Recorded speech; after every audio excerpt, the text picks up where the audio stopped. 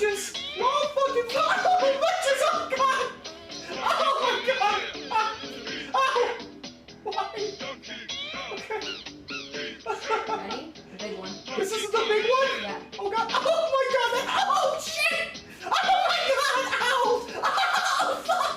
Oh my god! Oh god, the pain! Oh my god, there was so much hair loss! Yeah. Holy fuck!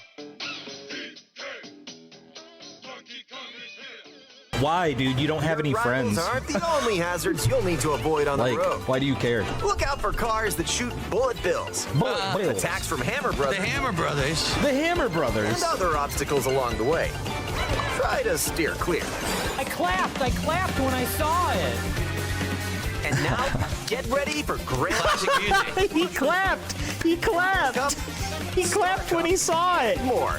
Grand Prix races are held all around the game's world. You'll race.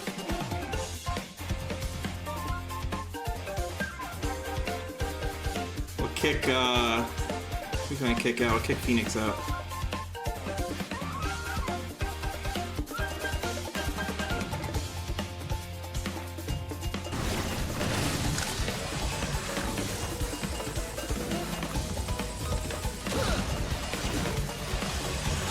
Oh, God, no!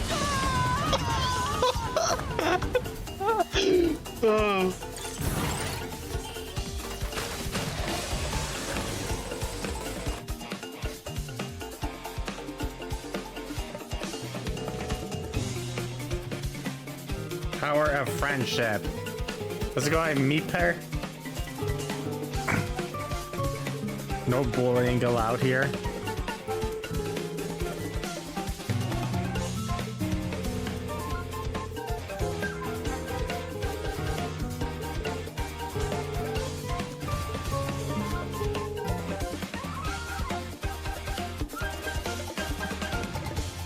When the imposter is sus. Bom bom.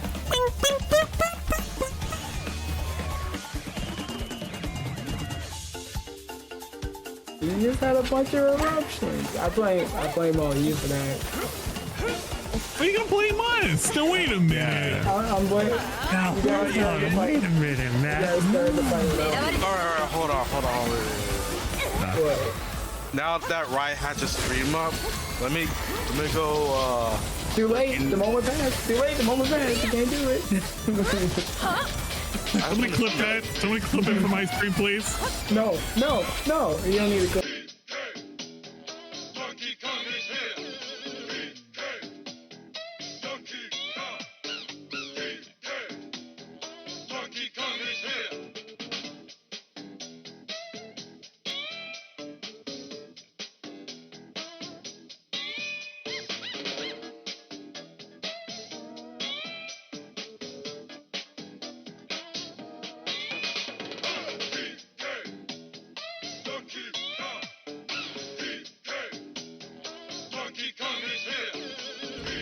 Review Tech himself would have been like, this guy just needs to ignore the trolls of the drama, man.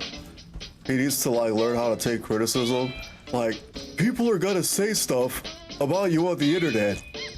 You have to be okay with that. Like, I've made this mistake too. I've given the trolls attention too. But like, I don't do that anymore. Sometimes I do, but I'm not an idiot.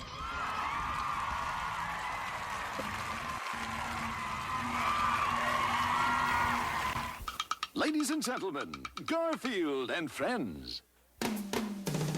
We're ready to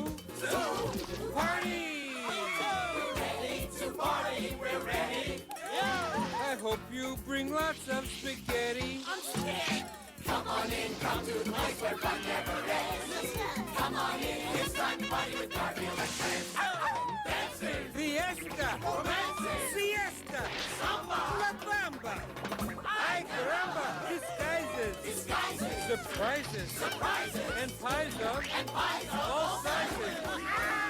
Come on in, come to the place where fun never ends. Come on in, it's time to party with Garfield and friends. Come on in, it's time to party with Garfield and friends. Garfield and friends. And pay attention. There'll be a test at the end.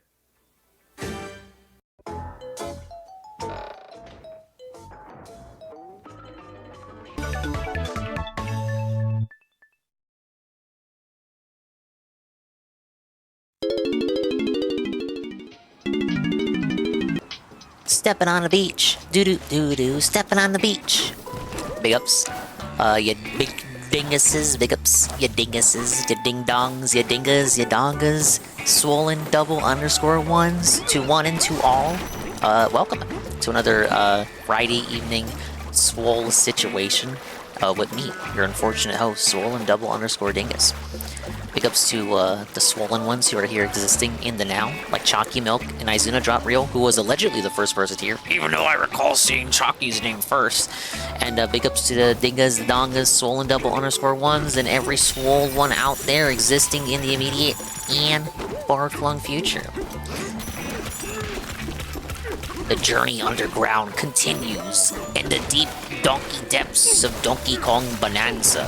When we last left our heroes, they chased Team Rocket, consisting of Void Kong, Grumpy Kong, and the chat favorite, Cunty Kong, into the beach episode layer, which is where we are currently existing. We are in sub-layer 800.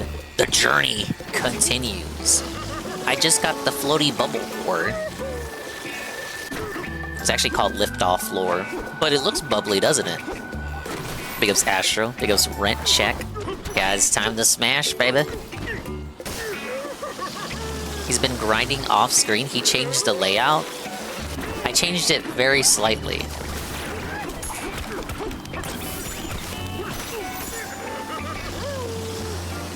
I just put the zebra form on screen. I'm surprised he caught that so quickly. No Kino were felted. True, there's no Kino Casino tonight. They did cancel. Although even if they were doing the show, I would not have watched tonight anyway. A banana! No! Wait a minute! This is the first fail of the stream. Big ups Izuna, the 3-stream streak. They say shout out to Cunty Kong. Yeah, shout out to Cunty Kong. She's becoming a fan favorite over here for some reason. I can't imagine why. Alright, got the first banana of the stream. And the first skill point of the stream. I was drinking a smoothie earlier today, but I'm relaxing with some sweet tea right now. No, it wasn't a banana smoothie before you ask. But it was a chocolate smoothie, which is something that usually goes good with bananas, but it didn't have any. The actual smoothie did not contain bananas. It had butter pecan ice cream. Big ups UNF, how you doing, Dingus? I'm doing great, thank you for asking. Our downward adventure continues. DK's over here eating fruits, as he is wont to do, apparently. You got this! Big ups Perez and UNF. I was asked today if I had listened to his 1-hour rant on Nintendo. I did not. I had other things to do, man. Oh, I'm gonna fuck this up. It's like a scuffed minecart segment. Where were the minecart segments, chat? We've only done one of them. You can't have a DK game with only one minecart segment. That's not how this works. It's not how it works in the contract here. Alright, I think we did that pretty good. We couldn't have done that any faster. No siree. Hope everyone's having a good Friday. Hope this Friday evening has found you as well as it has found me. I hear, it looked for a second like Phil wasn't gonna hit the goal tonight. Not tonight. It looked like he was gonna hit it earlier today. But then he hit it due to, surprise, surprise, last-minute 5-member bomb right after he went offline. Totally wasn't deliberate to make him suffer and beg even more. I was told this was the beg moment of the century. But, listening to a very small part of the actual gameplay, not the pre-stream, the gameplay, listening to the gameplay, you know, I've heard worse beg segments, honestly. But he has to know by now that he has to understand by now that they go out of their way to make him wait for it, right? You would think so. Thing is, what capture card do you use? Buying a Stream Deck, and I want a capture card, but don't fancy paying through the nose for it. I use a Elgato HD60X. I can't recall how much I paid for it. Maybe well, I really don't even remember the amount, but a little over 100, I believe. I legit can't remember, so I don't want to give you a false quote. It wasn't an El Cheapo capture card, that's for sure. I believe at the time it was Elgato's most expensive non-internal capture card. I'm sure they've released better external capture cards since then. But hey, like, all you need, or rather all I need, is 1080p gameplay, right? Correct?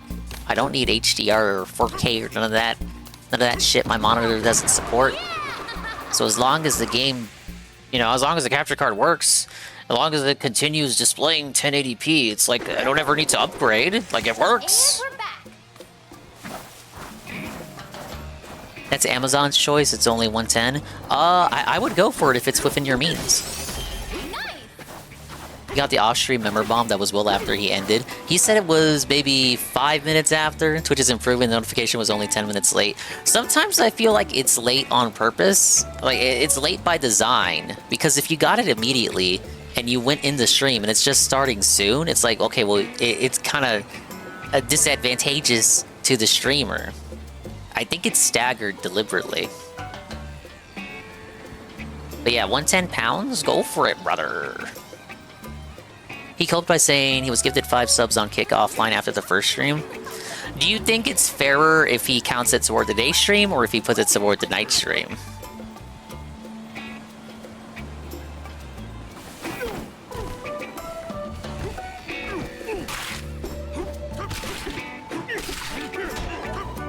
Because if you think about it this way, if he had put it towards the night stream, it would have gotten him a head start on the night stream, but it would have bruised, he would have had to have taken the ego bruising by admitting that they didn't hit the goal on the day stream. I don't think it should count at all. It's offline! Does he count super stickers for his on-demand videos? Well, no, but I don't think he gets many. But come on, look, I get the argument with the super stickers, but those are to the on-demand videos. Even if a Kick member's sub bomb is late, it's still intended, like, even if it's done off-stream or whatever, it's still done within his stream chat, presumably minutes after he ends the stream. I don't think it's too ridiculous to say, oh, okay, well, that was... We could probably just count that for the stream that literally just ended.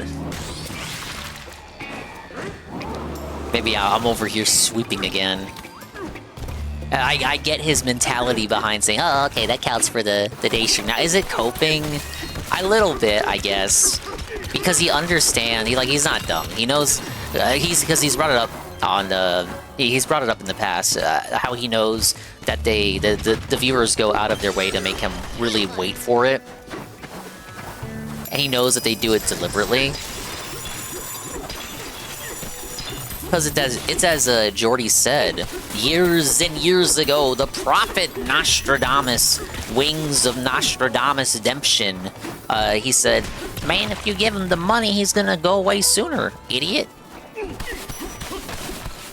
And then he said that about Kino Casino. You guys paid the money, so now they give you less content. You pay Phil money on time, it gives you less content because he leaves sooner.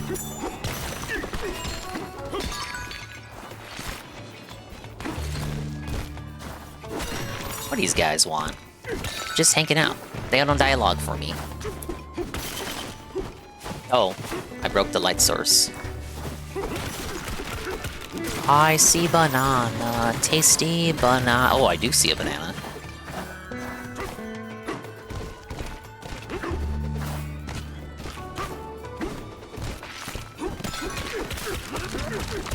Bill ended already. I should give the subs now to confirm we hit the goal. That's why Wingo turns off the stream if he gets a 130 super. Yeah.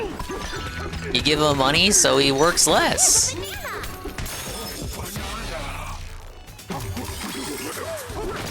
I would never do that to you, chat. I would give you more content, even at the cost of my health. Which I have done many times in the past to the detriment of said health. Why are they all hanging out here? Okay, they're pointing.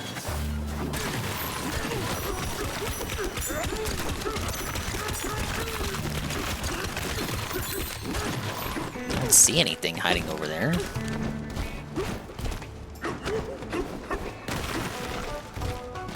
You did it! You found it! We are quite astounded! Get it? No, I don't actually! What is your secret, rock people? Wait. Little alcove?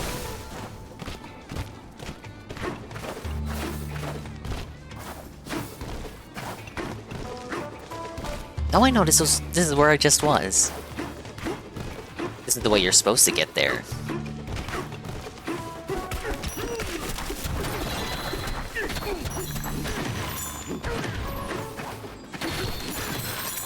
Sounds like Animal Crossing music.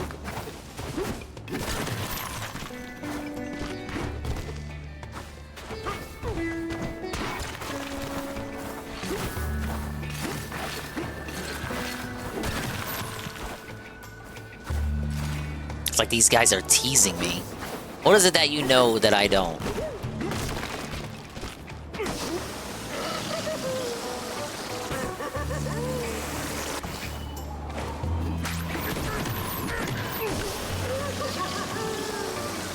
Wants a narrative that GTA 4 with mods is more in demand than DK, and he had a really tough time trying to prove that today. If it wasn't for that kick member bomb, he would not have been able to prove that.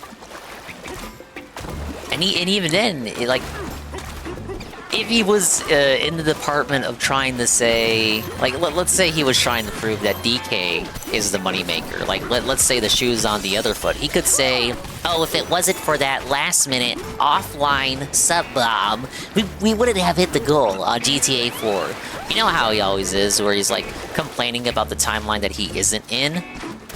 You could say, if you want to be bad faith, you could say, oh, well, if you think about it, if it wasn't for the member bomb you got, you would have actually made this amount of money. You know what he always says about the pattern of behavior. Oh, if this keeps up, guys, uh-oh. About it all, dingus, they still need me to pay overtime at work, and my mate owes me 125 pounds anyway, so really, it's free. He's coping! Nah, I hope you enjoy it. People in the chat were literally asking for DK2. They do it on purpose. It's what I said yesterday. They do it. They know it bothers him to say that the game is boring. The game doesn't matter. They will say whatever that they can say to piss him off. He knows this too.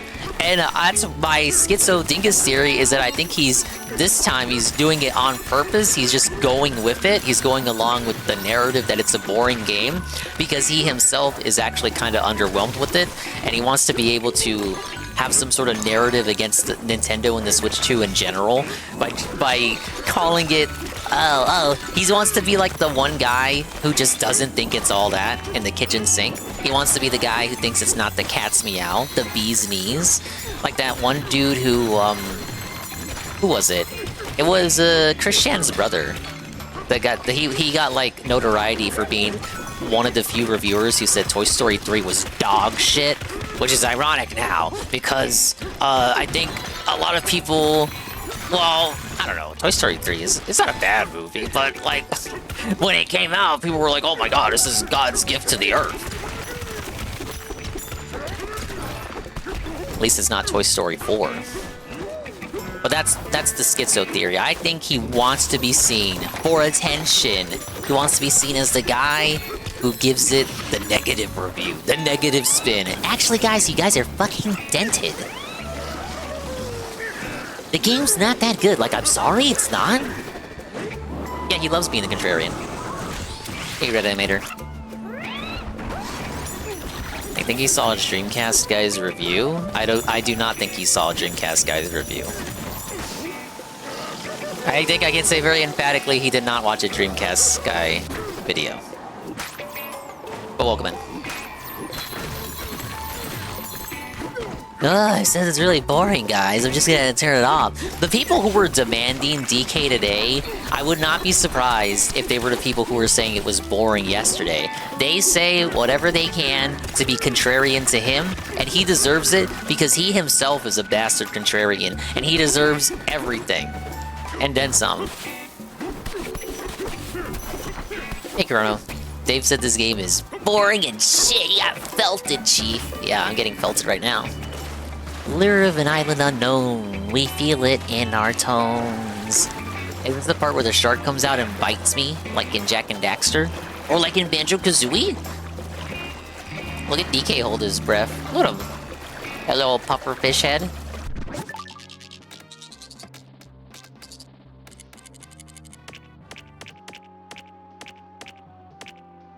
There we go.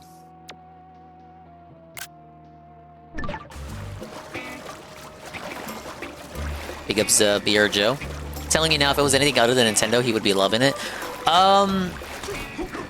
Maybe, because he did love Astrobot. My thing is, just the historical revision with what Mario Odyssey was. It seems like it's been because he never replayed it. He only played it once. Kevin was watching him play it via the "This is how you don't play." This is how you don't play. Was watching Phil's gameplay of it. He only ever played it once. Now, you know, I've only ever played Mario Odyssey once, but I ain't fucking forget all about the game. I know what the game is. I feel like Phil might have rose-tinted glasses. Like, his memory is one of the worst memories in all of mankind. He may have a rose-tinted lens of his time with that game. I'm not saying Mario Odyssey is bad, but I feel like he might be misremembering it and glazing it a little too hard. Because a lot of what he says he loves about Odyssey is in Bananza. I went into this more thoroughly last night, but I don't really understand his complaints of Bananza and his glazing of Odyssey, because both games do many of the same things. You know why?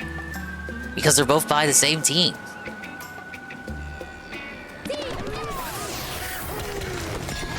Tim's watching This Is How I Don't Play right now and talking crap about him. Wow! Is the night stream already over? Hey, Hate Army.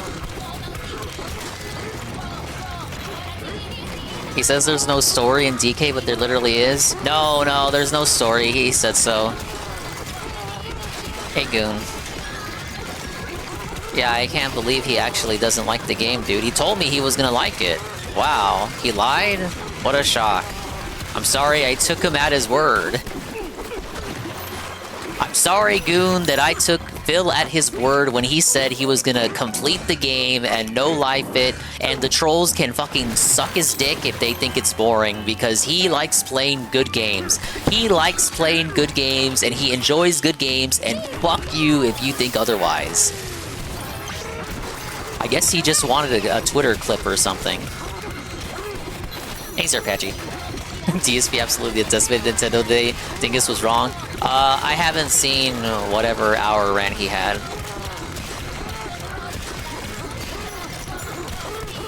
I heard it was an hour long. There we go. Not sure I want to hear him relitigate the same ass shit he said yesterday, just with a little bit more bravado because he feels cocky, because he has an unpopular contrarian opinion. Don't worry, when Mario fans reassess this game in about 5 years, they might have the same opinion as Phil. Just like when fans reassessed Mario Odyssey. Oh, but the moons don't feel as valuable because you get them so constantly. Feel the light, so warm, so bright. Please have this banana, may it warm you from the inside out. Miyamoto was asleep at the wheel over there. I don't think Miyamoto had anything to do with this game. Does he know what Miyamoto actually does? Like, if I was to ask Phil of Miyamoto's job description, would Phil be able to provide that? If you were to ask most people, what does Miyamoto actually fucking do at Nintendo? Would most people even be able to respond? You think Miyamoto is like he's still at the computer, click-clacking away, making the games himself?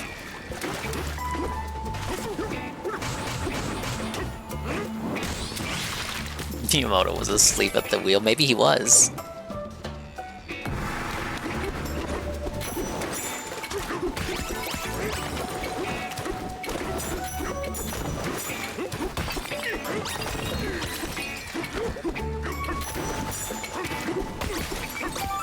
He's in kind of a supervisor role. His actual job title is Game Fellow. He is a Game Fellow. Which I think is honestly just like a grandfather position. Like, okay, you're the guy, and we gotta pay you to do shit, and you don't want to retire, so that's just your position. Mostly he oversees like collaborations with third parties. So these days, you know, he's involved with projects like the Mario movie, the Mario theme park, the DK expansion to the theme park, the Legend of Zelda live-action movie, pretty much anything tertiary to what the company is like primarily pushing, you'll see him involved with.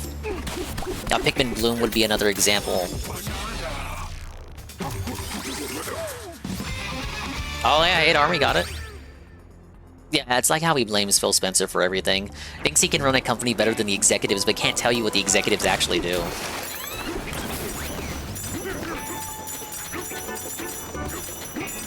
It's like, does Phil know that the last game Miyamoto actually officially directed is Mario 64? I believe that's the last game he directed.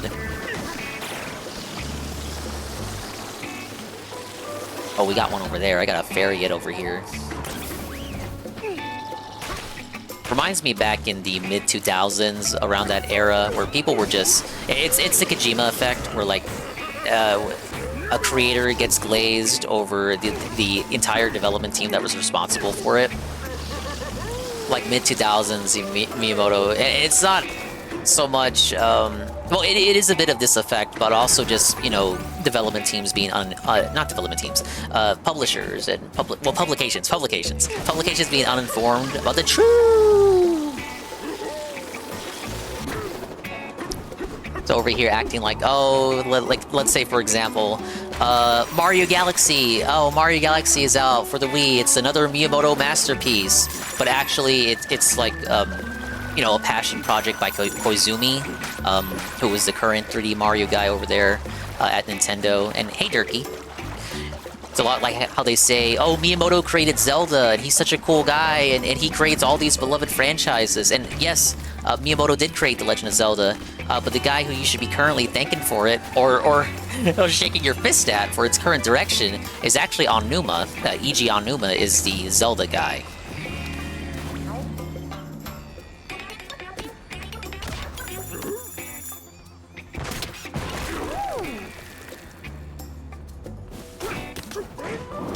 I'll always remember to the back to the Twilight Princess reveal for Zelda Twilight Princess at E3, where Miyamoto pops up with the shield and the sword, because it's like, okay, well, Westerners understand him as the Mario and the Zelda guy, so we have to have him come on stage for the reveal of the new epic Zelda game. But in reality, if I recall, Miyamoto had very little, if anything, to really do with Twilight Princess. I'm not gonna say he had nothing to do with it, but he certainly wasn't the fucking director of that game. But they had him come up there because Westerners at the time thought he was really involved in Zelda and all that shit.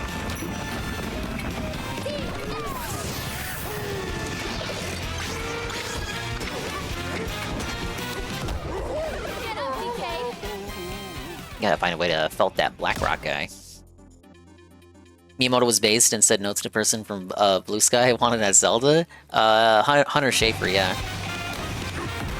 I'm sure he had some involvement in deciding who fit the role best for the characters that he created. It's actually interesting to have him as involved in the Zelda movie as he is, because as I just said, he's not as involved as Zelda as you would think. By which, of course, I mean the games. So to have him involved heavily in the process of the movie is kind of interesting, because you haven't had him in like a notable role in the Zelda series in quite a long time, I would say. I think Ocarina of Time would be... because he wasn't the director for Ocarina, he was like the producer. They had him show off like shit for Wind Waker and Skyward Sword, the aforementioned Twilight Princess appearance at E3, but he wasn't the director for those games. Kind of like the figurehead. Like, you know him as the Zelda guy, so we're gonna put him on stage, even though he himself, you know, isn't the director of the game, didn't really contribute much, but he created the series, so you associate, you know, him with the series, so we gotta have him up there. It's funny the way you describe it. A similar thing going on at FromSoft. Miyazaki's trying to hand off smaller games like Night Rain to younger producers so they get experience, because eventually Miyazaki will either leave, retire, or kick the bucket, and someone has to make Dark Souls 17. Yeah, no, Miyazaki is another one.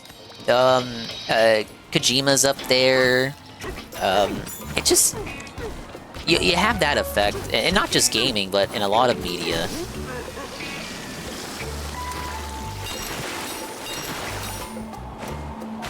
It's why I'm always wary of Kickstarters or stuff and the like that's like, oh, from the creator that gave you this. Okay, it's from the creator that gave me that. But does he have any of the team that helped him make that? No? And he's asking for $100,000? I don't think so, sir.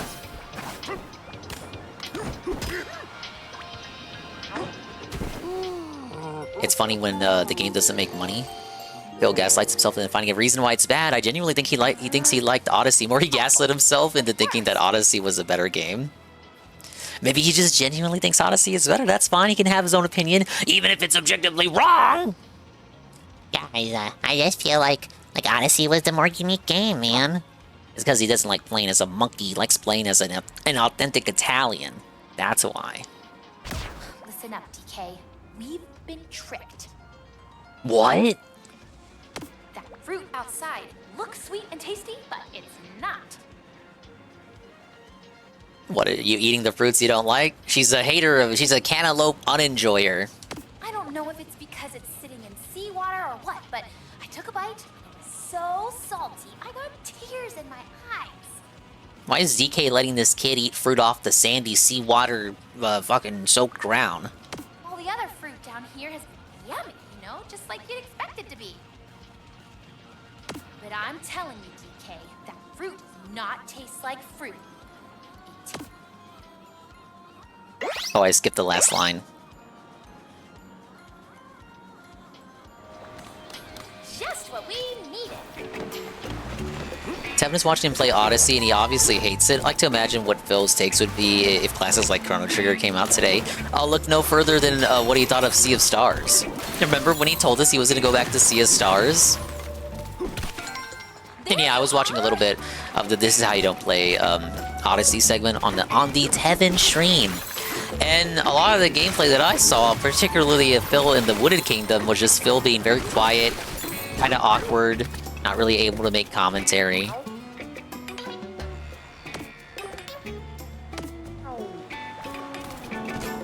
Is that Danny on Donkey Kong Bananza? Oh my lord. I think it's a rose-tinted glasses situation, because that was around... See, it was 2017 October, so...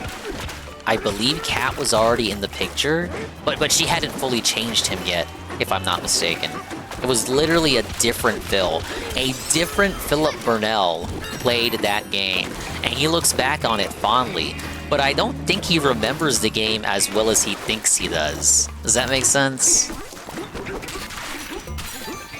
He's given it the big ups to make DK look bad, but he's not even able to remember the game well.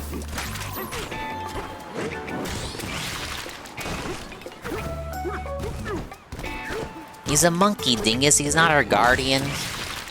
I suppose you make a good point. DK does what he wants, bish. But Dingus, he said he loved Sea of Stars. It was his viewers' fault. It was the new release's fault.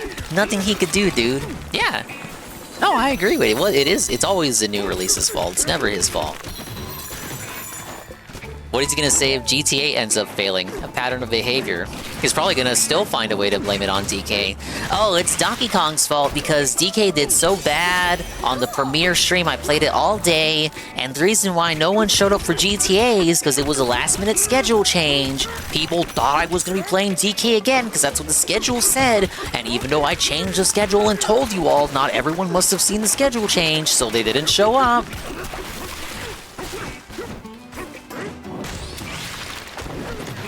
We'll see what his excuse is tonight. Because even though he hit the goal due to the offline contribution, he could still say, oh, we only hit it last minute, we were dangerously close to not hitting it, and it's probably because people thought I would still be playing DK. So the answer becomes, what will he say if he doesn't hit a GTA goal during a scheduled GTA stream?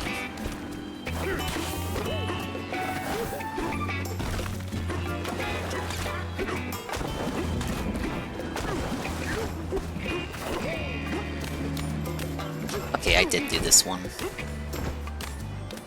Today he literally said, back then, first-party Nintendo games used to fill you in wonderment or some shit. Like, what does that mean?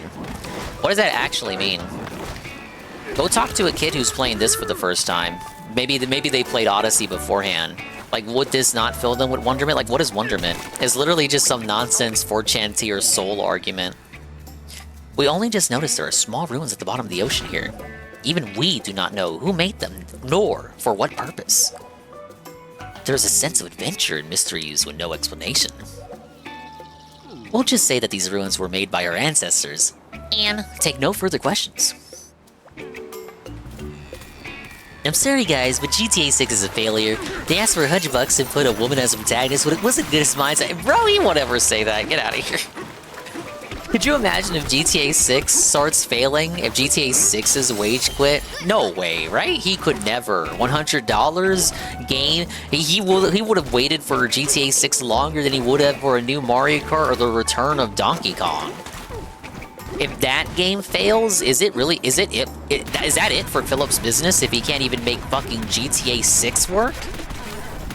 GTA 6, like, GTA playthroughs are some of his most infamous playthroughs out there. Right up there with, like, the likes of Bethesda games or narrative-style Heavy Rains. If he can't make fucking GTA 6 work, like, does that just make him a failure of a streamer? A failure of an entertainer?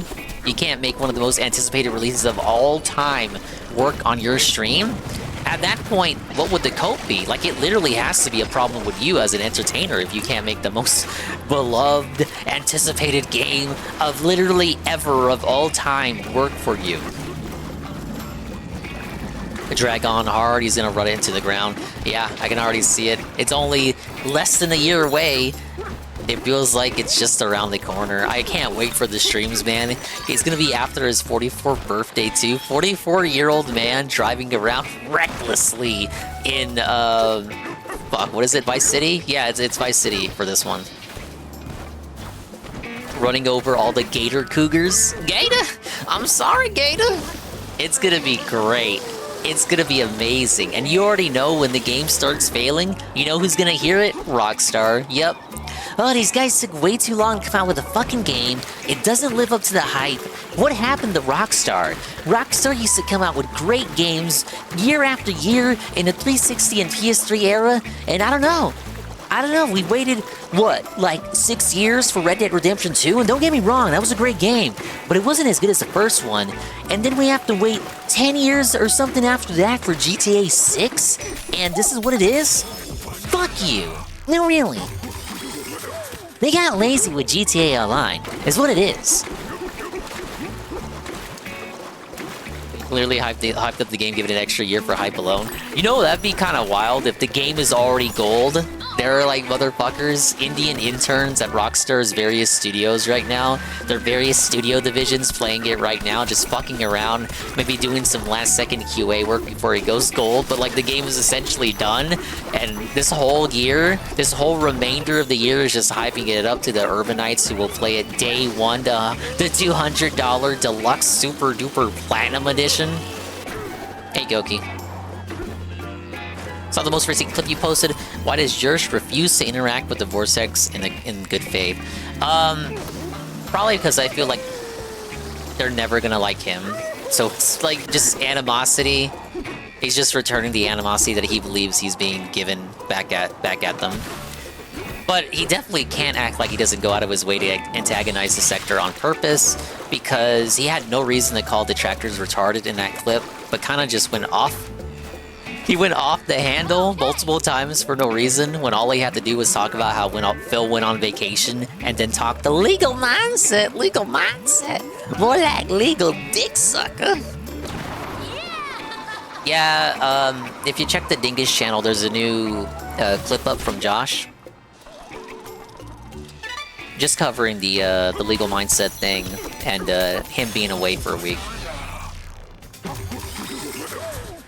But he said detractors are retarded and don't like him and will never like him. Haha, and then he laughed. And then he said Duty is like an Indian who makes a gazillion rubies a month from making DSP clips. I don't know if this is true. There seem to be many theories on Duty's origin story. I will not comment on this matter, as I do not wish to ruffle any feathers. But if I recall correctly, Josh posited that he was an Indian who makes a gazillion rupees a month off of DSP clip videos. I do not know the truth of this matter.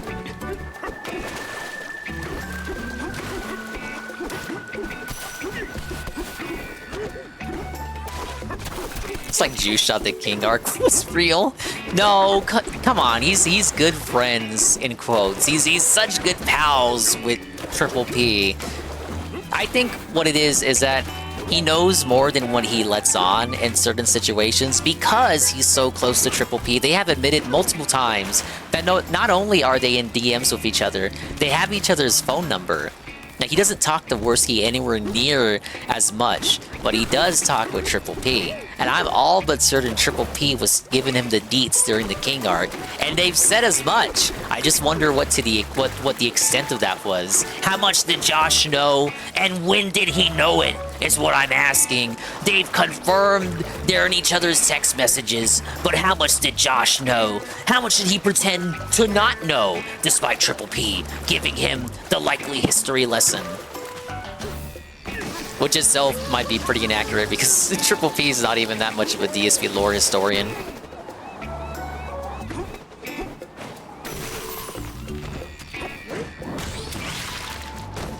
Okay, that was the bonus area.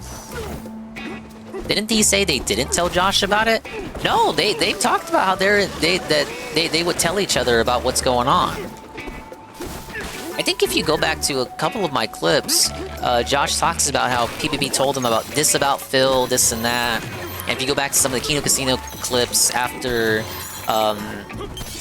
the what the fuck did he call it? The Hell stream, the 666 podcast. If you look at some Kino Casino clips after the 666 podcast, I believe Triple P talks about like how he would tell Josh about, oh, Phil is so fucking stupid, this and that.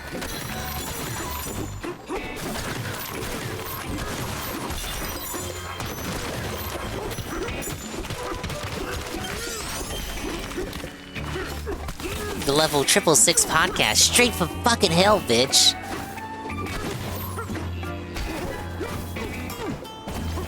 And yes, I am aware there was a documentary put out regarding the entire King Snake arc. I have not seen it yet. I'm gonna probably take a look at that myself off stream. Really soak in the lore. I'm not familiar with the channel that uploaded it. But I took a look at a few seconds of it. It looked good to me. I like the first level because you just press all the buttons and experiment with the controls. First level is great. It's really a good microcosm of everything about the game. It really makes you think. Like, that's probably one of the later levels that they developed. These more open levels, I would imagine, are probably some of the first levels they put out. And then, you know, the first level in every game, you would think, is not always the first level that they actually made. When you actually develop the first level of a video game, more often than not, you have to account for all the regarded people like Phil who are going to play it poorly. So you have to design it in such a way that people can't get lost or stuck. That first level is a perfect little playground showing off all the mechanics of the game and what you're able to do.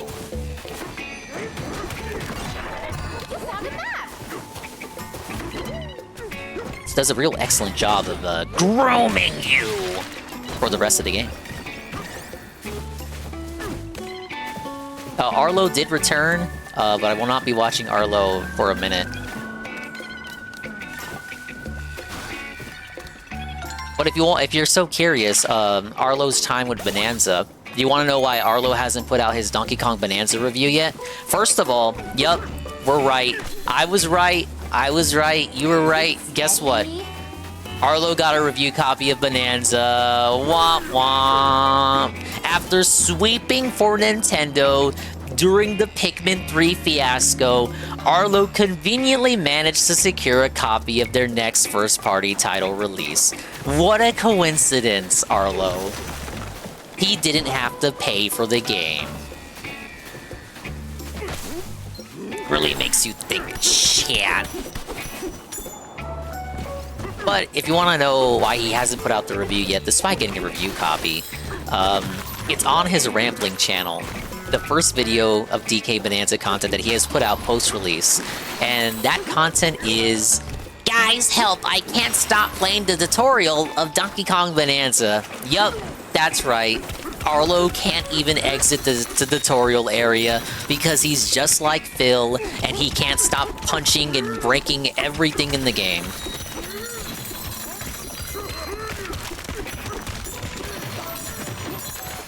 My goon says, the King Renaissance was real for a few months until they realized DSP was trash, and then they decided to betray him.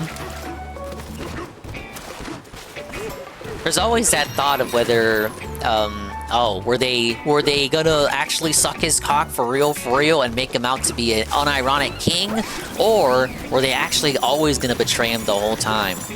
The way Triple P posits it is that they honestly just wanted to see what kind of content they could make from him, but he would never entertain any of their ideas, and so they decided that they would just ride it out until either Phil was done with them, Phil decided for himself that he was done with them, or until they just got so tired of him that they were like, oh, okay, fuck it, we can't do this anymore, we gotta fucking cut the cord.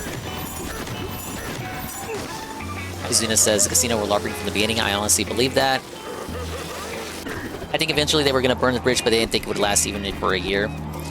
I really don't see any reason to question PvP's answer, is that they just wanted to see what they could do with them. And then when it didn't work out, they're like, fuck it, fucking betray him, because they couldn't take it anymore, he's too annoying.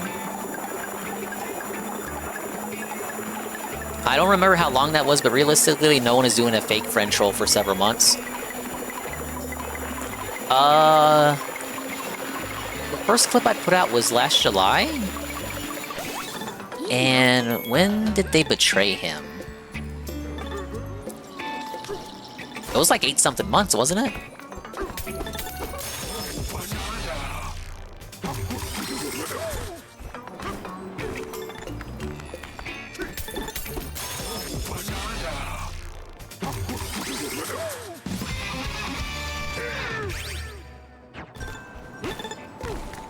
Yeah, I think Worski, for Worski, it was real hard to LARP. First of all, Worski is a moron.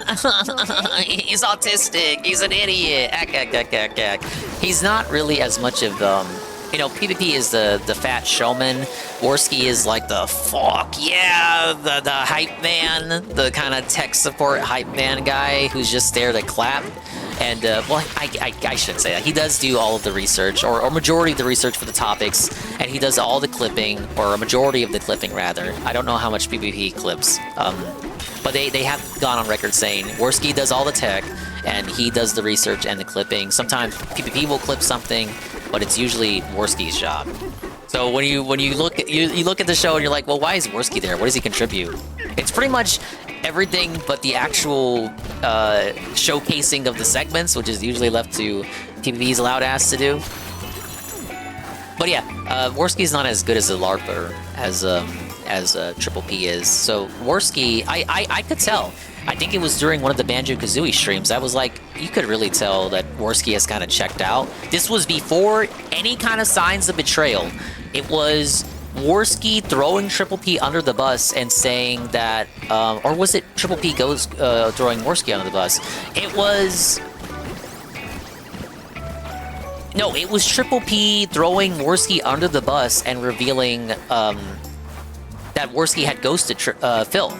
Yeah, Worski had ghosted Phil on tech support questions, so Phil had to start bugging Triple P about it. And beforehand, it was more like Phil was friendlier with Worski, but then it kind of switched after Worski ghosted Phil, and then he started being a lot closer to Triple P, leading to Smart Guys, and then the ultimate betrayal. But at that point, I just got the sinking suspicion that Worski had surely checked out. But literally, you're telling me he ghosted him, he doesn't want to talk to him anymore. Worski's not a good actor, so all he could do is kind of shut up and bite his tongue. But I feel like if Triple P allowed Worski to go off at that moment, after they had talked about him ghosting Phil, he probably would have. but he did good and held back. And then when the betrayal finally happened, you saw it show. You saw it show in the way Worski conveyed himself. He was fucking pissed. He could not stand that dude. Rightfully so. Most of us can't. But he really could not stand Phil. And I just think it's hilarious because people thought he was the friendlier one to Phil as opposed to Triple P. People thought he was like fucking Phil's soulmate, gaming soulmate, and then it just turns out he fucking hated him with a flaming, incensed, seething passion. Yeah, oh, yeah, Easy Money, you reminded me. Yeah, Phil talking about business in the chat, telling the casino to raid him, or literally don't do your entire show. Do not do your entire show that you only stream on Kick during my political show, which I occasionally stream on Kick on so-and-so days. Just go ahead and just don't do your whole 8-hour show on the night that I want to do my 2-hour show. And by the way, like, raid me afterward too, please. But was using Worski as his Rambo replacement. He really thought they were pals. Like gaming soulmate. Pick up his Discord merchant and praise that son. Yeah, I'm on stream right now. Hello. I'm always astounded by how Phil constantly tries to big dog people. Yeah, it always just kind of burns up in his face. At least he has his 17-year legacy. Saga the Explorer Tone, verse 14. There's water as far as we can see. It's warm here. The sunlight is strong. It feels nice to dip our feet in the water. We feel saltiness against our stone hide. Sand is damp and clay-like, with vibrant fruits buried in it everywhere. After eating our fill, we slept in the shade of a tree. Before we knew it, our nap had lasted several years! He's tired! He's sleepy! Now that we are well rested, it's time for us to head for the next sinkhole. Onward to the origin of us. You okay? The origin of us? It's the last of us!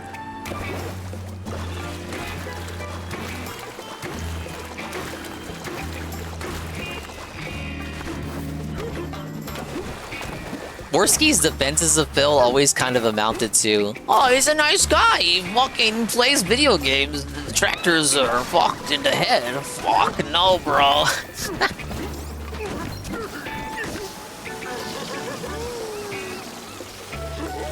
If I'm remembering right, it always just kind of amounted to, oh, what's the big idea? All he does is he plays video games. But it never delved into any specifics because as we would later learn after the betrayal, Worski never watched Phil outside of a couple of pre-streams. Ended up talking about how fucking boring the gameplay segments were. Shock of shocks, even they couldn't endure his gameplay for too long. The strange dirt pile stopped by the big watermelon for some reason. We are bound to the ground. Oh, we've been so way down. Hey there, big fella. You're pretty amazing, you know that? You smashed through 30,000 meters of sand in this layer. That calls for a little reward. Here, have a celebratory banana. Ah, yes.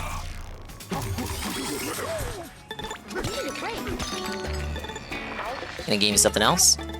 Nothing else. They stole the story of The Last of Us. It's the Kong of Us. Grab this stuff, it can fly, take a tour of the sky. Oh, I didn't even notice those ruins. Characters I would expect from a Banjo-Kazooie game, not a DK game. I believe it might be on purpose. Let's see what clothes we got. Can we get a swimsuit for the Kong? We cannot. Dragon fruit gradient fur? Oh, that's kind of cool. Shining magenta, wave gradient, banana gradient, rich and lively like your absolute favorite fruit. Radical and energizing, like a ride on a gnarly wave. Tasting exotic like the fruit of a coastal cactus. Sparkly and shining like a flower petal catching the light of dawn. We gotta do dragon fruit for sure. And it would be remiss of me not to do squeezed banana.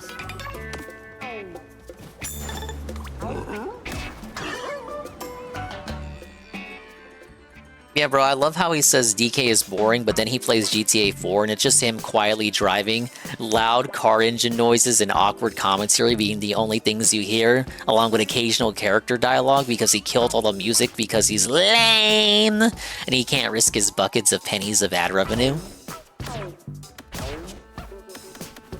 Alright, chat, what are we feeling? Dragon fruit or banana? Now, don't just say banana because he's Donkey Kong. It's okay to say dragon fruit if you genuinely think dragon fruit is better.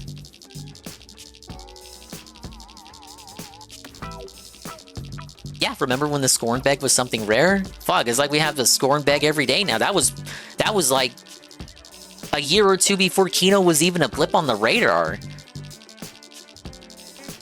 think that was maybe a year after Kino Casino started their show. If we only knew, if I only knew, I think I restreamed the Scorn segment. It was during the Xenoblade 3 stream. I saw that shit live. Now we get that shit every day. That shit was like an event. Alright, Praise That Sun says dragon fruit. Suits you.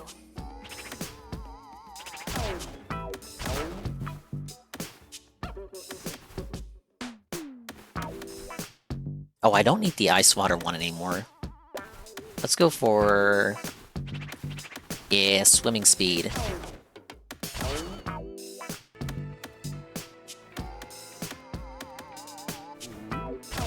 How's it look?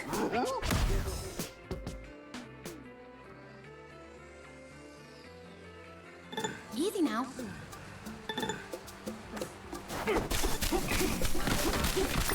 There, an apple! Who are you? Collectone? We love curious things. Love them. We especially love amiibo figures. Fossils are nice too. You two, do you happen to have any amiibo figures? Any will do. Well, guys, it is Friday. I was able to pick up, yes, a special little something. You know, I didn't get the amiibo early, but now I do. It's sitting right here. I actually do have it. I don't think this is what unlocks the thing, though. Let me tap another one. What do I got? We have King Karul! That's not a scripted segment. I actually forgot I had picked it up earlier today. Tap any amiibo to the NFC touch point.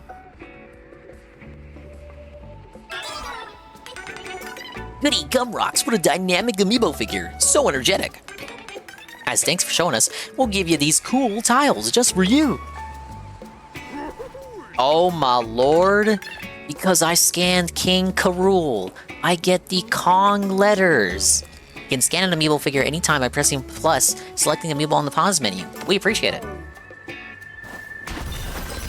Oh. I wanted to look at them. Look, it's the letter K. If only I had 2 more of them.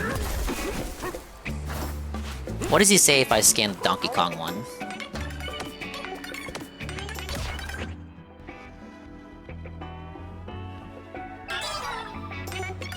Whoa! Cool! So awesome! Yes! You scanned the $30 one! Yes! We always wanted to see this amiibo figure. Our dream came true! Okay. Because for the Bananza, Mr. Pun.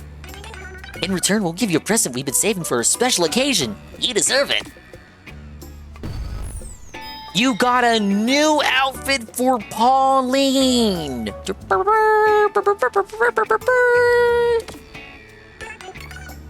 You can have these neat tiles too. They're all yours. Ong! Ong! I'm not Ong! Donkey Ong! It's so over, chat. Ing? Ing? Donkey Ing? Is he Asian now? He has a weird, funny Asian last name?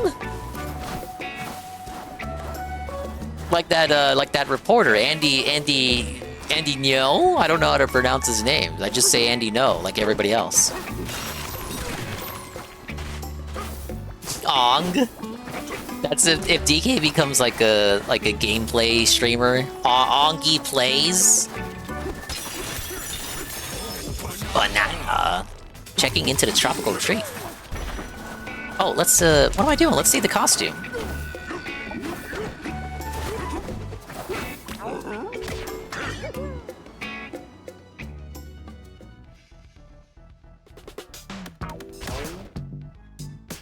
Whoa, it's the diva dress! This will be twice as likely to appear after defeating an enemy. Oh wait, holy shit, I need this! Whoa, buddy. Wait, this is the first outfit to actually give her shoes. But, I don't know, it kinda... Why does she have lipstick on? She's a slut! She's a whore! Focus. Alright, let's see if we can get us some CDs. Donkey Ip? Hello, Donkrick!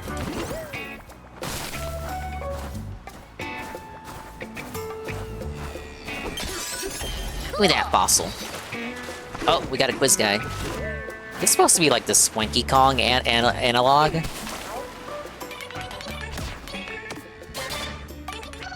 What does the zebra elder wear on his head? Do the sunglasses protect him from the blinding snow? Or are they there to shield him from your brilliance? What won't you find within the Eggshell Hotel? A juice bar. Worst hotel ever. Too bad about that, but perhaps they offer beverages through room service. Maybe even eggnog. Just one question left. Keep your wits sharp, because here it comes. What won't you find on this layer? Grapes, orange, melons, and coconut shells. Oh yeah. Do you miss those sparkling coconuts from days gone by? At least the origins don't explode this time. It's a DK64 reference. Remember the grenade oranges? When are they gonna put DK64 on NSO? Like, what's the fucking... What's the wait for? I thought for sure they would put it up on NSO, like, in the lead-up to this game's release. But I guess they didn't want it overlapping, since they're both collectathons. Rap is out, it's pretty boring, though. Okay, substandard rap. Many such cases. I'll give it a watch. Let me complete this area first. I went ahead and made a highlight of my reaction to the Surf Turf gameplay and the Daily Rap plus his impressions video. I feel like I might combine both of those segments and make that a little highlight. It's been a while since I've gone to the effort of doing that. I gotta make it transformative, guys, or else Phil is gonna sue me along with legal dick sucker.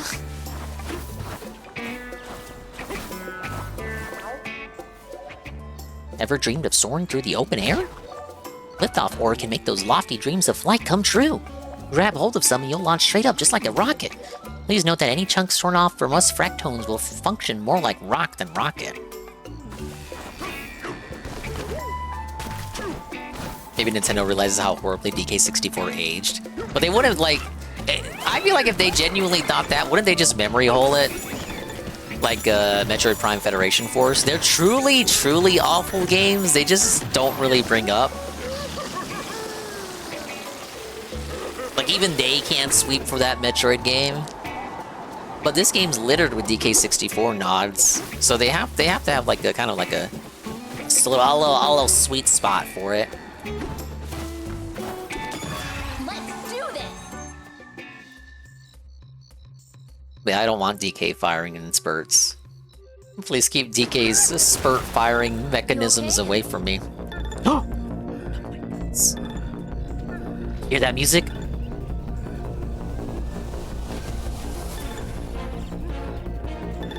Whoa, buddy.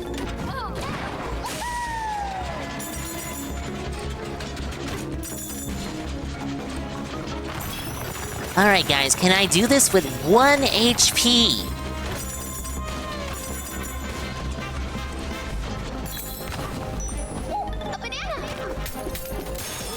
Banana. They've never referenced the CDI games, and I don't think that's because, well, it's obviously because of negative reception, but I think they don't really have the rights to do that, even if they wanted to. Like, they always had the rights to the Virtual Boy. That was an internally developed first-party, system. But the Philips CDI games were all licensed out to, Philips and their developers. I think it's a little bit of, there's the veil of they just genuinely don't like those products and don't want to be associated with them, and also that they literally cannot. They don't have the rights to reference those even if they wanted to. Because I think, didn't Smash Brothers Brawl have that chronological timeline of all Nintendo releases? And I think even that timeline omitted the Philips CDI releases.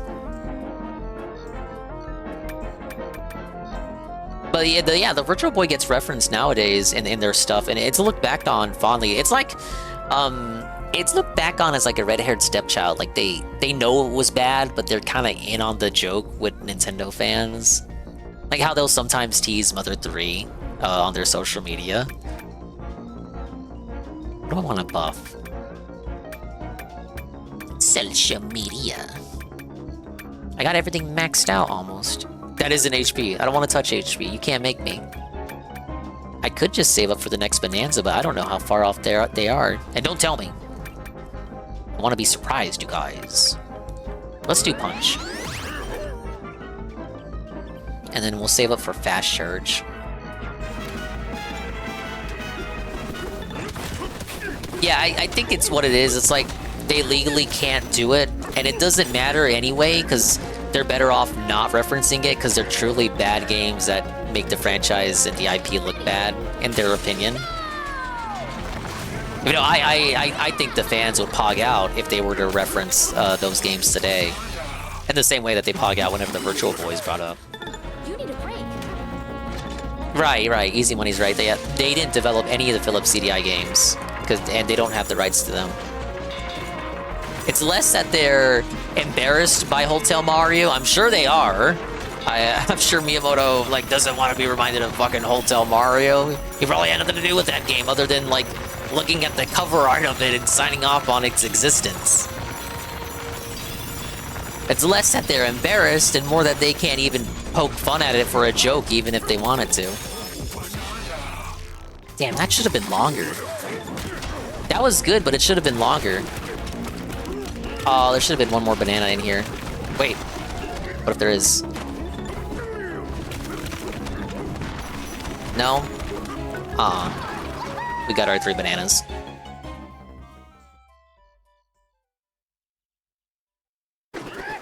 So they've referenced 2 Country 1 levels and 1 Country 2 level.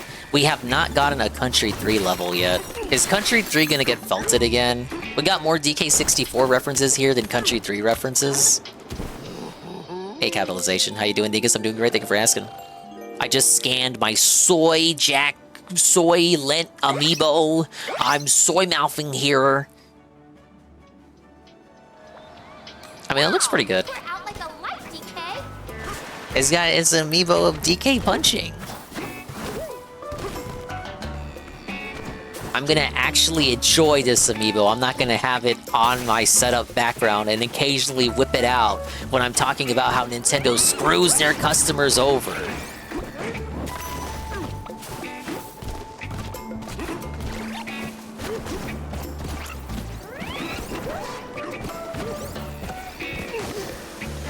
Onuma just said that he was aware of the CDI game's existence, but nothing more. They also don't reference the cartoon so much. The cartoon is the same thing, right? I don't think they are allowed to reference it. Now, because the Mario movie was made by Westerners, I think they were able to get permission to get the theme song for the 80s cartoon. I think if that was purely made by the Japanese side, they would not have been so gung-ho to oh, let's go reference the 80s theme song. But because Westerners were making it, some of the guys on that team probably grew up with the 80s show. And they're like, oh, let's put the theme song in there. I don't think, has the Zelda games ever referenced the TV show? I don't think they ever have. I might be wrong. Maybe one of the games referenced, excuse me, princess, but I don't recall. I really don't. I might be mixing up like a meme or something with a genuine game reference.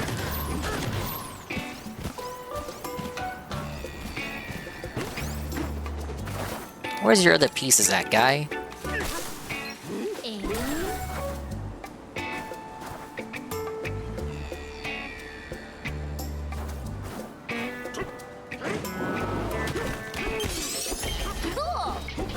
Yeah, I want to say they never did.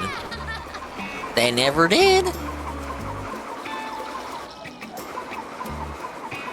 Got a tiny island over there? What's going on?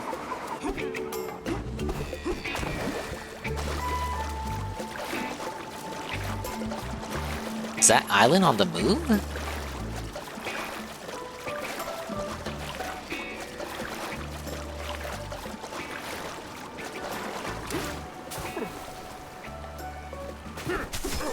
What's over here?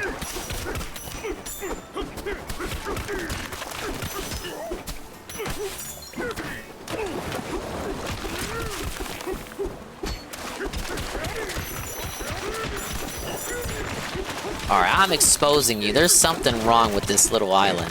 Why is it drifting out in the sea? Exposed, exposed, exposed. Sir, I'm exposing you?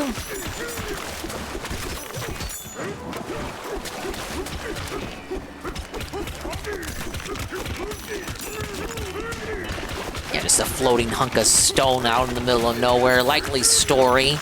Tell it to the judge, kid.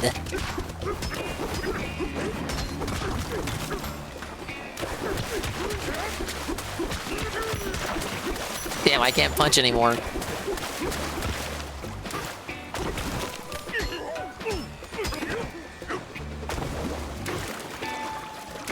Maybe there really wasn't anything to that. Surrender the root? Mine!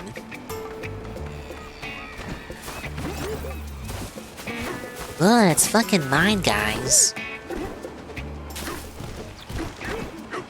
Cartoons are memory hold by Nintendo, sadly. I really think it's more just because it's a legality thing and they were, you know, more of a thing for the American audiences. And, you know, primarily the games are developed by the Japanese teams and they don't have nostalgia for that shit like we do. So when the movie was made by Westerners, you know, they're like, oh, well, we remember the Mario fucking cartoon. Let's put the theme song in there. I don't think the Zelda movie... Well, I don't know. The Zelda movie could reference the cartoon, now that I think about it. They could get away with having Link say, "Excuse me, princess." But it probably won't be focused on the comedy of... I don't think we'll be seeing that line in the movie. We could see it. Hey, J Frosty.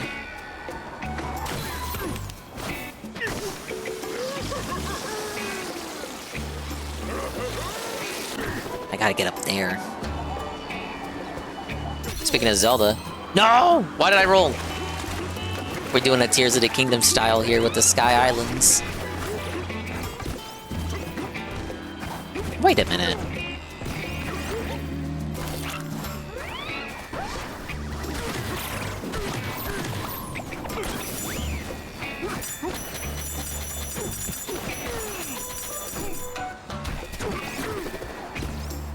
I was thinking if I could throw that guy, I could just make a new road myself, but I'm not sure I can grab him.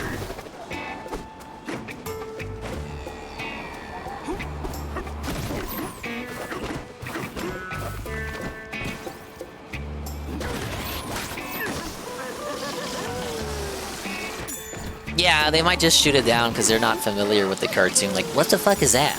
Excuse me, princess. Link would never say that.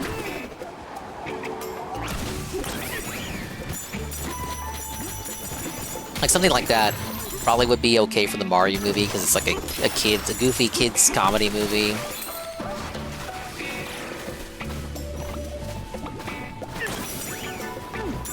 It's like a schlock summer popcorn movie. Whereas, you know, Zelda is ostensibly going to take itself pretty seriously. We can't really... No jokes allowed, sir.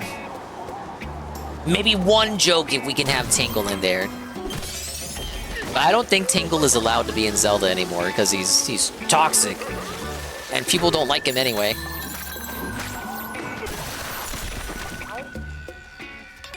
If you hit one of those shifty things with a chunk, it'll shift into a solid platform. You haven't seen what happens when you hit one with liftoff ore. Interesting. Steady. Whoa, a gold platform.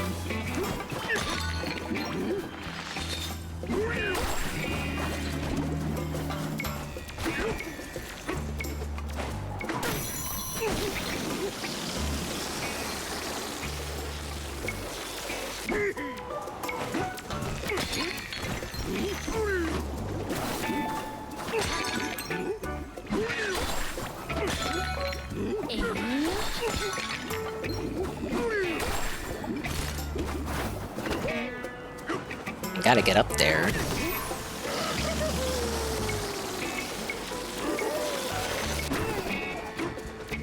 Oh no!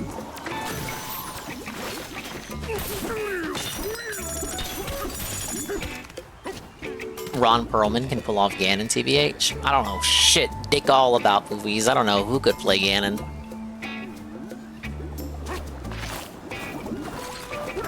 I don't want to rely on Bananzas as like a all-purpose solution button, but I could use Ostrich here.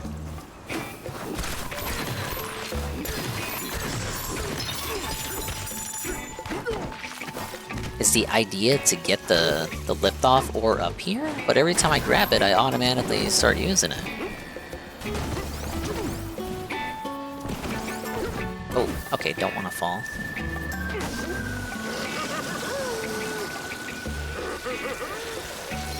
Focus. Oh, let's see, I could drop... Okay, I can shoot it. Wait, I shoot it while I'm using it, right? I didn't think I could do that. Am I able? Oh my god, I am. Okay, I didn't know you could do that. This changes the whole game. No, it doesn't seem like you should be able to toss it while you're floating with it.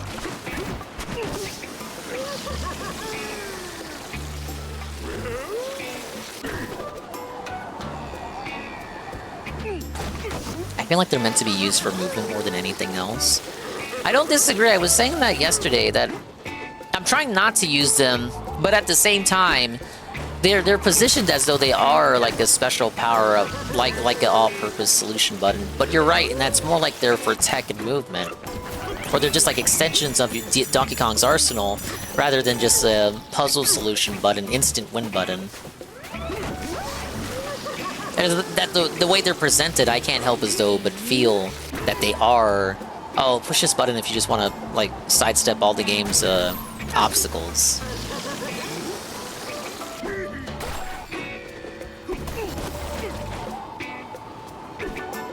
Oh, I'm never gonna get up there.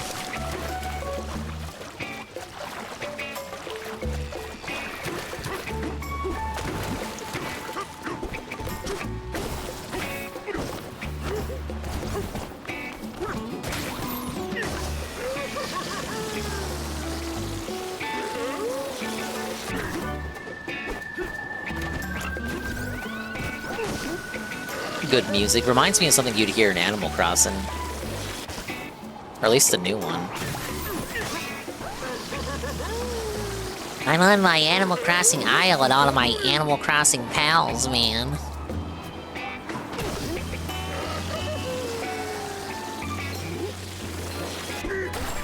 Oh.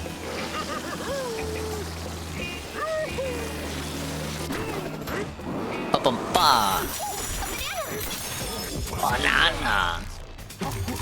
Quick snack on Skydive Isle. Big watermelon observation log. One day a seed we planted grew like none other. It seemed for a while that it would never stop growing. It's so big now. But we do wonder how such a magnificent fruit must taste. Won't someone strong and hungry come and break open the watermelon for us? Just kidding. No one's that strong. Or that hungry.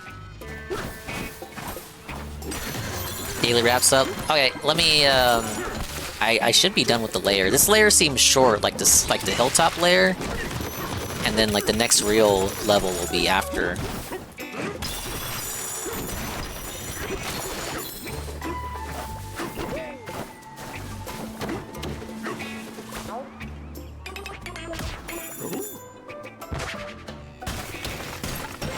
It's our getaway.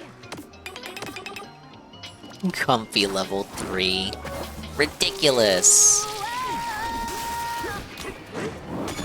Let's go. We go over the Nintendo rant. Yeah, I haven't listened to it. I honestly don't even want to, because like, what the fuck are you gonna say today that's not just gonna be you telling me what you basically said yesterday?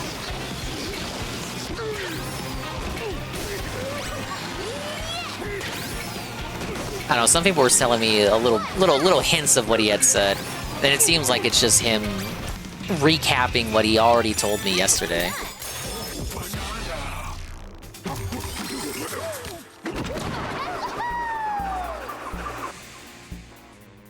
Not collecting every gold piece and digging in the ground for 30 minutes, like Phil. Dingus leaving money on the table. I literally am! Guys, we're not hitting the gold goal. And I don't know why. Like, I'm doing everything that the game wants me to do. Shortcut.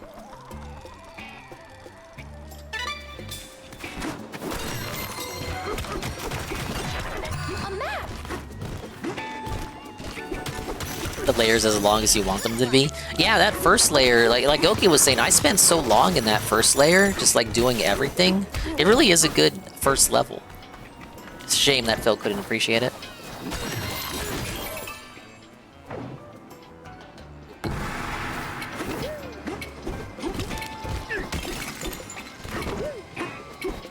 The roll jump is too good.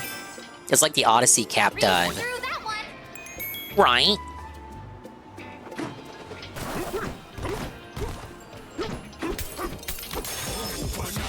It works so seamlessly with DK's moveset, because it was already something you could do in the original 2D games. Roll off the ground, jump, roll again.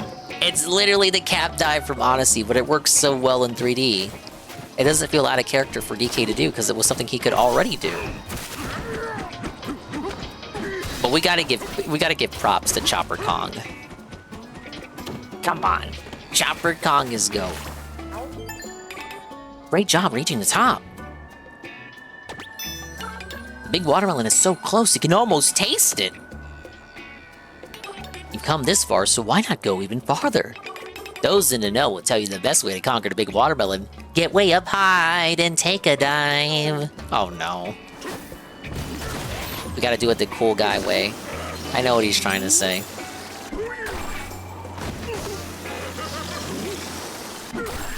How long do you think it'll take Phil to figure this mechanic out? Assuming he even gets here. What? How the hell am I'm supposed to toss it while I'm flying?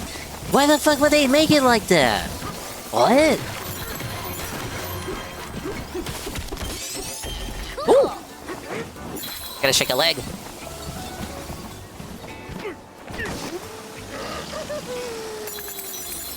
A banana! Banana! Yeah, roll jumps and surf jumps combined with ostrich is so nutty. This melon is huge! Or like Natty, because he's in Bananza form, he's got all those muscles. Let's fucking do it! Yeah!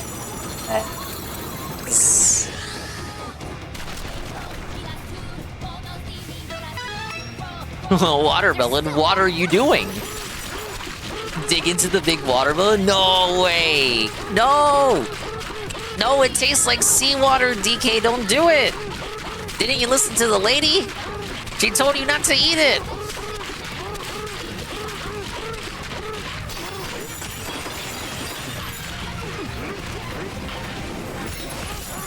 Oh, what the? And that's how it's done. Big monkey eating water. No, don't look at it like that. Wow, talk about making a splash. I didn't find Cranky in this layer either. Is he not on every layer? I assumed that's what the setup was gonna be. Maybe I just didn't find him. Alright, yeah, that's the end of this layer. It's a short one like the hilltop. It's like I said last stream, it's like Mario Odyssey. It had some shorter kingdoms in between all the long ones. Poppy Kong, sly and independent, she hides her true nature. Let's roll.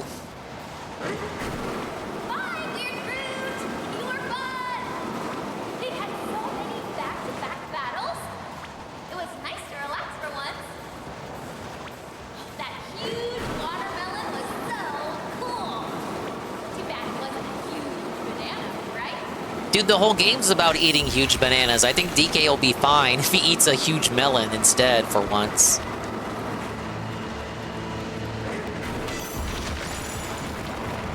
No, what's with this ominous music? Spooky level is up next. Boss layer.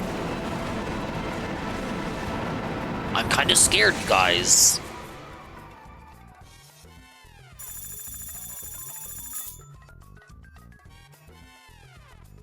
Rumor has it that Cranky Kong can be spotted having his own adventure as he digs his way through the underground world. But I already knew that. The Tempest layer. Elephants! Look at the elephants! Sublayer 900. Oh, chat, we're making our way down. Chat. I saw an elder in the background. Next Bananza? We could get the next Bananza tonight. You see that? Banana.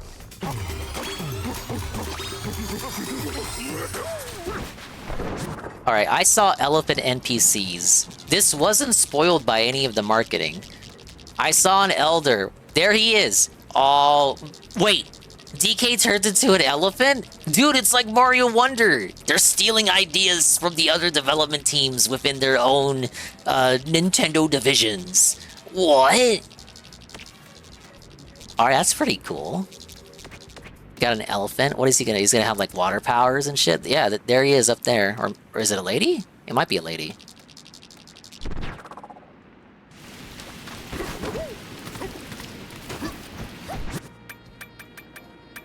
So the two locked columns here, one has to be elephant and then one more form that I don't know of.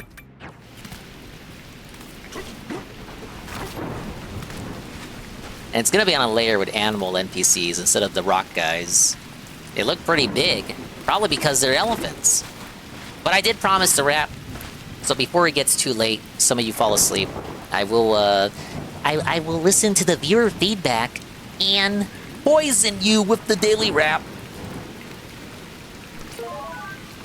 Favorite layers, best Bananza in the game? Whoa, buddy. Alright, let's see what we got.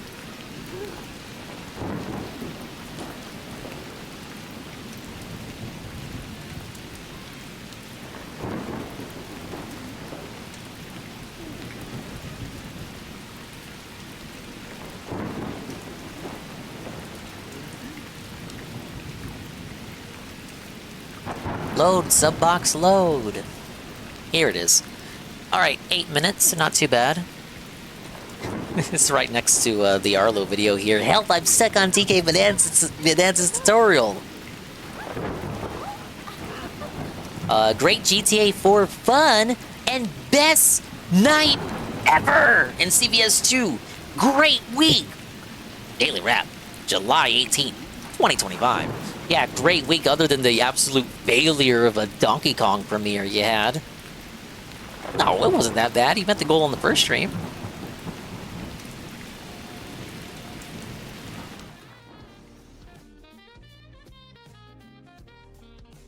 Good evening, everybody. Phil here. Welcome to the Daily Wrap for what was Friday, the 18th of July, 2025.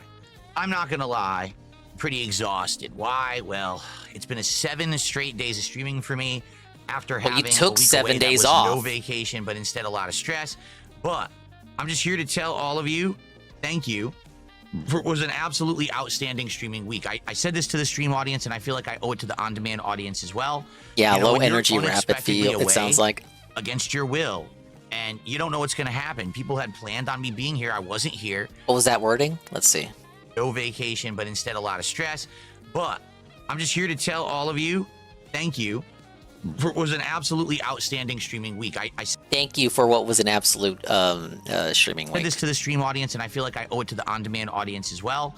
You know, when you're unexpectedly away against your will, against you your don't will. know what's going to happen. People had planned on me being here. I wasn't here. And, you know, you wonder when you come back, does this mean that people are actually going to like the content and enjoy it and engage with it? Does it mean that people are actually going to forget about you? And then you come back and you're Phil, like, oh, will you no, look down your everyone's upset customers, or whatever. Phil? You guys this week were an absolutely amazing and awesome audience. Almost every stream hitting our support goals. Some streams far exceeding the support goals. But the attendance was great. The engagement was great. But somehow never meeting the goal on the streams in which you want to hit the goal the most. Had tons of fun with everything that we did this week, right?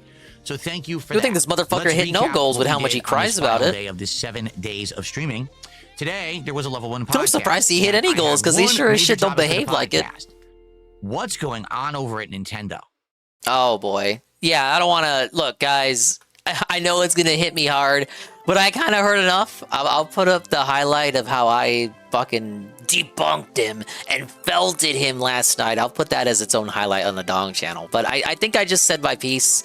I don't think I need to repeat myself. But he feels the need to repeat himself. Lucky me, I get to hear him summarize the rant I didn't listen to right now.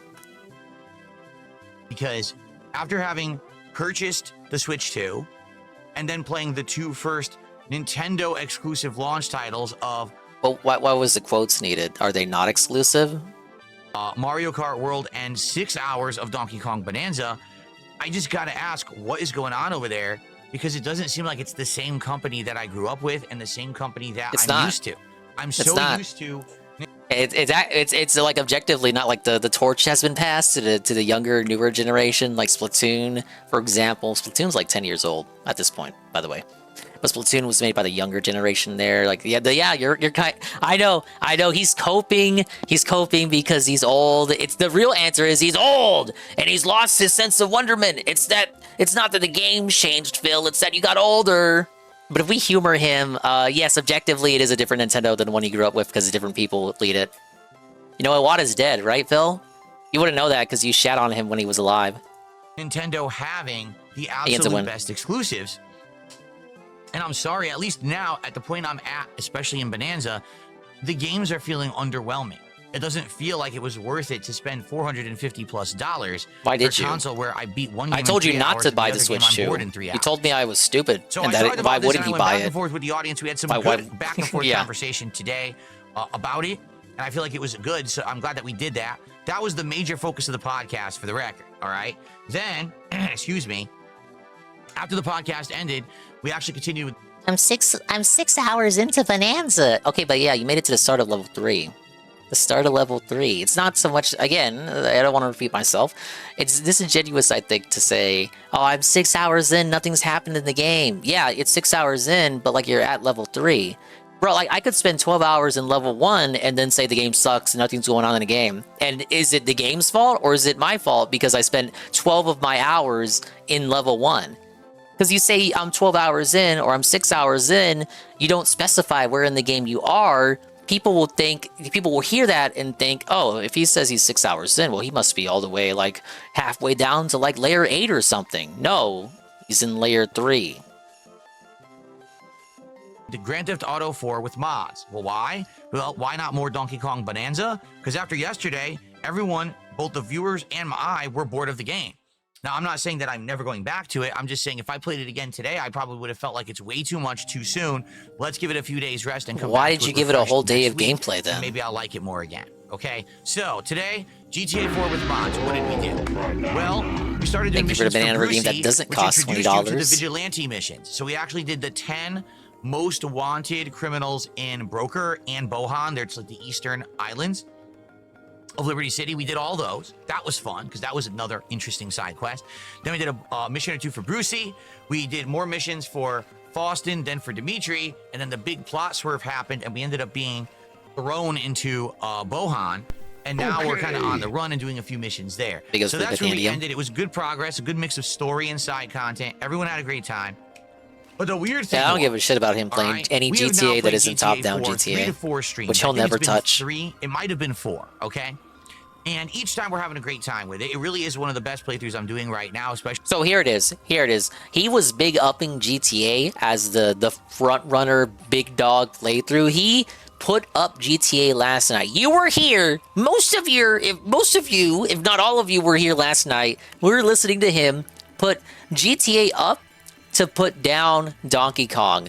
Now, because he wasn't able to hit the goal while he was actually live. He had to rely on an offline tip in order to hit it. We're going to hear about the start of what might be a pattern of behavior of GTA failing to hit the goal. And like, oh my God, if it wasn't for that offline tip or offline membership bomb, we might not have hit it, guys.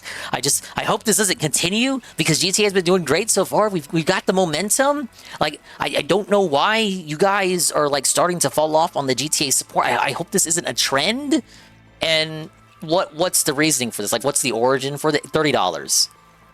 $30. He got $120, but it wasn't $150. So we're scared.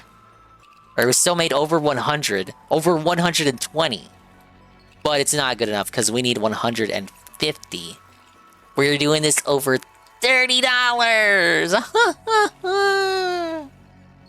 Actually, viewership is always high. Half the price of a game before they bumped up the price to $80. We couldn't hit the goal. Like, we were at like $110 of support, and then it froze for over an hour, and then we're nearing the end of the stream, and we had a few people toss it. Like, there was one person who did $10, and another who did like $5, but that was it. I was like, all right, I really have to go. So I left. Guys, I really have to go, guys. The stream was actually down. Like, it was over. Someone gifted 5 subs, which means we hit the goal. So, I don't know. I don't know what's going on. Where sometimes it seems to be happening. This is like the second or third time it happened this week.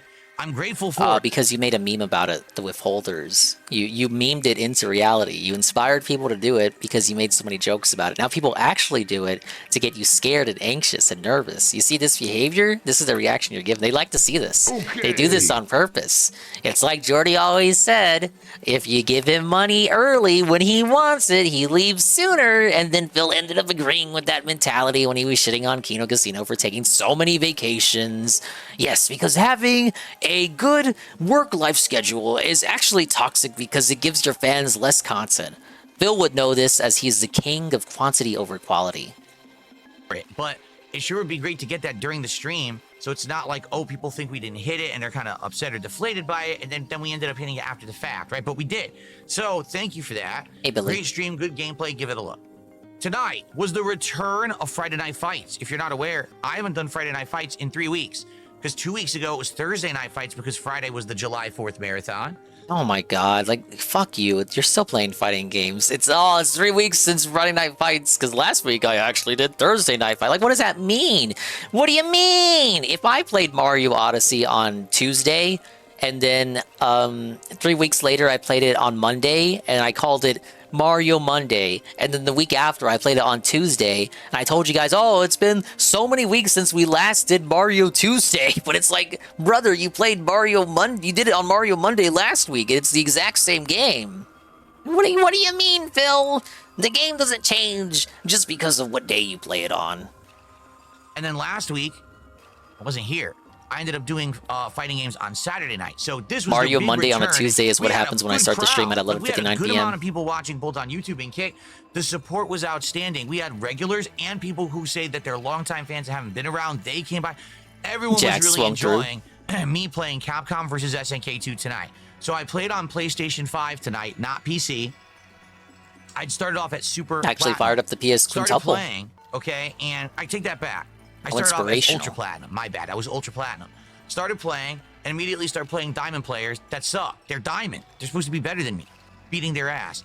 Then I played a player who literally was trying to mash buttons in the lag and getting away with it because rollback favors mashing. Started spanking them. Went on like a 7-win streak. Okay? Next person, a P Groove player, but literally all they do is fish for parry and lag and then mash Dragon Punch. This guy, I couldn't believe it. You may remember 15 years ago, at the early time of my YouTube career when Street Fighter 4 came out, and I used to joke, when in doubt, random super come out. And what that means is when you're playing someone who's a scrub on, when in doubt, random super come out.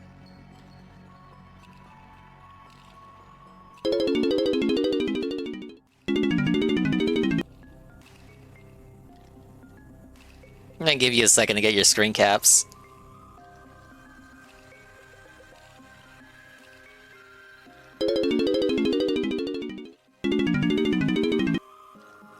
Oh, and what that means is when you're playing someone who's a scrub online, when they're in danger and they don't know what to do, if they have a super, they'll just throw it out, random super. Serial If you're killer good, you'll never vibes. fall for random super unless That's the they're kind of very person you see lucky or you're Dr. doing Todd something Grande they're just talk about. unlucky. But for the most part, you could just stand there and then punish it. This guy kept doing it over and over, and this guy was an ultra diamond, supposedly really high-ranking player. Terrible. Unreal. So I whooped spanked his that guy ass. like 8 matches. And then to end the night, there actually was a player who wasn't mashing and Officer, wasn't trying officer, to we have a bait, 220 in progress. junk like 220 that. Was in a decent progress, player. officer. I played them for like 5 matches, and that was a good set, but I ran out of time. Tonight, I went from like low ultra platinum all the way to high diamond. So next time, if I play on PS5 and I keep playing diamonds, I'm going to go to like super diamond right away because I was like spanking them tonight. And I know that I'm going to keep that up. Like, that was great gameplay. By the way, I mixed it up a little bit. I used Vega. First, I used Vega, Guile, Chun-Li. Yeah, I made Chun-Li my R2, my anchor, and it was working really well.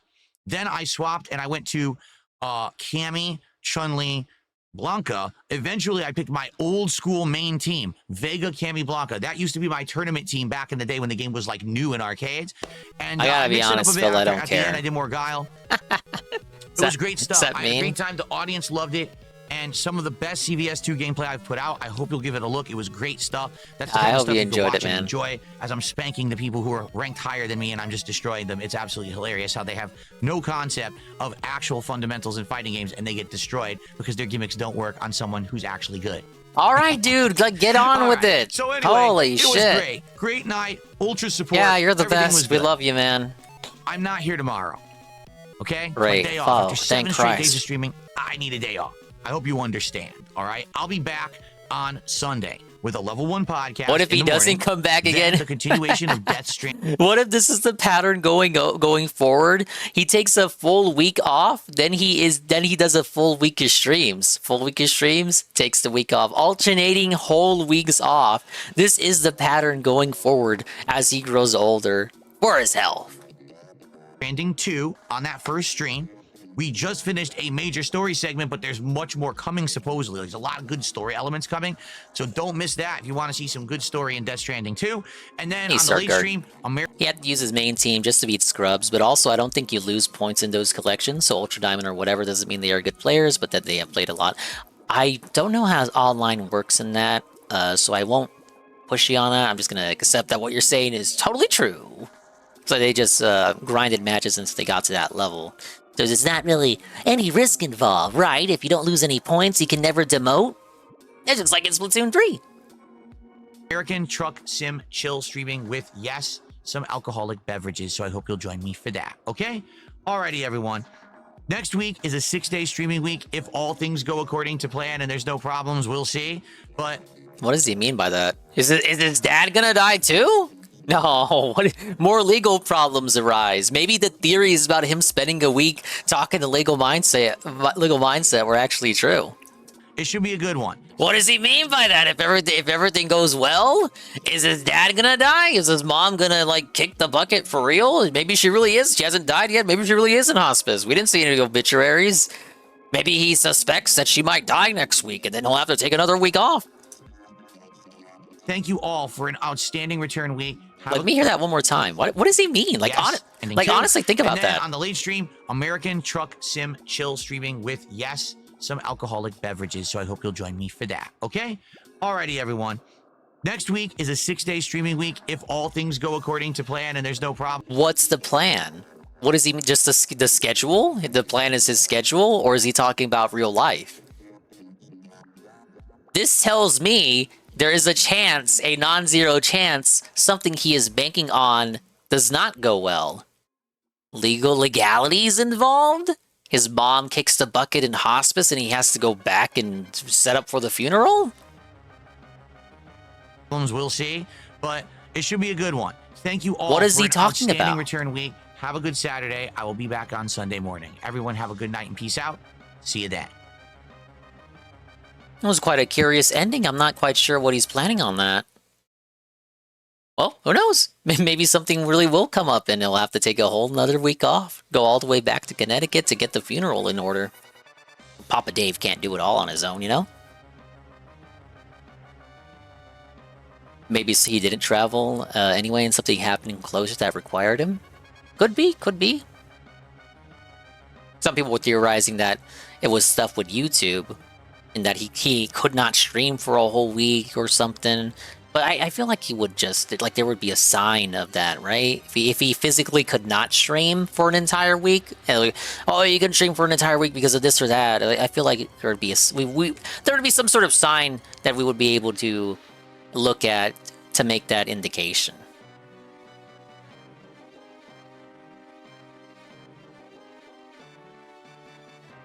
Is he gonna do that every week until Linda is dead? Could you imagine? No, she's in hospice, so he doesn't know when she's gonna kick the bucket. Just say very vague, you know, she has this many weeks left. We're just gonna get the crossed fingers segment every single daily wrap. Hopefully, if everything goes according to plan tomorrow, I'll be streaming this. But yeah, as he said, not the worst daily wrap that he ever put out. Back to the game. Alright, Tempest Layer, Layer 900.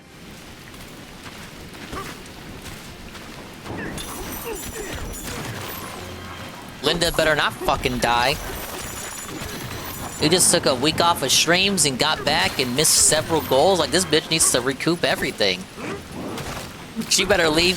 She better live for at least the next 5 or 6 weeks. Then maybe we can start talking about how it's okay for you to die now, so we can take another week off. Whoa! Such phenomenal weather! We haven't seen anything like this in all of our years of forecasting. Huh? Whoa! Visitors at my feet! I beg your pardon! I was so taken by the surrounding storms that I didn't see you! Allow me to welcome you to the Tempest Lair. If you'll be here for a while, it would be wise to meet our elder.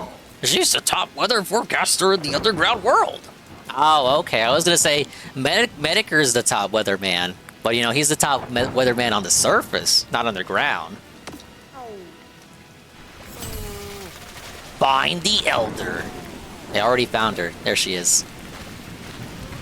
We got a woman pachyderm. She's fat.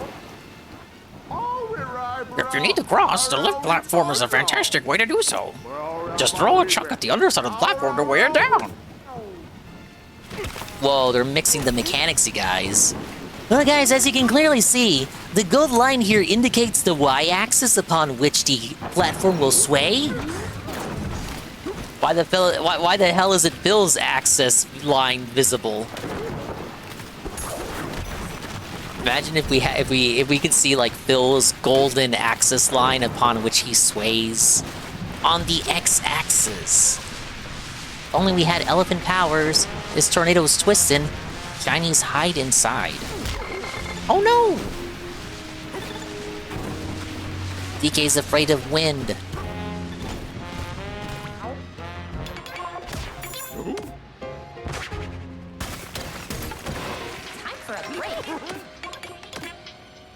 Yeah, you think it was Linda ordering all the QVC? Cat's gonna have to fucking do overtime to get Thanksgiving in order this year. Hey, DK, you awake? So many tornadoes outside. It must be hard to live here with all this wind. I mean, I guess elephants do have thick skin, so the wind probably doesn't bother them much. Yeah, but mice bother them. Oh, but the fractones! The tornadoes could break them into pieces. Though, I guess they just grow back. Maybe it's not so bad living here after all. Good night. Linda dead and Mario Kart playing as King Fu. Yeah, I saw the names. Linda dead, Rip Linda Burnell, DSP Fat Wife, which turned out to be Duty, and of course, who could forget Triple P as PPV1.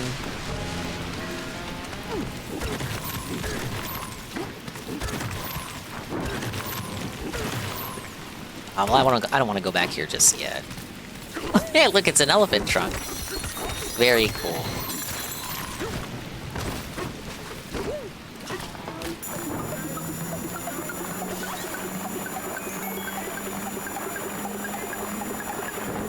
Yeah, people were playing as King Boo, as Dry Bones. Fucking Triple P was playing as the cow.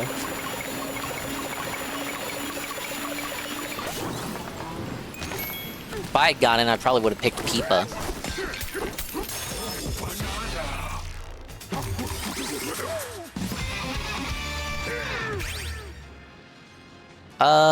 Yeah, Horde skill points for Elephant. I didn't think we were gonna get the next form so soon. If I had known it was coming, I wouldn't have spent those skill points last layer.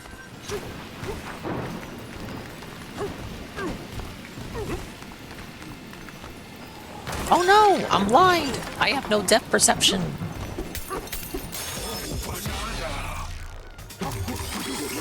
Wonder if Nintendo would ban for those. It is intentional harassment. You know, Phil would have to report people first of all. He never does that. I guess people would make fun of him if he was caught on stream reporting people. He needs to not give a fuck and just do it anyway, like Dale and Putz. What? Wait, what is that? New enemy type? It's a combat? It's a seaman bat. Wait, what? What? It's a golden crocoid with 2 seaman bats? Wait, did he self-felt? He self-felted himself.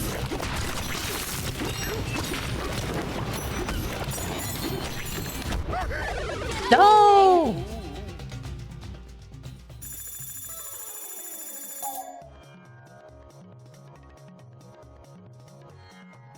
Think it would deter people if we actually started reporting more? Maybe, because Nintendo does seem to be more ban-heavy this generation. They got way too cocky after the success of the Switch 1. But it would be certifiably gay! And he would eat a lot of shit about it from normies. Why are you reporting your own audience, Phil? What do you got for me? Welcome to the Style Shop. Whoa. We accept any of this layer's fossils as currency. Sky Blue Riches reduces burn damage from lava or oil by 10%. We haven't run into oil yet, have we? Reduces burn damage from lava or oil by 20%. These are the bridges for Phil right here. Increases the amount of health in apple restored by 25%. Extends your elephant bonanza time by 40%. Oh, you just spoiled the elephant bonanza for me, huh? I mean, I already knew it was coming. Obviously, if you have elephant NPCs, it's pretty obvious you're gonna turn into a banana. A banana, okay, elephant. I got bananas on mine. Bananas on the brain. Back of my neck, back of my mind, back of my head. The lava may burn you, but that ought to learn you.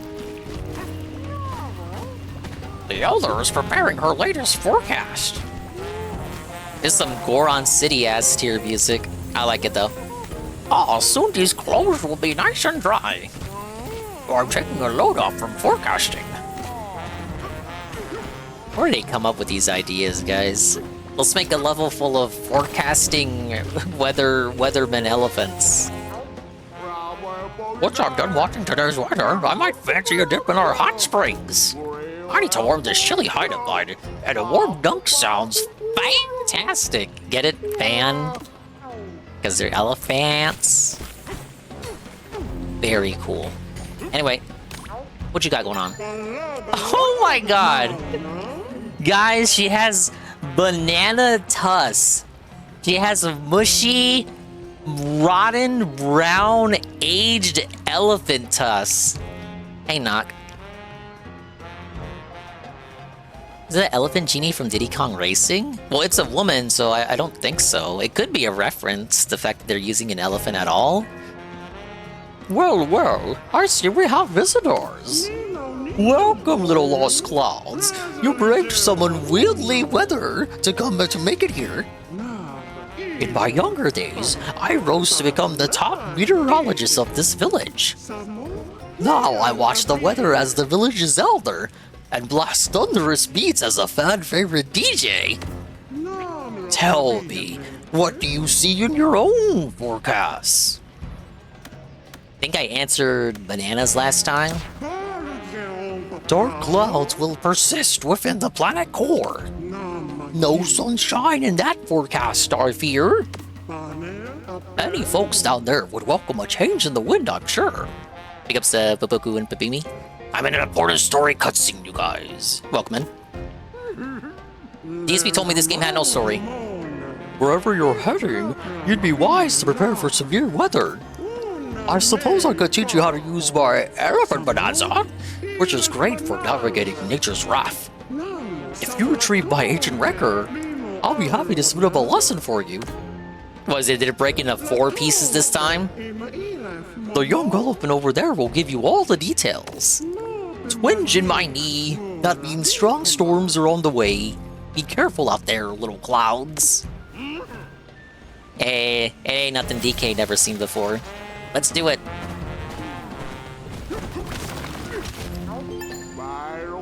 Sounded like you had a pleasant chat with our elder. Sorry to eavesdrop. With ears like mine, it's hard not to. I also heard a rumor that you came all the way from the surface. How thrilling! There's an altar beyond this tunnel. Our ancient record is kept there, so it should be easy for you to find. Holy shit, you're telling me I don't gotta do a dozen puzzles before I find it? It's actually just sitting there? Let's head to the altar. Okay, it might be a little bit more of a trip than I thought. What? No, wrong game, I punched you. I felted you in the face, actually.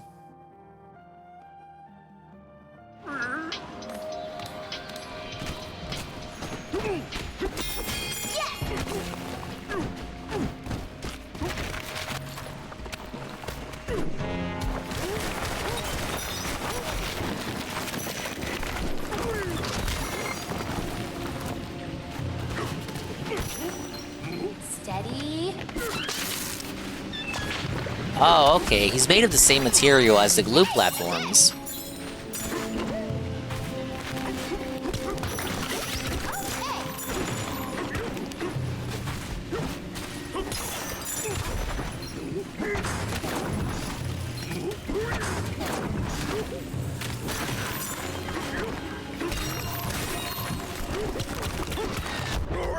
What? Again? Well, these guys really don't fuck around, man. He's bad at the game.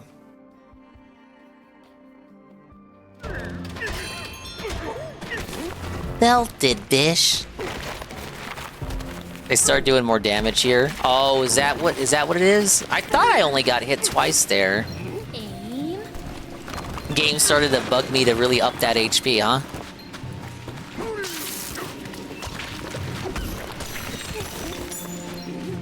Okay, you're likely gonna get one shot.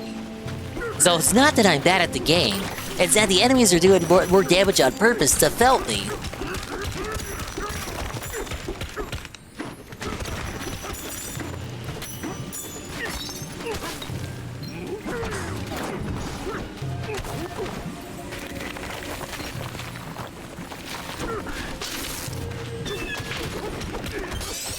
Alright, that's more like it. Meanwhile, Elephant Lady's just hanging out here not doing shit to help me. She didn't even notice I was in trouble.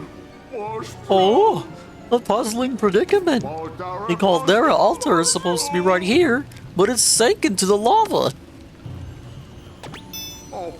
That odd device must be to blame. There's nary a doubt in my snout. But I specialize in studying weather, not navigating cave walls. That's what I command.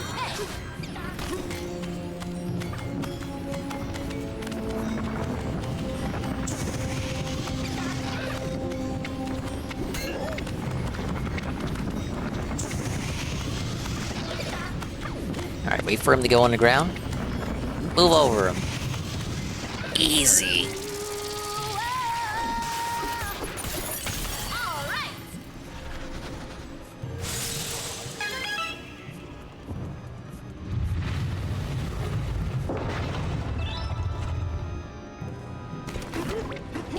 altar. Now where's that ancient record? Boss battle? Yeah, we gotta fight for it.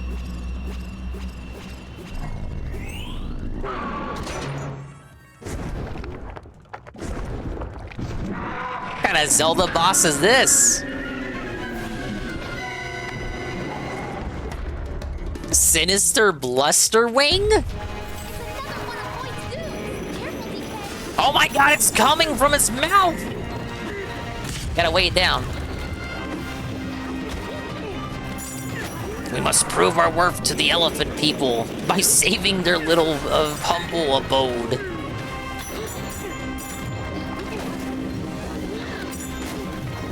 Well, obviously the goal is to weigh him down, just like his miniature-sized brethren. Whoa! Oh, it won't let me toss him. Oh, he's blowing a lot of hot air. Wait, Zizzy. Oh, was I just supposed to punch? Oh wait, no, not weigh down, but like get rid of all the semen on him.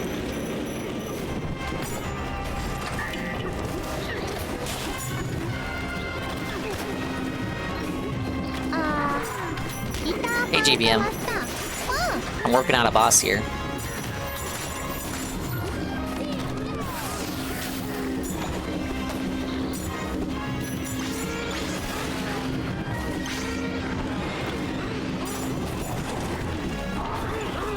Oh, he's gonna start doing a thing.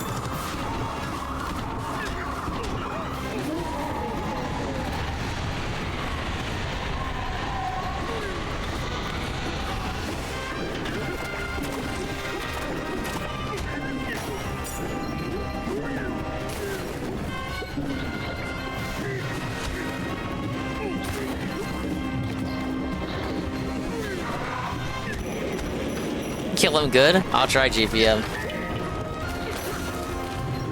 I'll figure it out. It's a puzzle boss. Oh!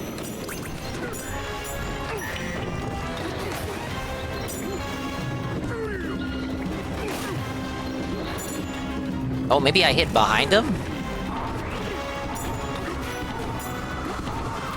His back isn't covered.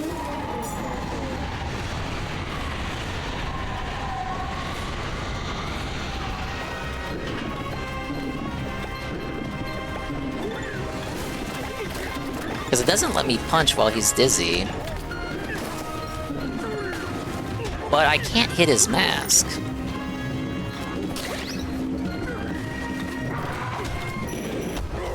Oh, fuck.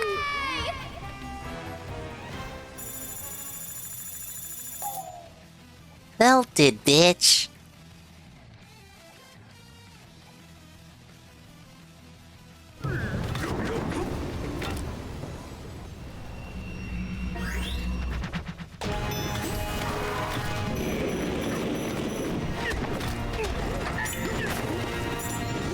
The only chunks I got to work with are the glue that he shoots at me.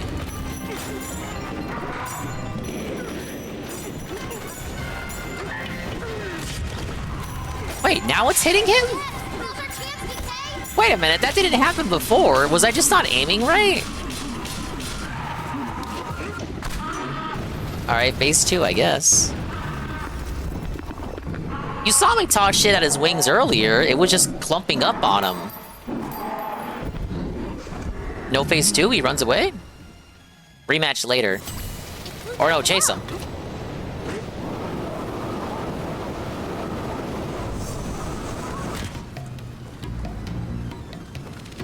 Sublayer 901. It's a beginner's trap, he doesn't know.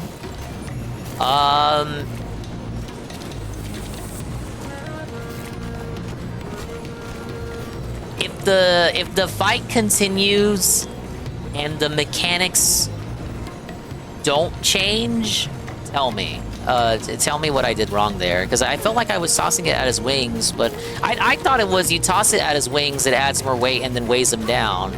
But it wasn't working the first time. Was I just aiming wrong? Then the second time, it just works right away. I actually don't understand what I did wrong there.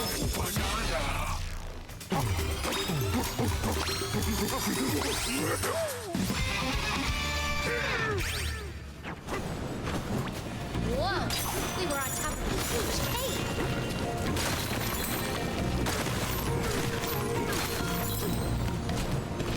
I was just aiming wrong? Okay. This is what they're wearing underneath all the raincoat.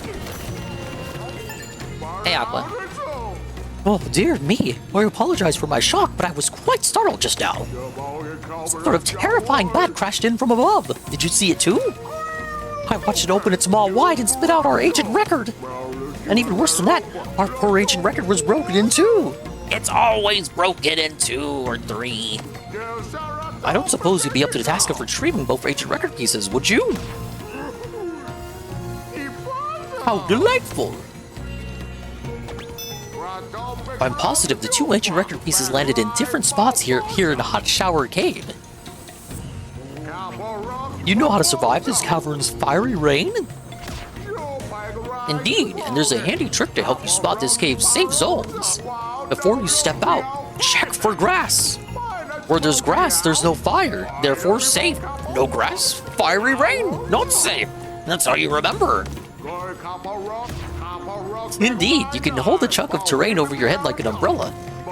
A chunk umbrella should allow you to navigate to the cave's open areas without taking damage from fiery rain. Interesting. Alright, Tutorio.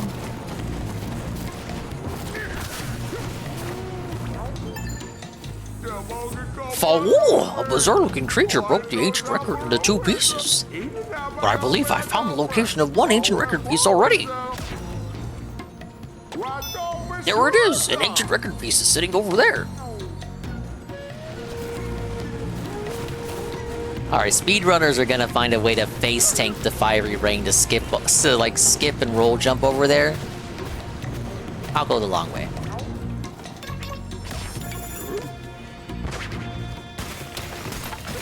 It's our getaway.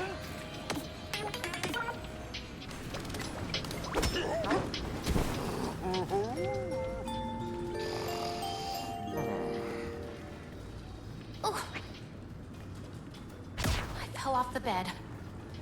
She fell off the bed! Laugh at her! Ah! DK didn't see that, did he?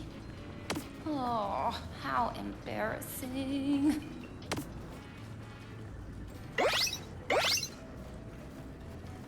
She's actually dented. She's a kid, leave her alone. Escape the scalding deluge. Blast up to Forecaster Refuge.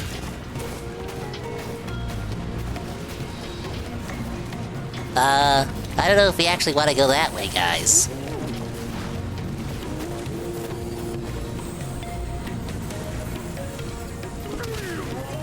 Alright, I'm gonna need some sort of ice.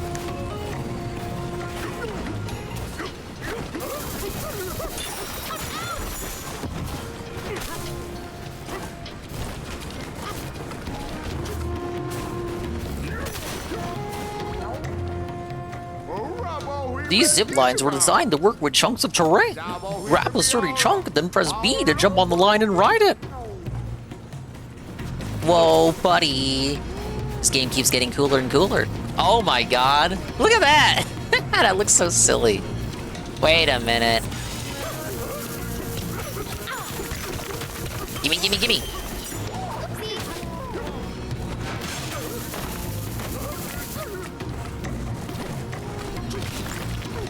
Okay, give me a bigger chunk than that.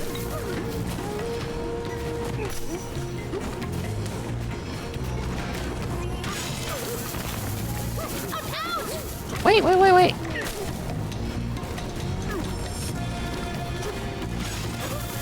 I'm holding on to him. What? Well, now I'm getting attacked by the game for no reason. I'm doing what the game told me to do, and now I'm getting attacked. I don't know why.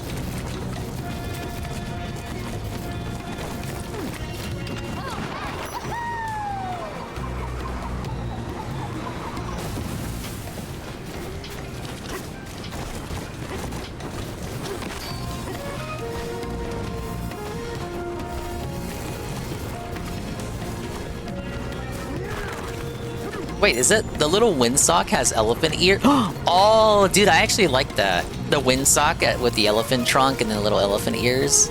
That's a nice little, nice little catch there.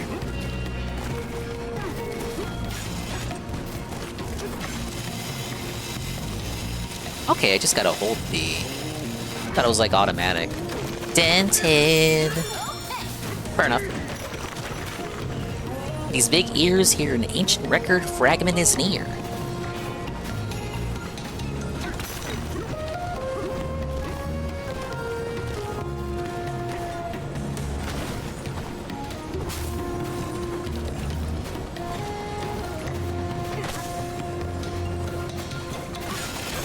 No! What happened? I held it that time. What?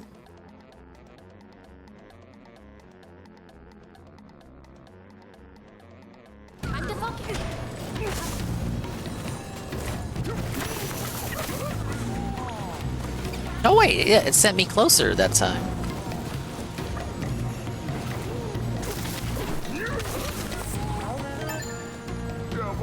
Oh, a bizarre-looking creature broke the ancient record into 2 pieces. But I believe I found a location of one ancient record piece already. There it is! An ancient record piece is sitting over there.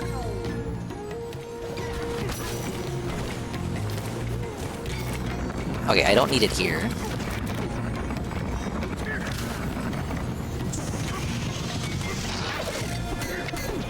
It's invincible!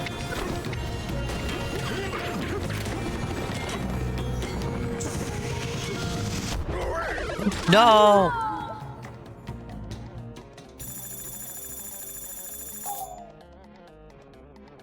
Trying to use him as a platform, but I jumped too early. Let's get going. Run it back.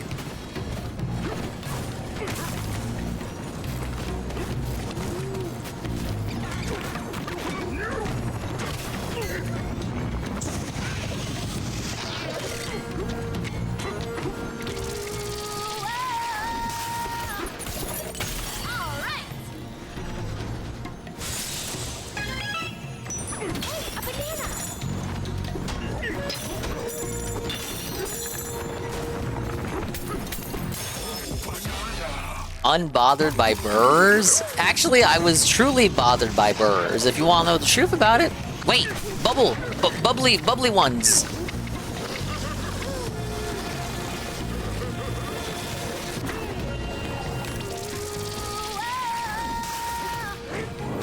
Okay, that's how you get up there.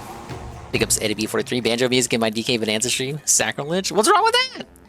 They're basically brother and sister series?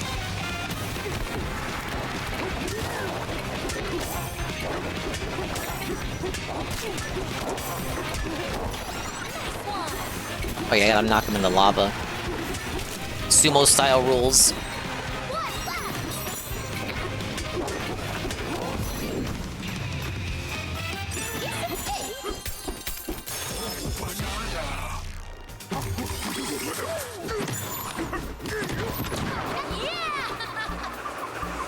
Big ups Eddie B43. We're about to get the 4th transformation in this amazing game. We're gonna turn into an elephant.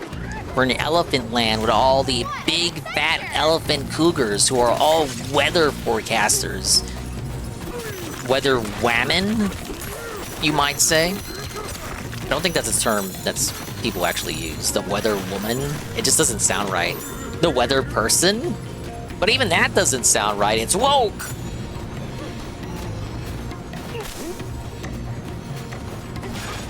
Okay, no, that is the exit point. I was supposed to exit. This is how I get back to, here, actually. I went in reverse. I was supposed to get the record first, then, exit through that zip line.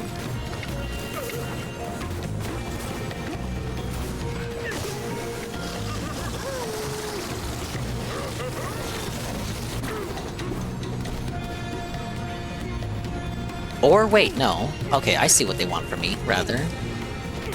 Overthinking it. Come on, DK. Steady. Oh, that's cool. Let's fucking go, bud.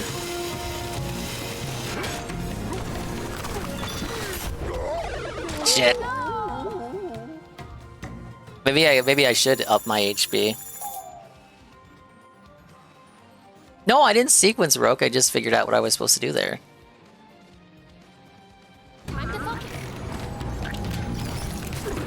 Would be cool to sequence break and see like what I'm allowed to do with the game and shit. Focus. But I don't want to like intentionally skip, you know, big chunks of the game. Then I'll be cheating myself out of content, as Phil said yesterday.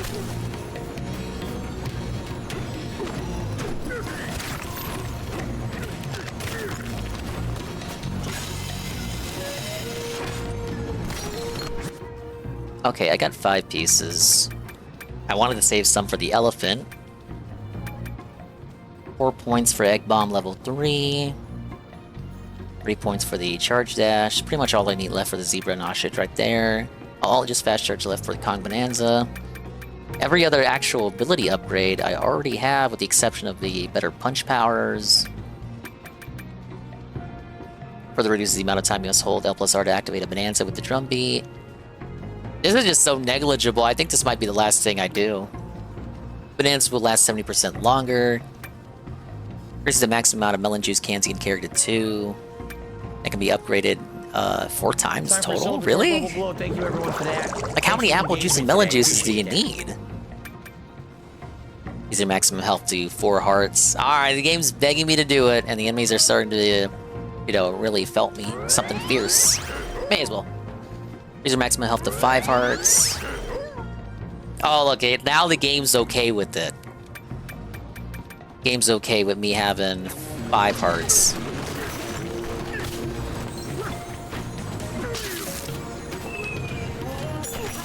I do like how even the game, even though the game was subtly trying to direct me into upgrading the HP, it's not like it ever forced me to.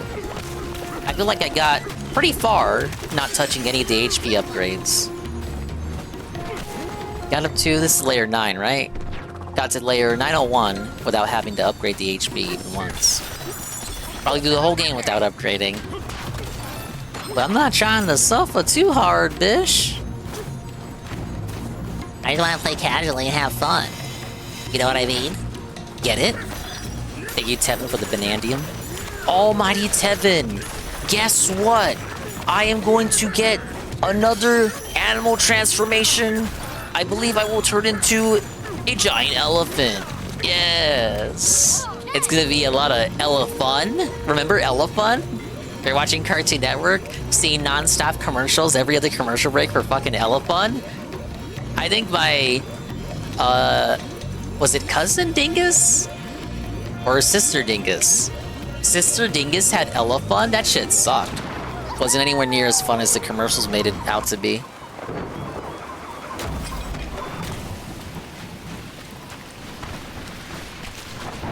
Watch out, or we'll bet ya a tornado will get ya.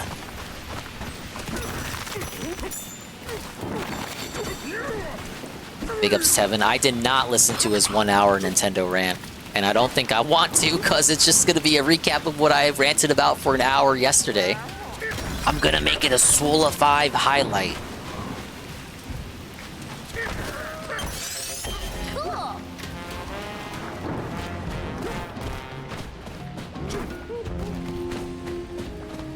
Look at them big old elephant ladies. They're all granny cougars, of course, in my head canon. One more to go.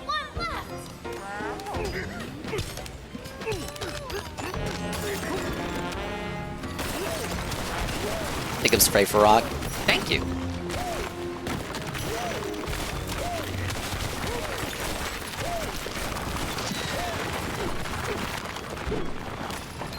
Focus. Oh, I missed. Wait, no, it worked out.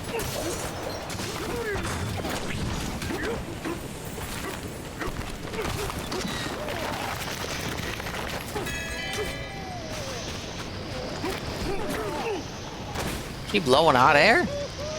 The altar always have that enormous hole in the middle? Apparently so.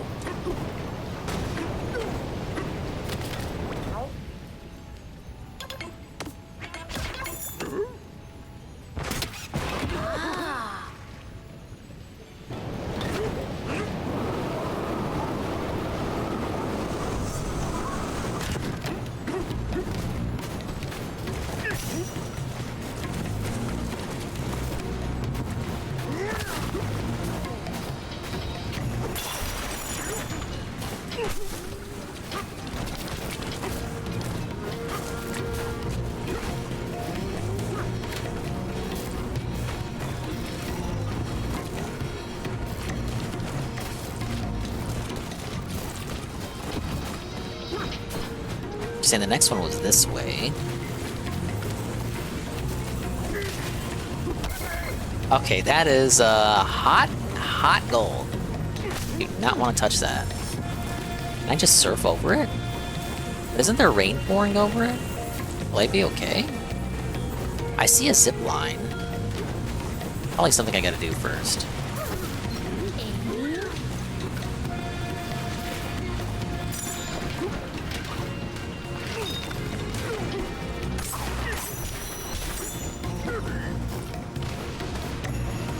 Got swept up in the tornado. Or maybe that's something I can't do at all until I get the elephant. Okay, she was telling me... Yeah, okay, it's down there.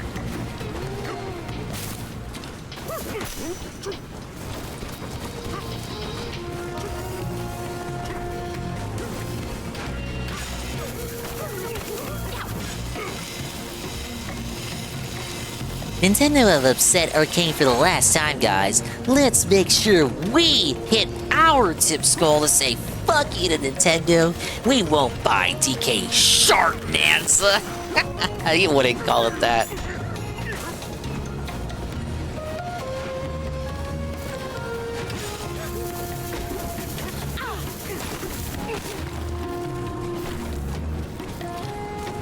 Grab the ancient record fragment and blast off.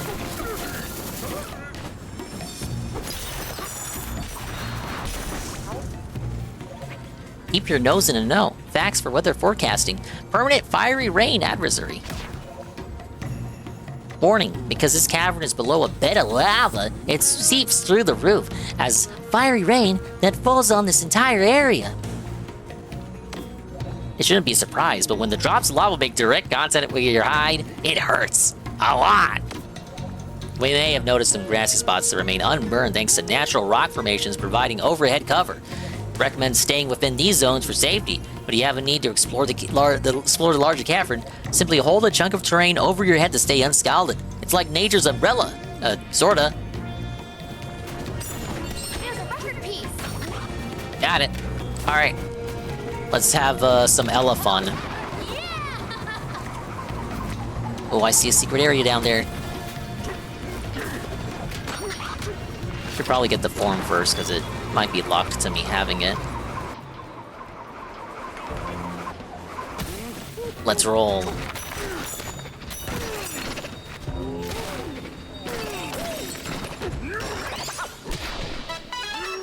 Alright, buds. Let's fucking go.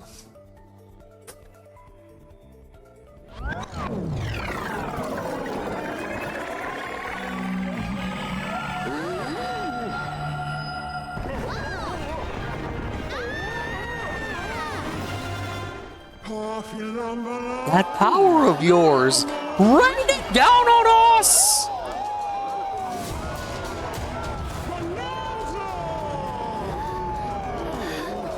You can't be nervous now. This is the 4th time you've done it. Look, she's not nervous anymore. It's character development. Phil told me there was none of this. Bananza.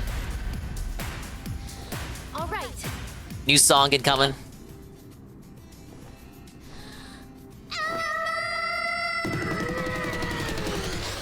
What do we got? Oh my god! He's black! He's black! He's black. Aren't all the NPCs female elephants? BBC elephant. I'm the only BBC black elephant amongst the throng of female cougar elderly elephants? Breaking forecast! A gale force voice is powering an elephant bonanza! A mighty trunk is moving in! Use it to inhale the surrounding terrain! Oh, what the? Luigi's Mansion? Luigi's Mansion? Alright, okay. Even tough terrain can escape this inhalation warning. I shoot it out. I suck it in and shoot it out, don't I? Scalding lava will clear up shortly. Inhale it without taking damage. Alright, we shoot it out. Plan for sudden chunks of inhaled terrain, which you can spit back out. Trunk chunk? Okay, I get it. Oh, you hold it to suck, you tap it to spit out. Spit out chunks and use them to ride zip lines like a leaf in the wind. This is awesome. This might be my favorite one yet. Now you're packing 100% elephant power. Whoa! Inhale terrain and spit it back out with a whoa! That's the forecast for your elephant bonanza.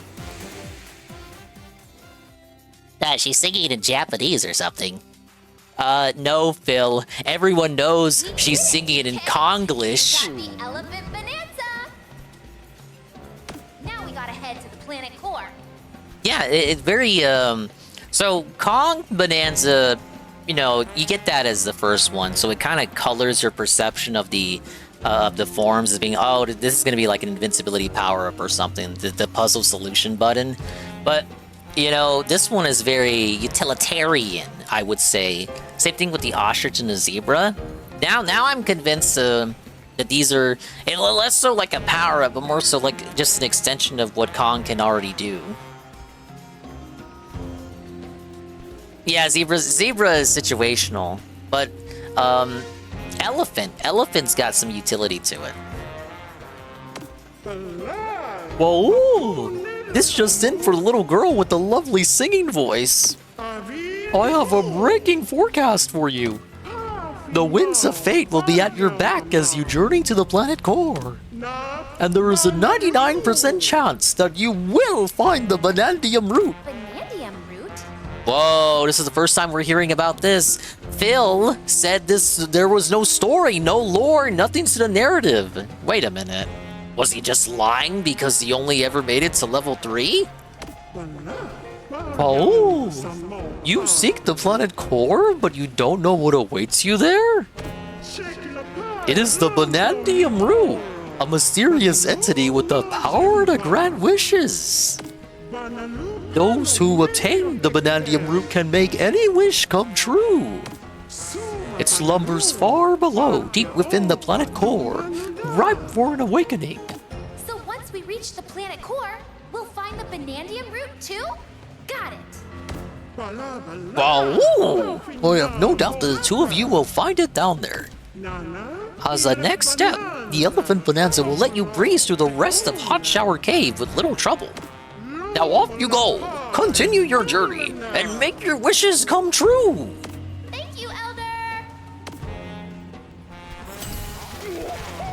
And that's how it's done. Alright, Elephant Bonanza skills are now available. What do we got? Allows you to store up to 10 chunks of terrain when inhaling by holding ZR. We got 2 skill points to use.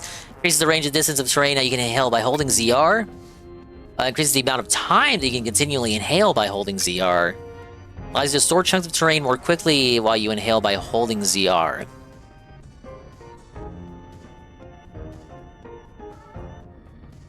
Okay, I see. The chunks will just load quicker.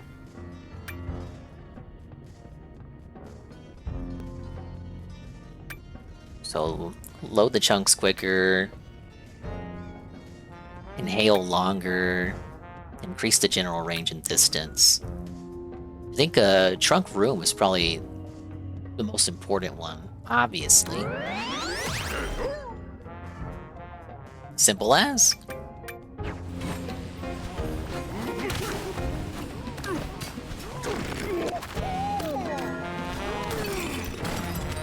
Yeah, how many streams will it take for Phil to get to this layer? This is layer 9, man. Oh, wait. I should have elephant Bananza'd.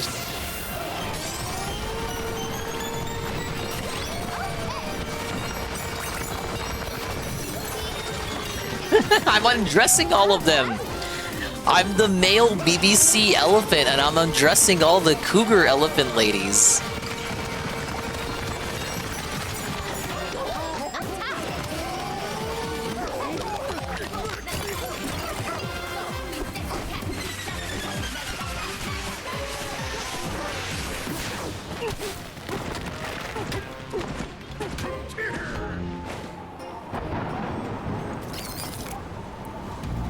Upgrades don't sound amazing, but they're so busted. Yeah, I think, well, obviously prioritize having 10 chunks first, and then I'll do the rest as I get more points. 14 streams for him to get here? You know, he made it to Canyon Layer, he's not playing it again until fucking Monday, because he's so afraid of it doing poorly. It'll definitely take a while to hit those 14 streams.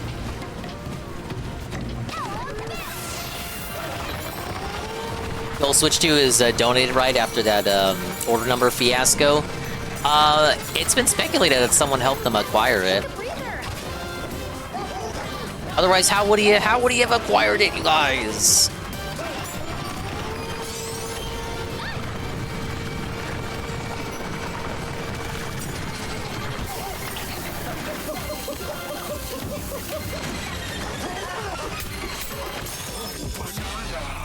Oh, nice pose. Dude, imagine they reboot Smash Brothers and DK has the Bananza forms in his moveset. They would never do it though, it's too broken. Maybe for a final Smash.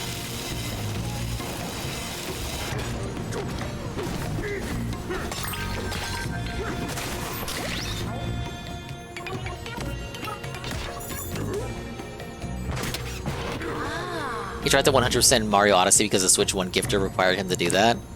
That's your Theo theory? Do you have any proof of that? Or is that just like what you want to be true? You want it to be true because you find it suspicious that he went out of his way to try to do everything in that game. He did everything that he wanted to do in that game because he loved Mario Odyssey just that much, dude. Raz, talking about Bananza. I don't know, man, it's just pretty boring.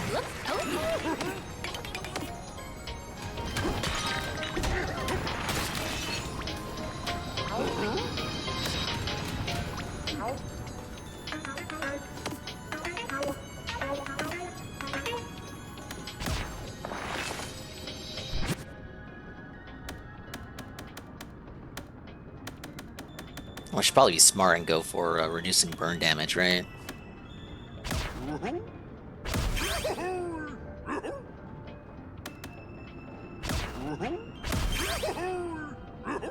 Yeah, get her the Weather Lady outfit too. No tip for you. Ack, ack, ack.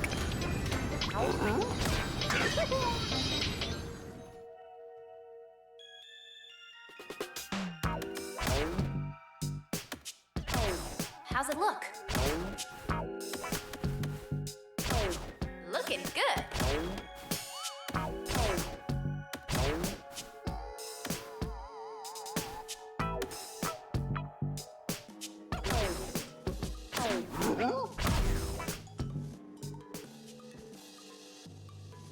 Time for the get a shove. This is I don't play Sunshine and Mario 64 on Murder Suffering Phil went through. Tevin was putting on Odyssey. This is how I don't play earlier. I don't think I ever watched him fully play through Odyssey. I saw the darker side cheating situation though. What you crying about now? It's way too hot. It's actually raining fire out there. Get yourself 3 ACs and plug them in then.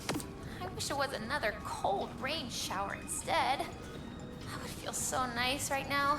Wasn't she just complaining last night when we were in the freezer layer that it was too cold? Good night. Darker side cheating, what did he do? He abused the glitch that lets him air swim.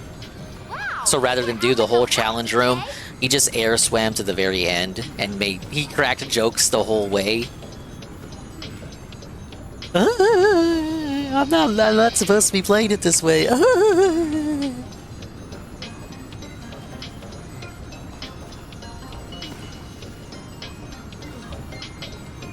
Is a wham and dingus, they're never content. Many such cases. And the like. Hey, Ivan. Just got the elephant form. Dear me, I apologize for being startled, but I was quite shocked just now. Some sort of terrifying bat swooped in here. You saw it too, right? I watched it open its maw wide and spit out a peculiar-looking steak. What? I was told there were no steaks. And what's worse, it dropped the key into that spot of all the spots here. Oh, we gotta knock out the elephant for that. Keep your nose in the know. Facts for weather forecasting, the basis of trunk inhalation.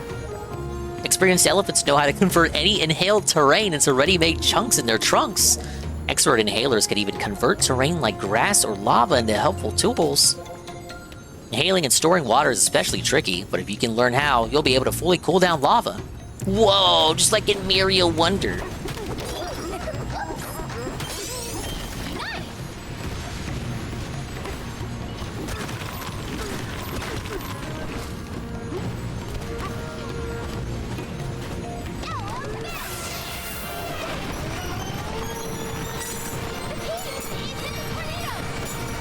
I know, lady. You get it?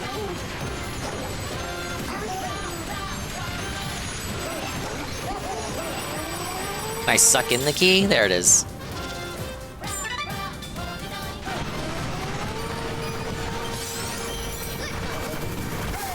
Oh, challenge room.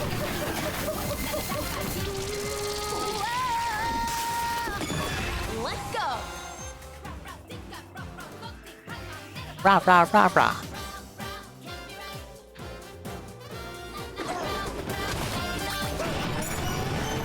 This game really makes you feel like you're an elephant.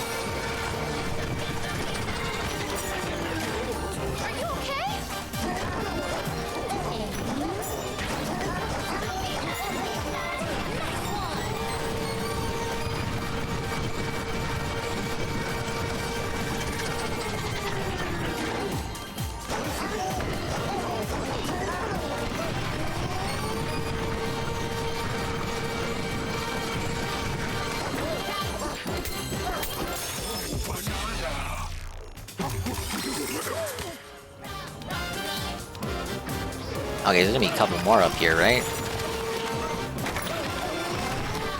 Let me get that apple.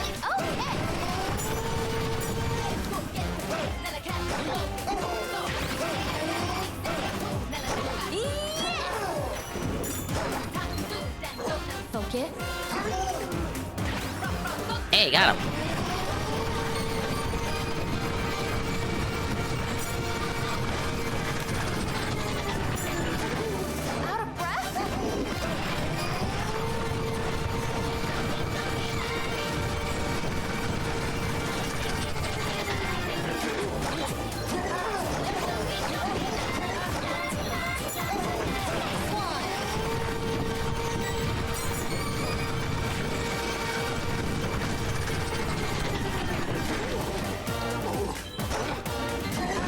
Alright, see one. Secret! Secret! Did we ever hear the Mori Kelly song yet, or is that pure speculation? I believe that ended up just being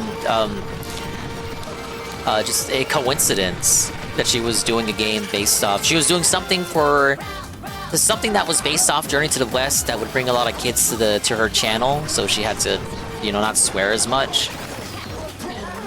But she said that a few months ago. I think sometime last year, and people thought it lined up. It ended up being a Bananza thing. But I guess it was just a coincidence. I've not seen any confirmation that she actually had any involvement with the game. And, you know, people have seen the credits already, so you think they would have seen her involvement.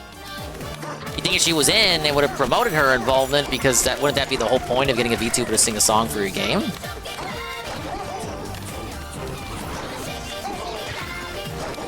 She's probably singing for some other Journey to the West inspired game.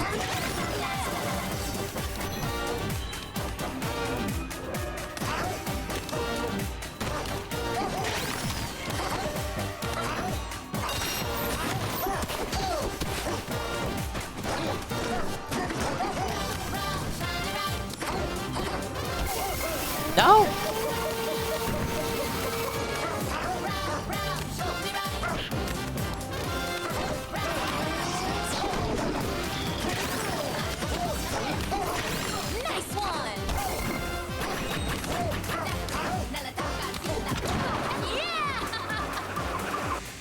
That Nick Beard lied to us. It was more like he was parroting speculation from Twitter people. It wasn't the theory originated from him. So I won't say he lied. He just thought it was something that it didn't end up being.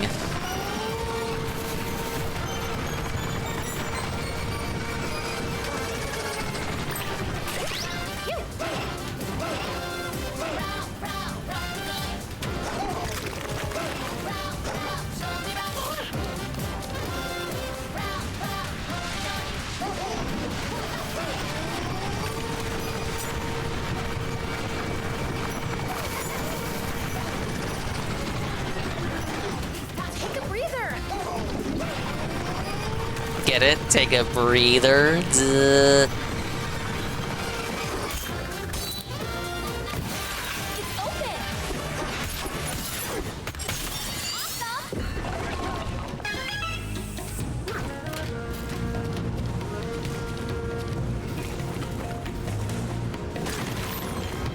Oh, we got a fossil there.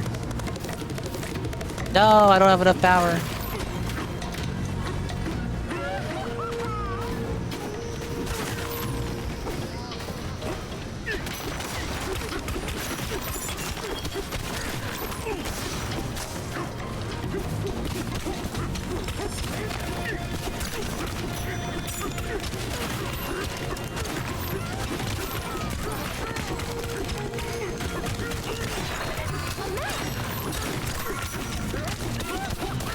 See if I can mine some gold real quick.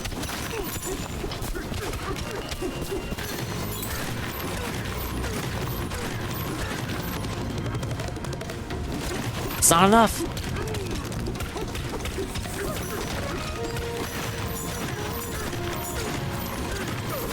I just need to transform once, brother.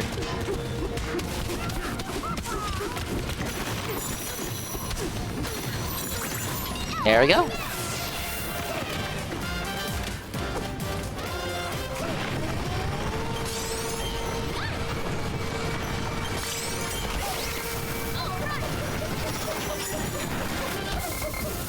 Oh, gotta be careful.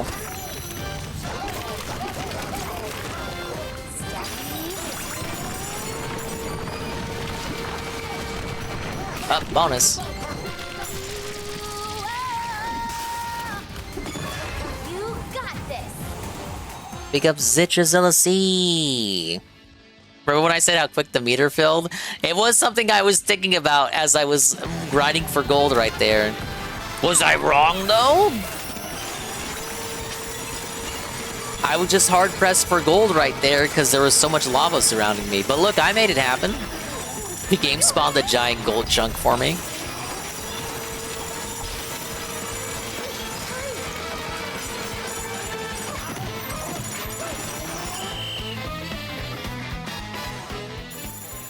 Probably the closest I got to fully completing one of those bonus rounds. He's coping! No! You're the ones coping!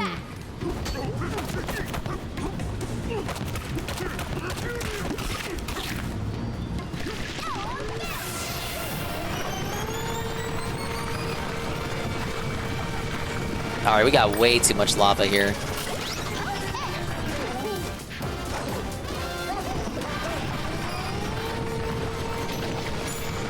Alright, I get it. I'll go out the normal way.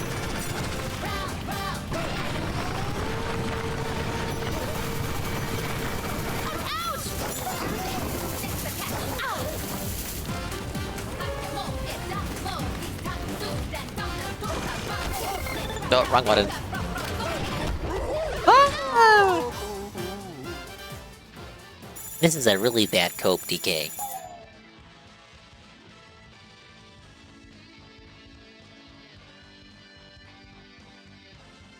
Let's get going.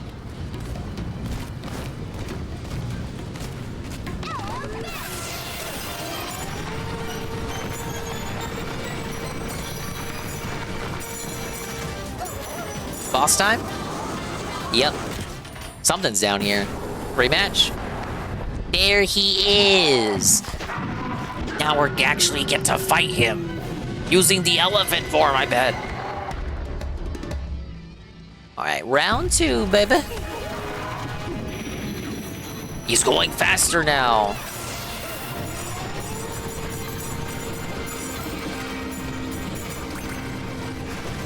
No, it is something to know, but I like how the Bananza themes don't cut in and interrupt the boss music when you use them in boss battles. That's nice.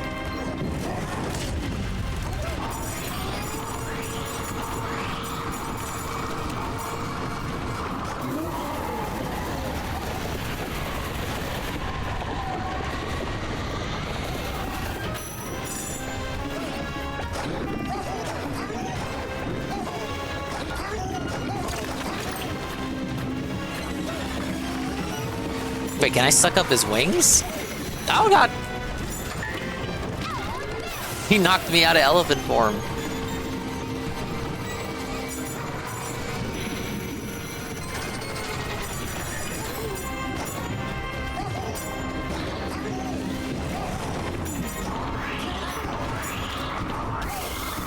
Oh no!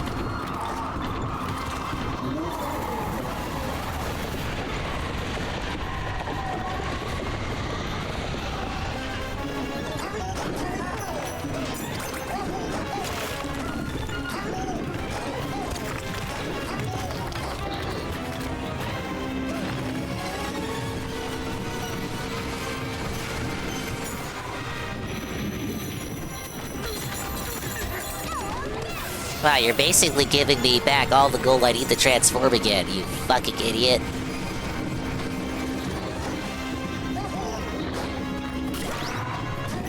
Oh! Camera got too close to me there. You're coping, you fucking... I should have said that. Careful, okay?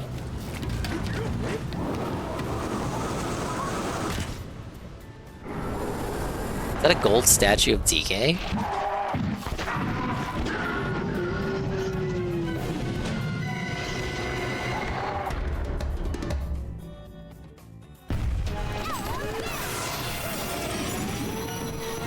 Well, thanks for the extra gold, I guess.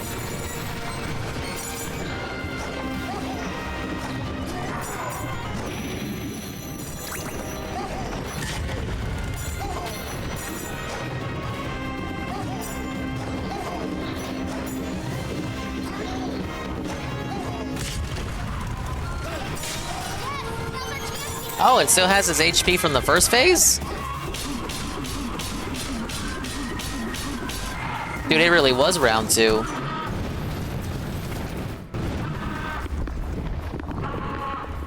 Belted, bitch. No, he's still alive! Phase 3, really? It got away again. Where'd it go this time? Dude, DSP is gonna be so annoyed by, like, the bat constantly getting away. Oh, this is so boring! I just wanna fucking destroy it! Ah! What's up, layer 902? 90210? Not that 902. When do we get to sub-layer 220? I think we already passed it.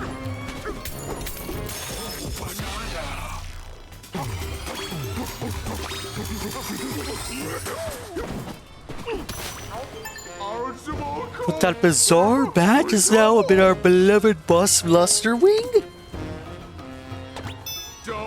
It whooshed off in that direction at an incredible speed. I'm so confused. Why was the singing Blusterwing wearing that odd mask? The bird that controls all the weather in the underground world does so by singing from its heart. Windstorms, thunderclouds, and lightning. That songbird can cause them all just by tweeting a tune. Blusterwing, I'm worried about you. The Blusterwing is a bird, and one that actually loves eating bananas. We usually offer it bananas to ensure pleasant weather. Whoa. So us defeating it and attacking it was actually kind of bad, because it's like their pet and shit. I'm supposed to pull out the plug from the hot spring, but I got cold and my trunk is all stopped up. I can't use my dodge like this. I wish I could just enhance my skill, my inhale skill in the skills menu went up. Oh, yeah, if only.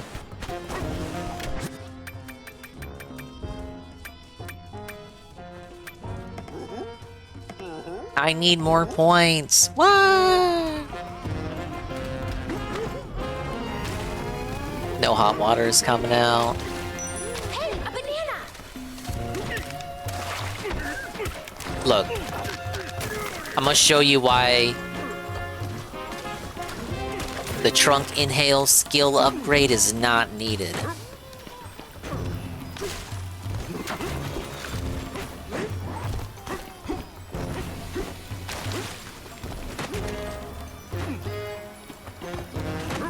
Oh, he's not piling them together.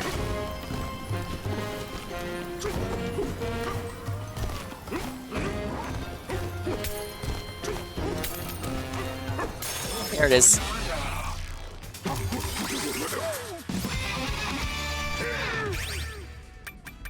Okay, let's do better inhaling.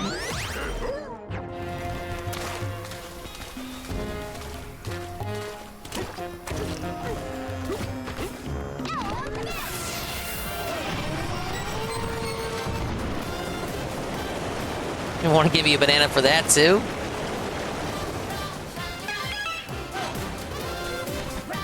Guys, I think we call that like a sequence break. I don't know.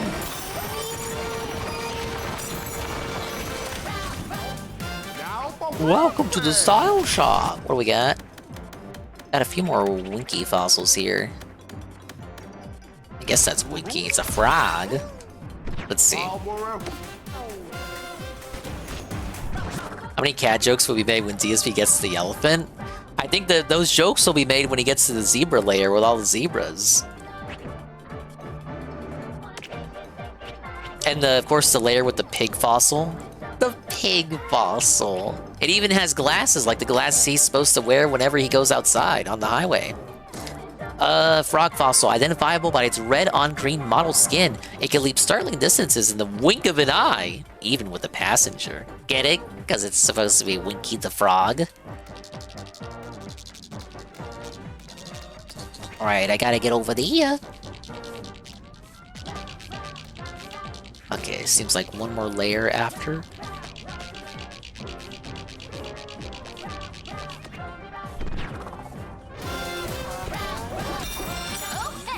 Whoa, the jumbo spawn. That scary bat I saw, was it the Blusterwing?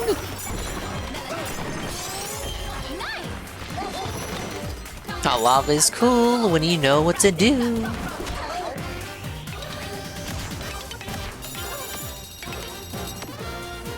Mandatory chip exchange banana?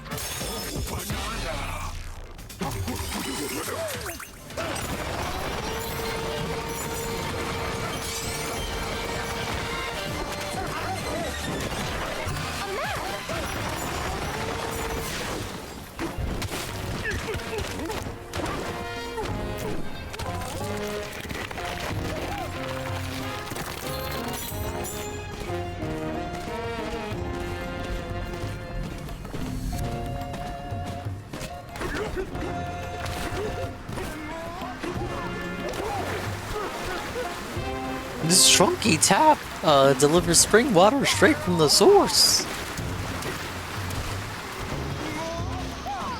You unstuck the nozzle and cleared out my schnozzle.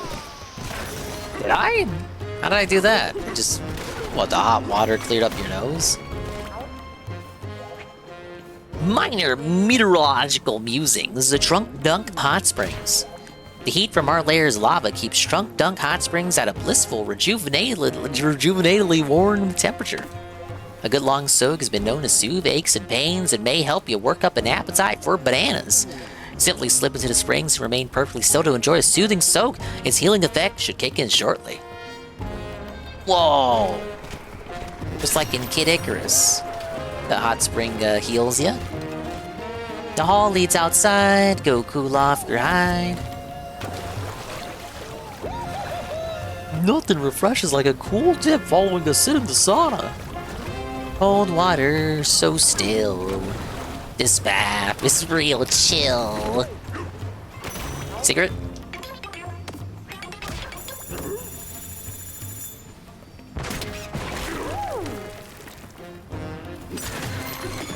Let's do this. Did he find the whale fossil in the lagoon? He did. He did. It's not too hard to go out of your way to find. Zipline Valley. Uh-oh. Is another race? We gotta get the black rocks again? Oh, fuck. I was holding on to B.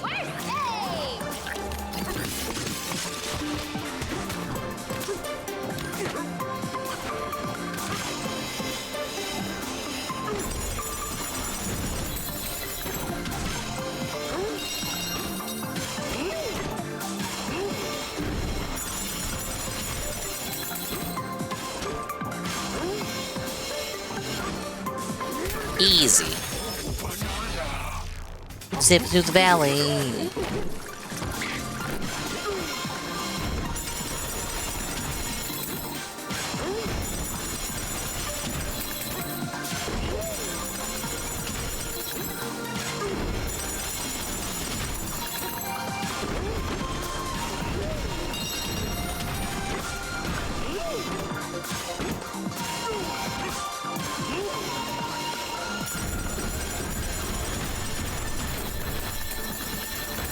No, like, shut the fuck up. Nice fake out.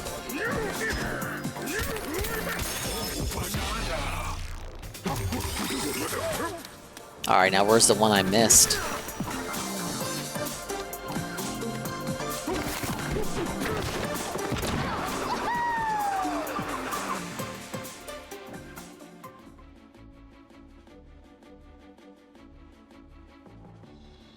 And we're back. Let's do this. Right at the beginning?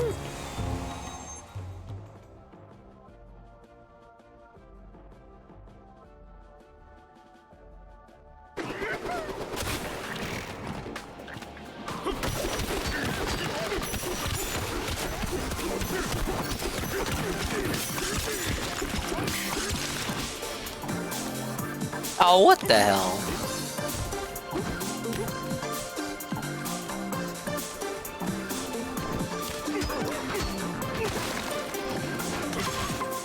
Oh no!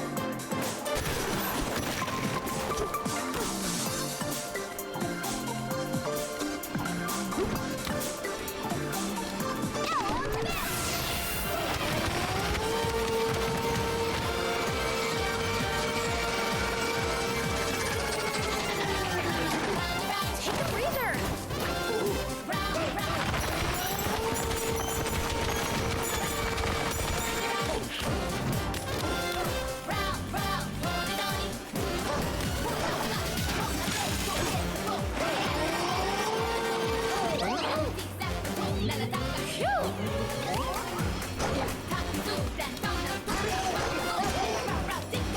Wait, do I even need... Okay. Can I make that? Could I make that without the zip line? It would ostrich. Oh, not good enough. Okay. Hold up. Oh shit, I don't even know.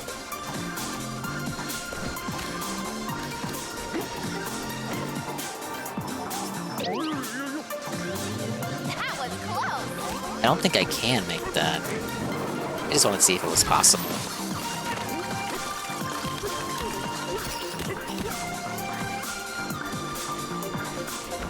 Why am I even allowed to do that?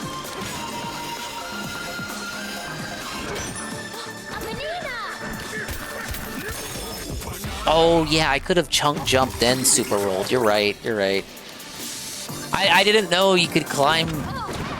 You could climb something that high while holding on to something. It doesn't look like you should be able to do that.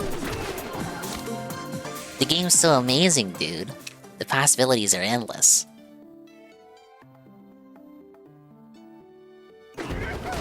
What an adventure!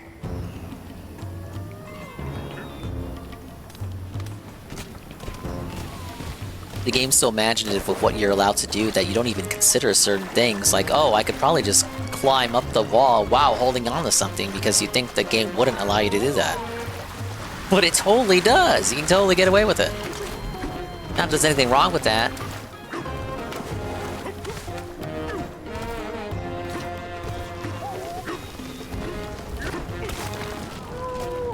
Saunas make my trunk feel nice and toasty. I'm working up a fantastic sweat.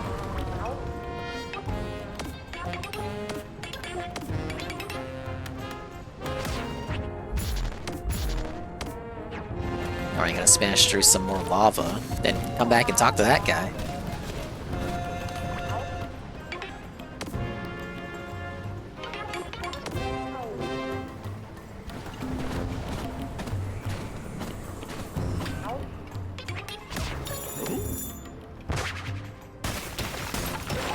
Time for a break.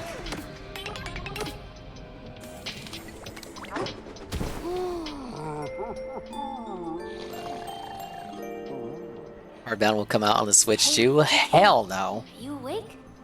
But what if it did? I snuck into the hot spring before this. What the? DK didn't sign your permission slip to do that?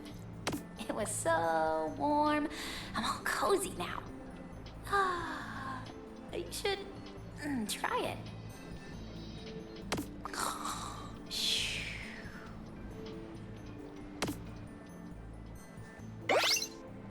How come she gets to be all chill and cozy, man?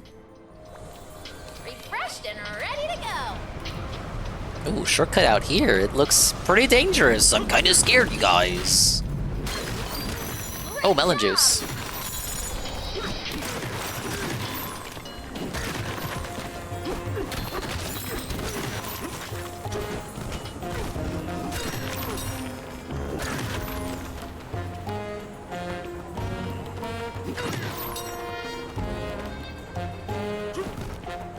I see a banana.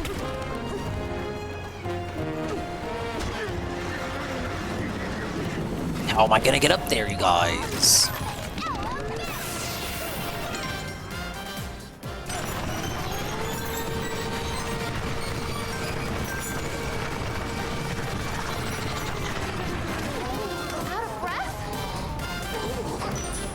A banana! Let's be kind of scuffed how I get this one. Got it.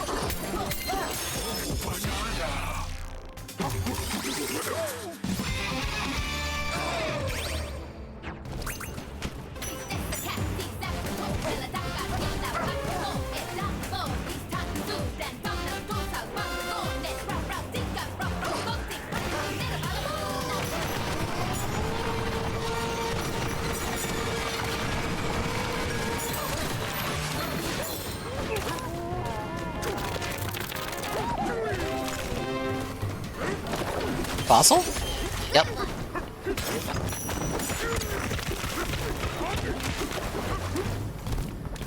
There's stars on a DK logo like Mario Galaxy. You are Mr. Gay. I noticed that when I paused the game before. Yeah, they're on all the A's. It's supposed to stand for AAA, and there's a star on one of the ends. It's supposed to stand for a word I can't say. And Z, which stands for New Zealand. Wait, yeah, that's what the N and Z stand for, New Zealand. To represent all the Aussies who played the game early. Like me, of course, thanks to the illustrious Juzzy51.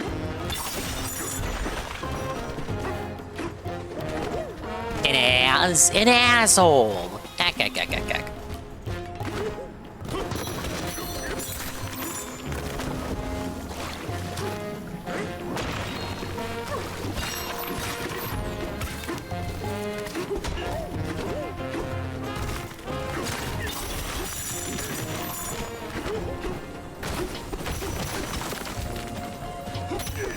Yeah, he said he had some friends hiding around here.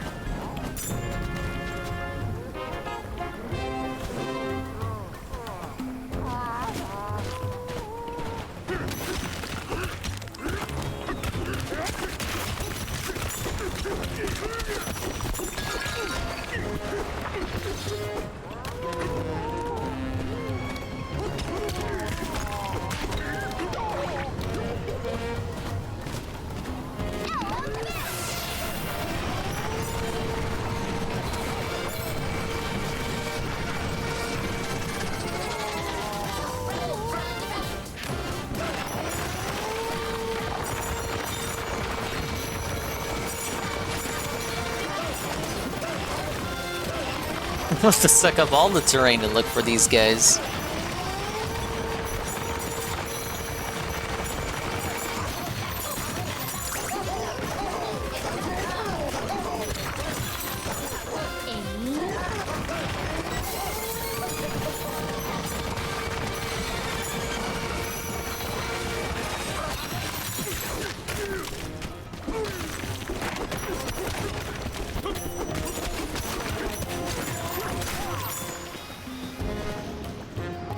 Is that one of them?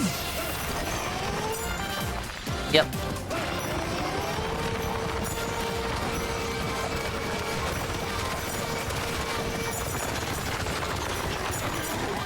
Take a breather.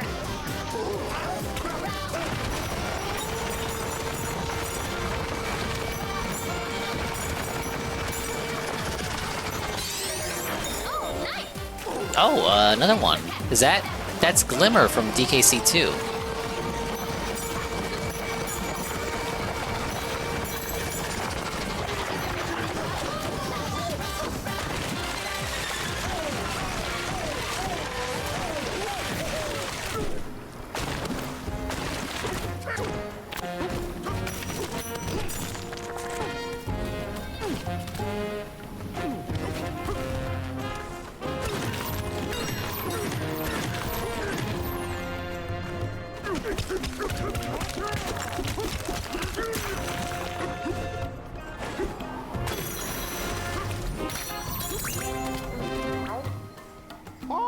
If you need to cross, the lift platform is a fantastic way to do so.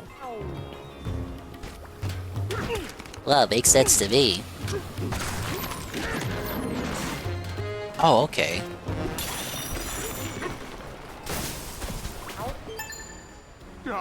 One, two, three. So many active tornadoes and lightning strikes too. This might be the stormiest storm in all of meteorological history.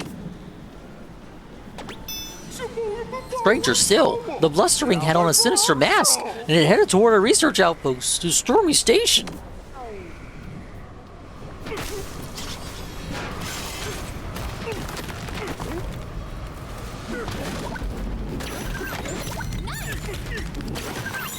Ooh, I see a secret.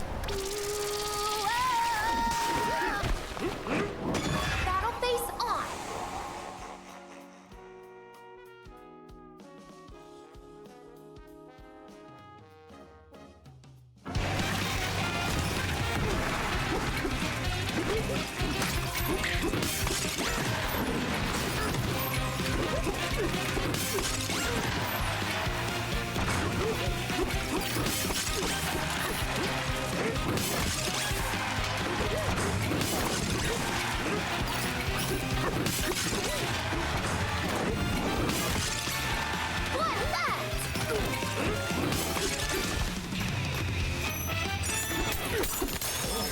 Simple enough. Battle elevator encounter.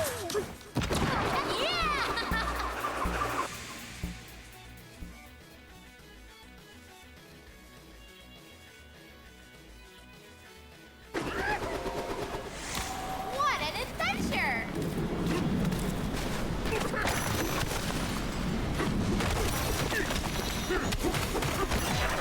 A map!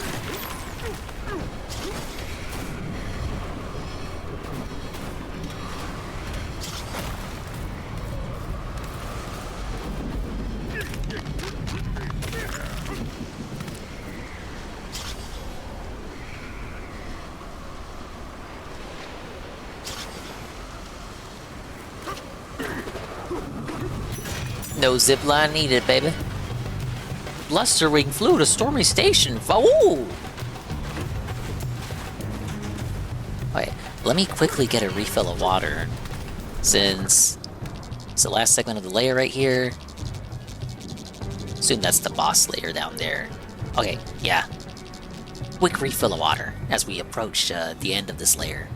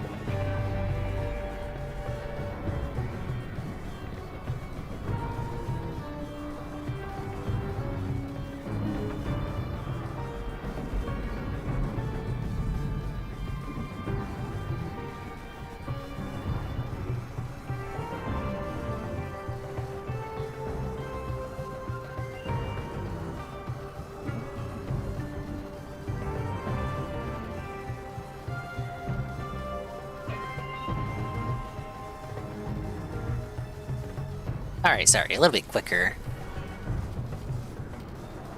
A little bit quicker, I mean a little bit longer. Oh wait, than I thought. It was like a minute or two longer. I'm back now. We got some water. It splashed some water in my face too. Let's see, 2 a.m. right now. I think we'll see the end of this layer. And then maybe see a little bit of what lies us in store ahead of us. And then we'll be back again tomorrow.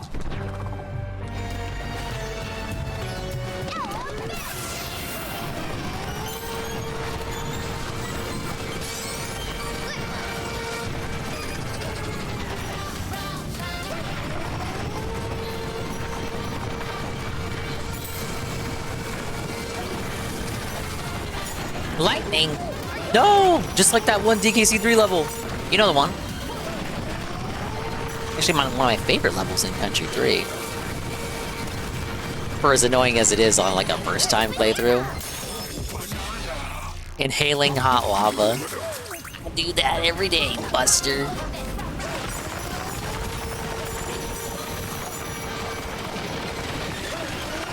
You even suck up the, you inhale all the tasty, tasty lemon bits.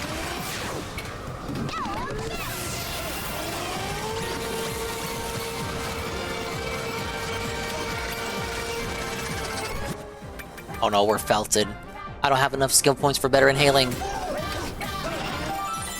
It worked out! Kinda. I might not be able to get back. Never mind. Why did that work out? That should not have worked.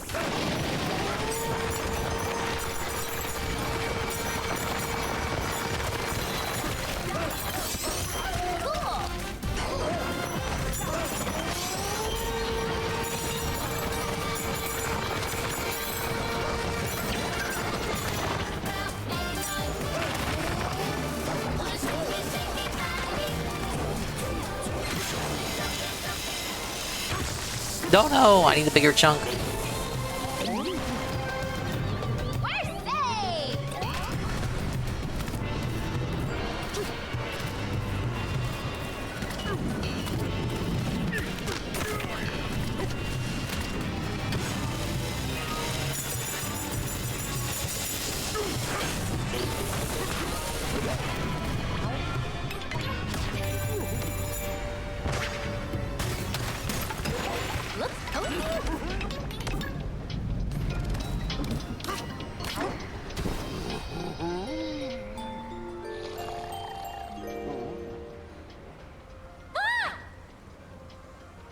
What now? She's scared of lightning as well? Did you feel that rumbling? Thunder down here is intense. She's scared. Incapacit. Wait, was that your stomach? Yeesh, don't scare me like that. Ah! Again! What? Wait, are you sure you don't have a storm cloud in your belly? DK would eat storm clouds if he could. He'd think they were cotton candy. It really sounded like thunder that time. Maybe it was. We're in the middle of a rainstorm. Anyway, big ups. I'm an elephant. I can suck up things like Luigi in that one game that everybody likes. Hey, but when Luigi did this, he wasn't an elephant. He doesn't turn into an elephant until Mario Wonder.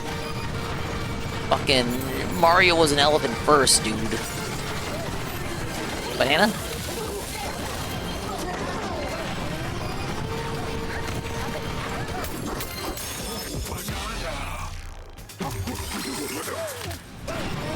You know who was an elephant first? Cat. She was a horse, sir. She may have been as big as an elephant, though.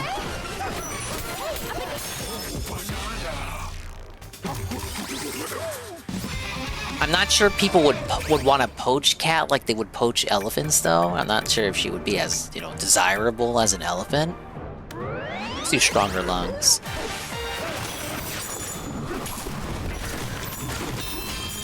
Big roof shelter. Just finished my salty rank grind. Very disappointed in myself, but we shall move on. Rivals? Bubble Wobble? Focus. I was talking to a buddy, he was complaining about the new Spider-Man costume being at the end of the battle pass. Look, I'm not all about the Mubble Wubbles, so I don't know about none of this shit, but come on, it's Spider-Man. I need pictures. Pictures of Spider-Man. And his new skin. I need pictures of his new skin at the end of the battle pass. Forcing you to grind. Really awesome costume that you obviously want because you're a Zoomer that watched the new Spider-Man movie, and I'm like, oh, I heckin' gotta get the new costume, blood. Oh, Street Fighter 6 Evo soon. Fuck Spider-Man, he sucks. It Tom Wobble. Wobble Wobble. I always see, what was it, Karma, Will, and Agent Proper doing the daily Mubble Wobble grind. Oh, Kami, yeah, they also, Kami's always invited too. I don't do Mubble Wobble. Hey, Golem. Pretty sure Cat has a good set of teeth. The OG picture reveal, she had a pearly smile.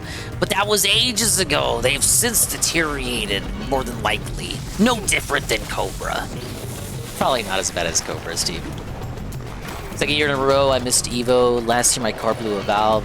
This year, got house repairs. Yeah, I think Ann missed last year as well. 2 years ago, he went and gave us a awesome and IRL vlog style video footage. This year though, I guess it wasn't meant to be because he didn't talk about going to Evo this year. He's broke! No, he's not broke. You already beat the game? Why? Yeah, I know, you were seething because I was ahead of you Wednesday. You're gonna want like 500, 600 bananas for the post game? Alright, since I already got it, what do you think of banana form? I think I think it's probably the most utilitarian form so far. I really like it. I was saying before, pre elephant, I probably would have said ostrich was my favorite.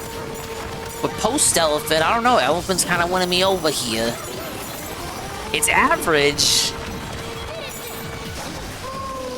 Wait, I can make a lift off or fucking balls.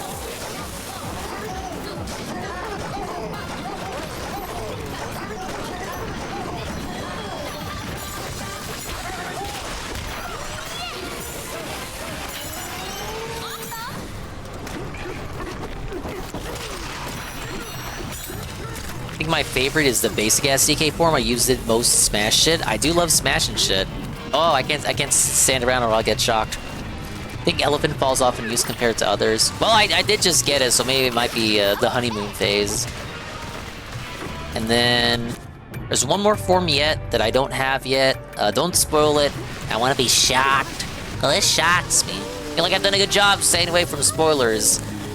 I've not gone to the YouTube homepage even once since this game came out.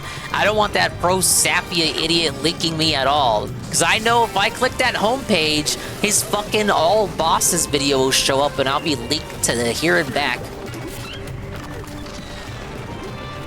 Izuna says elephant does not fall off. Oh yeah, Golem, I finally upgraded my health. Top left. I went from 3 hearts to 5 hearts because all of a sudden these guys were doing like 2 to 3 hearts of damage. The game was begging me to upgrade the HP, so I went ahead and did it. On purpose as references to old animal buddies, yes. Because, you know, you got DK himself. You didn't have a zebra buddy ever, but, you know, it's an animal that you'd see in a zoo. Ostrich is a reference to Espresso. Elephant is a reference to Ellie. And I don't know what the last one is going to be, but probably a reference to another animal. Maybe he turns into a rhino? Maybe like a Rambi reference. Why is Blooper playing the Pikmin 4 demo? And like, you know they had the animal buddies in mind because clearly, as you can see, they didn't forget about them. They're right here. The anglerfish. It's glimmered and illuminated dark waters with its bright lantern. It's said to have lived mostly within sunken ships. Oh yeah, water form. You know what? That could be the last one because I've noticed that you're just not allowed to go underwater when Mario Odyssey had swimming. Alright, don't spoil it, Golem. I'm theorizing here. Final answer, water form. I'm gonna turn into a swordfish. And it's gonna be pretty cool.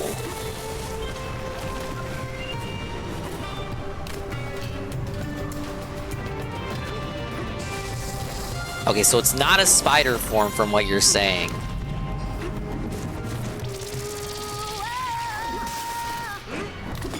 That'd be kind of neat though, like getting the Squidder's moveset but in a 3D space.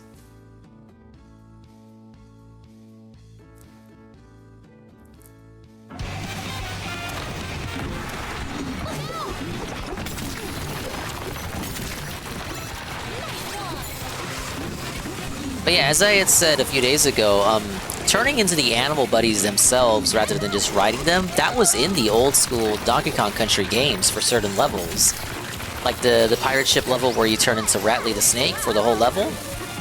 Like they had already done that. Like the precedent was there for levels where you turn into the animal buddy, so they just made that a whole concept in this game. You know, why ride on Rambi when you can turn into Rambi?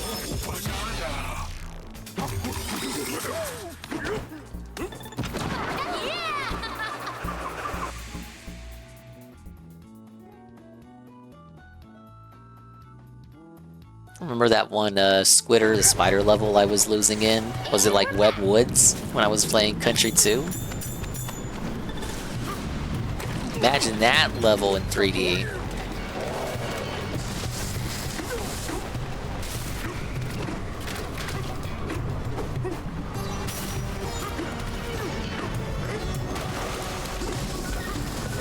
See, the monkey can't swim.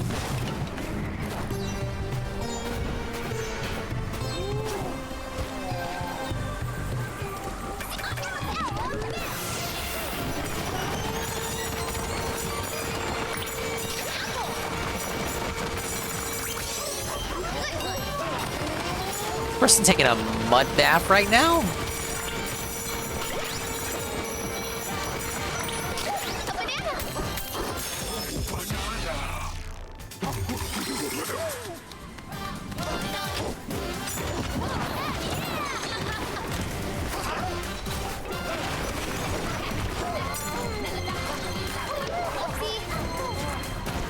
This taper's resistant so far. Perhaps with more water. Not needed.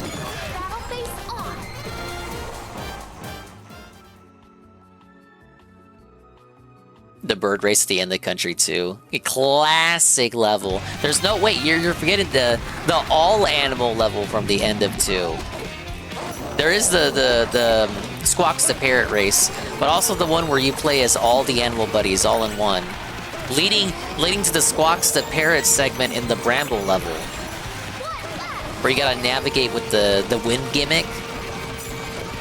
Animal Antics, it's called.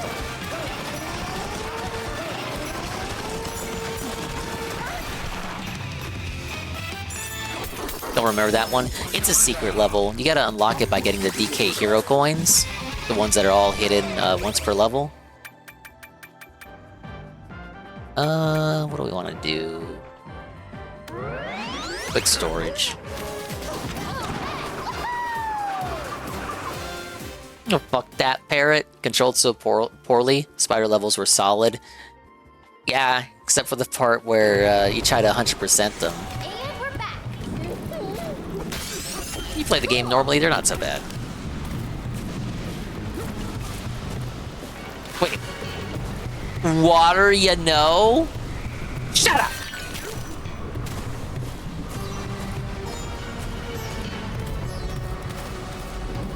Hey, what are you doing?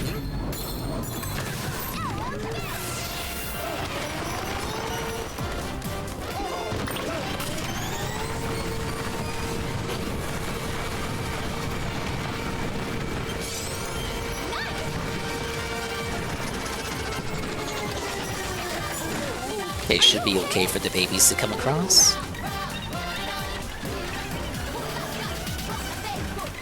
Just gotta hope they don't get struck by lightning.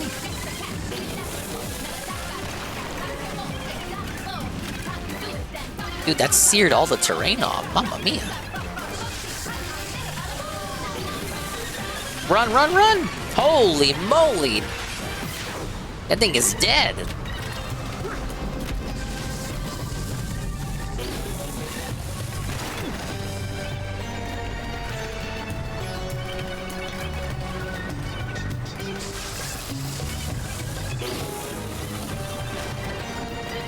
Okay, we're good. We made it. Come on! Every minute might be your last.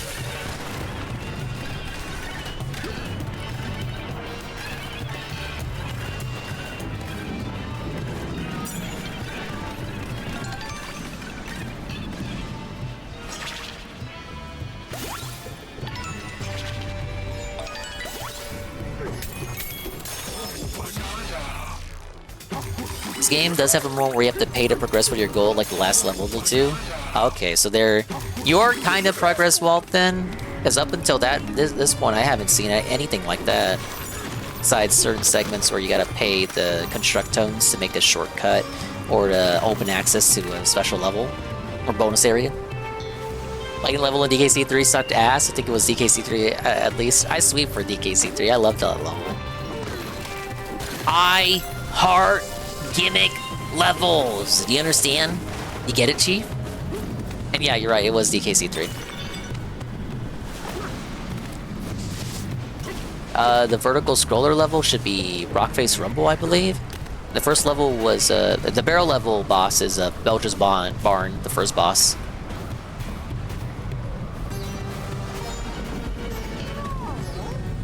Oh, is that everything for this little section here?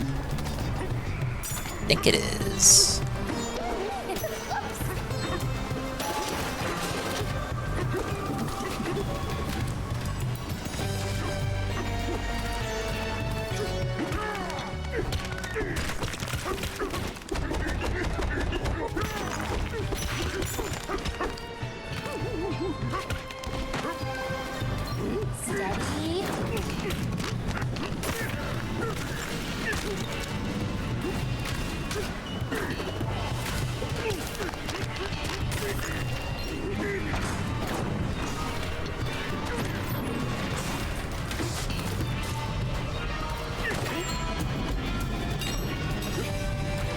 Country 1 and Country 2 have really bad spikes. Such a Kitty Kong hater. Make sure Dixie was a clear icon in every level. Oh yeah, because you can choose who completes the level and who raises the end of level flag.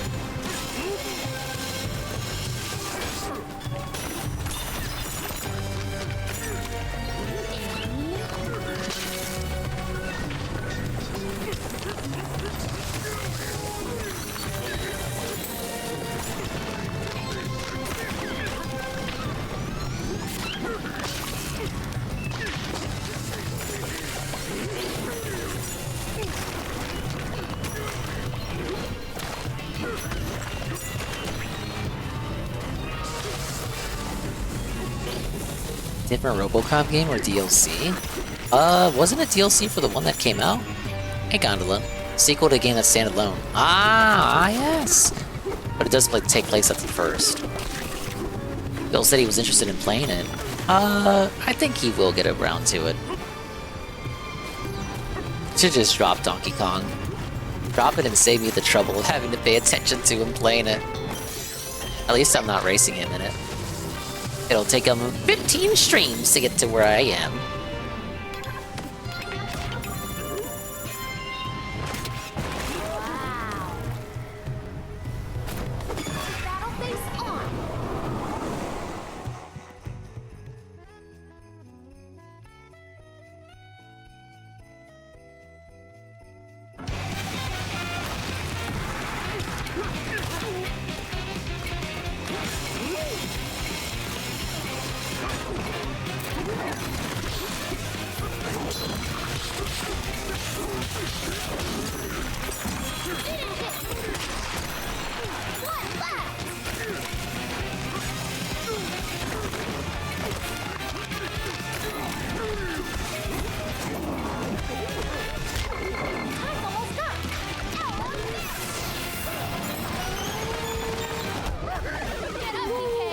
No! Just ran out of time.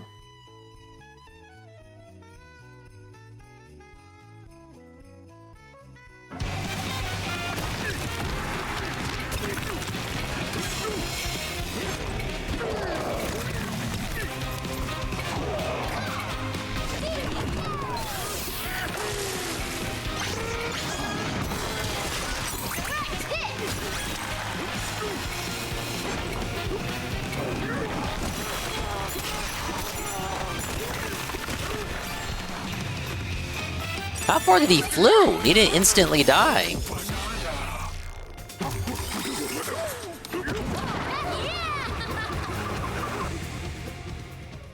If you played this one, it's clear they wanted to make a Dread game. The whole game is just page trays from the 2012 Dread movie, and some of the songs sound like it came from the movie. They were big 2012 Dread fans. Don't worry, so was I. And I hadn't even read any of the comics. I was a dumb fucking idiot. Papa Dingus was like, we gotta go see this, you guys. Ended up being one of the best movies I'd seen that year. Very underrated. What is this, an elephant kappa?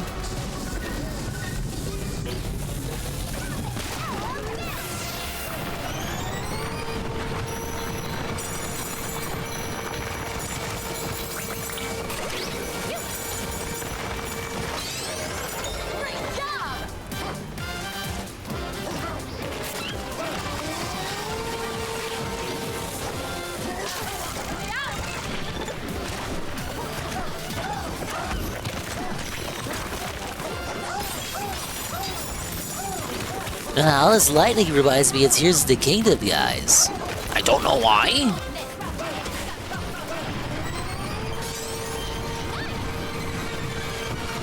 Boy, that's a lot of lava.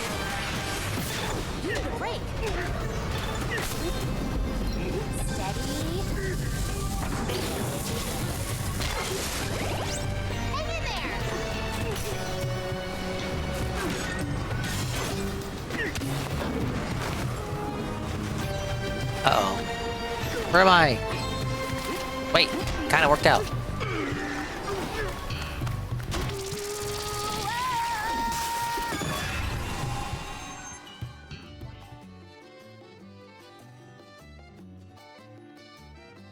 Sharpshooter scramble. The fact that he sucks up all these substances and is okay is crazy, but he converts them all in his body into obsidian. Not that obsidian.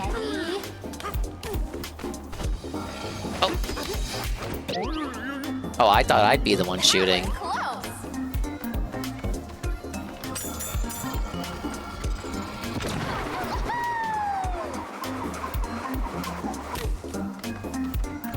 All Kong's a descendant of Sun Wukong? True. Oh shit. I lose all my balloons here. Oh, that climbing is so wonky, guys. I don't know. Like, I'm having fun with it, but like... You guys are really bored? The support's just not there, dude.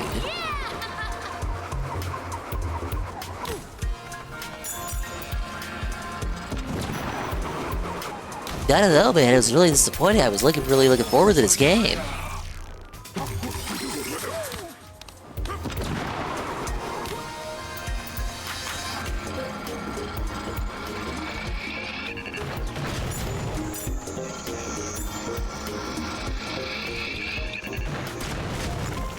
Oh, shit.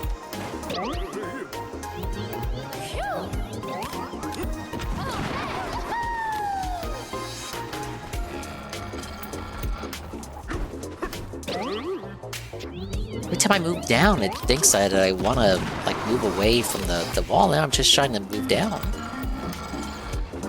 It's kind of hard to explain. Like, if I shimmy down too much, it kind of just throws me off. I'm just trying to run away from the lasers, dude.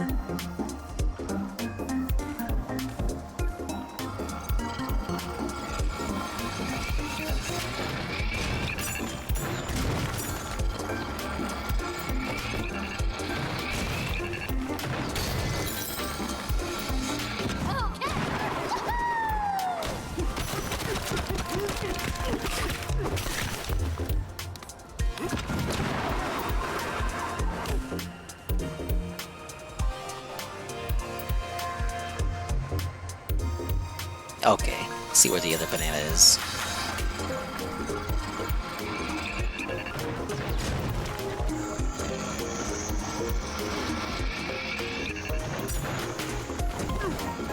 Oh shit. It's not good.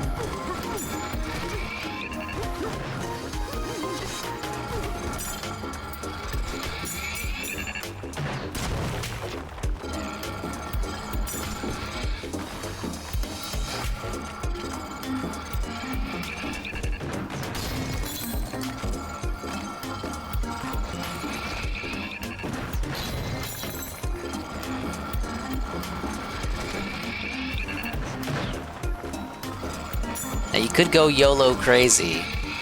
Just run across the top of these platforms. Who would do such a thing?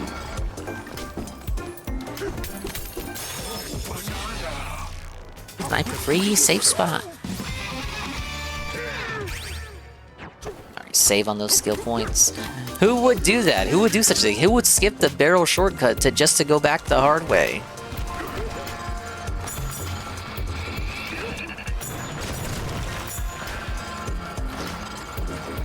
Look, the game says I can do it, so I'm gonna do it. Oh, wait, huh? I didn't get squished? No squash death? Does that not exist in this game? No squashing to death?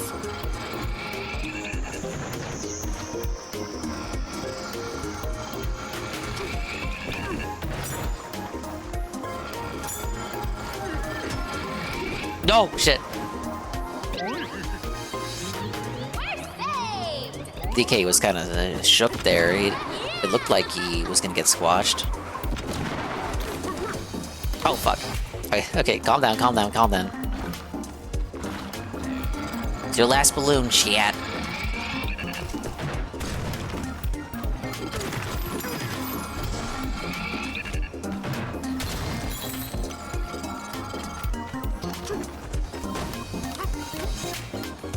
See how seamlessly he climbs around.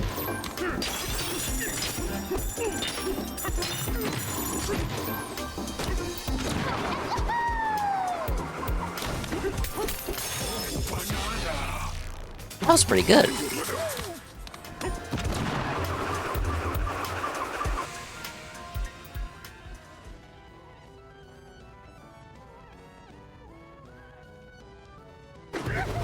Never use the outfits in this game for stats, I only use them for drip. I was concerned about them on the first day, but the buffs don't really seem to matter at all too much.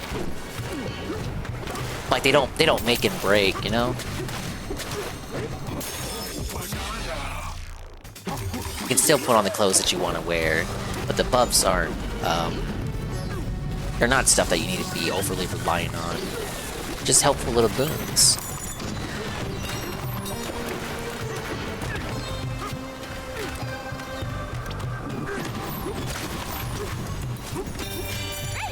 Flip top shelter. Let's see, where are we?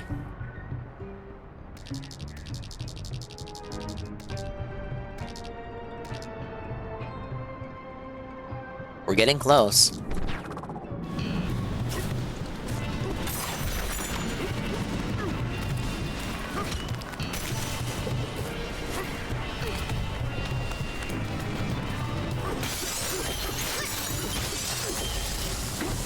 Yeah, but like a zillion fossils up here. We're expecting the player to get over here, you guys.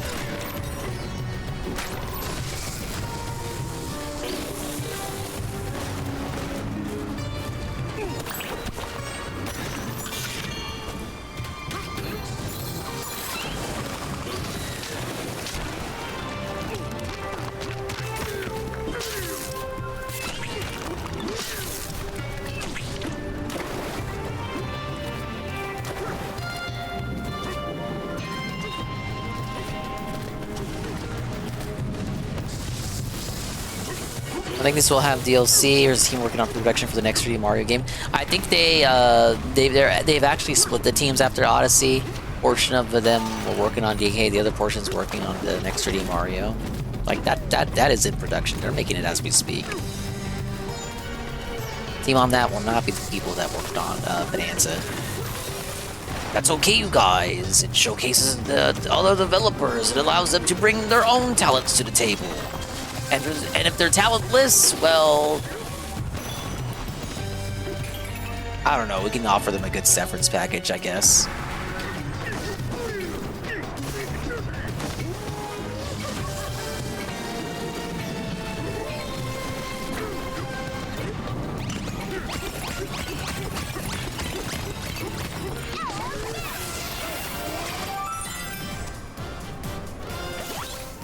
Yeah, Odyssey had a lot of free content updates, but it never had that true, proper DLC that people were probably waiting on.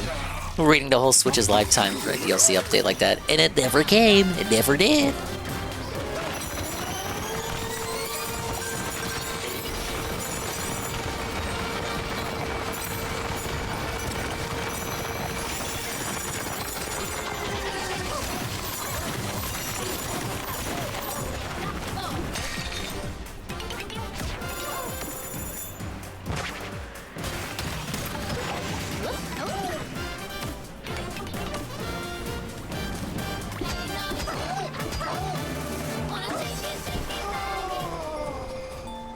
Can sleep as the Bananza forms?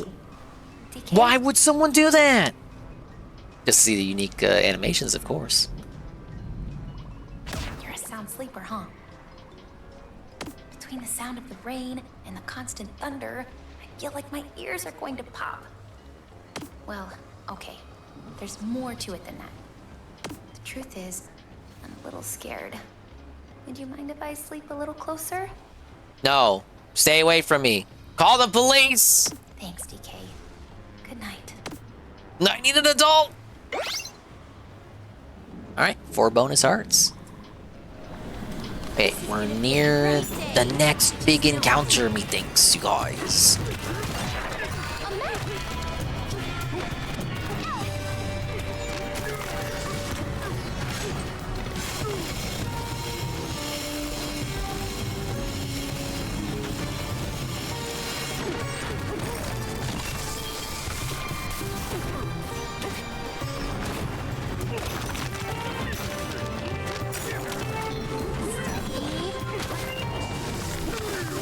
Yeah, Nintendo does do DLC, you know,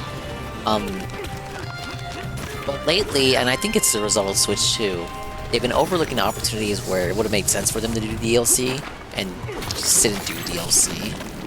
Like, of course, the aforementioned Tears of the Kingdom. Pikmin 4 is a really big one that people want a DLC from, along with Mario Wonder. Good indication that those games might get Switch 2 editions. How does the game progression work? I get every world has a boss, but like, you enter a world, get bananas, skills to progress through the world to the boss. Yeah. One thing I've noticed is that the giant bananas I've been eating don't seem to be required to actually progress to the next world. It's just you make it through the challenges, a set of challenges in each world, do the amount that you want to do, and then whenever you're ready, you can progress to the next layer once you've done the main task. But there's no, it's not like, you know, Mario 64 where you're cucked from entering a certain level until you eat a certain amount of bananas. Doesn't seem to be anything that measures how much Banandium gems you've eaten and, you know, cucks you if you haven't eaten a certain amount.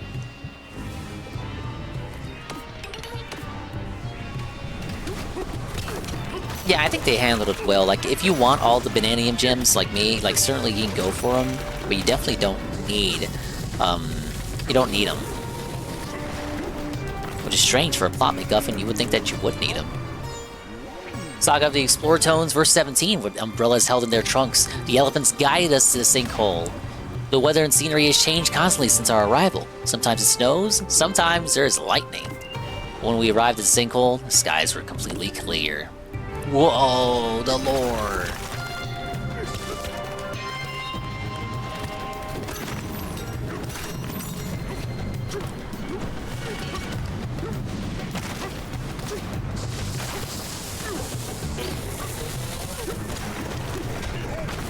Wait, hold on. I can make it up there.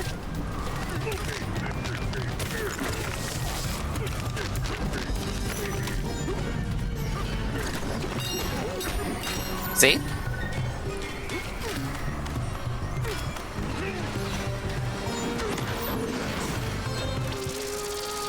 Well, guys, it's like a sequence break. think Odyssey had better fights. I don't think that's a hot take. It'd be definitely, if I had to have one critique, it would be how quick the boss fights are.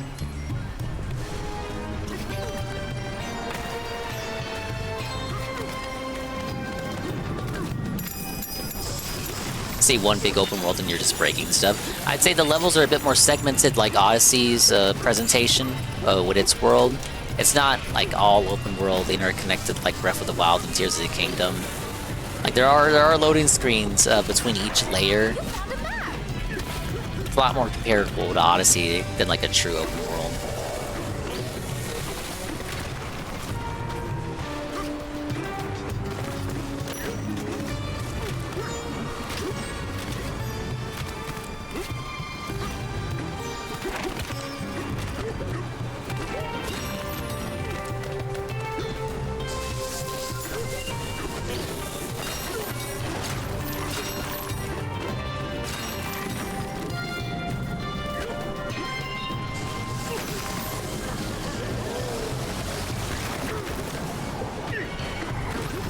Stuff about the worst boss so far, just way too boring despite you fighting it multiple times. I got a feeling like just from that and Phil hating repetition, he's not gonna like this segment if he ever gets here.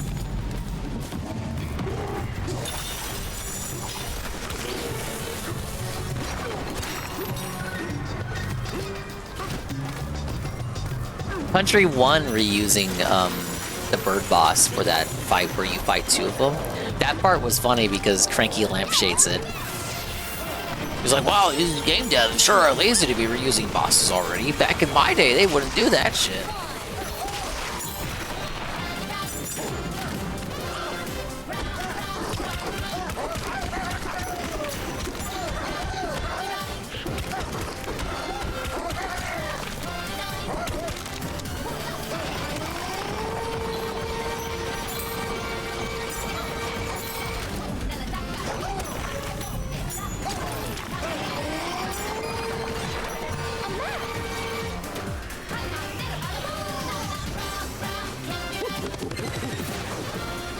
Meanwhile, Cranky is colorblind, can't see the phallus swap. Cranky's hanging out down here, but I haven't met him in a while.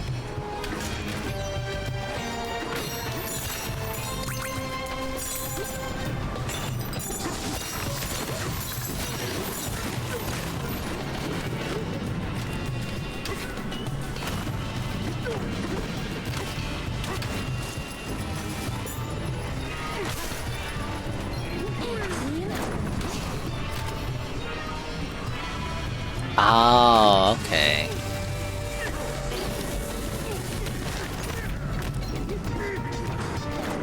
I see what we're working with here.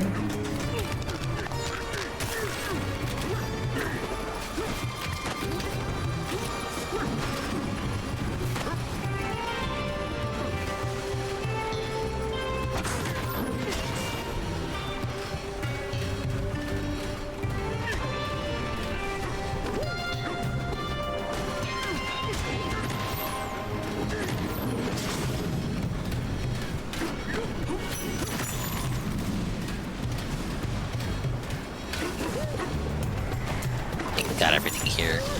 Let us proceed.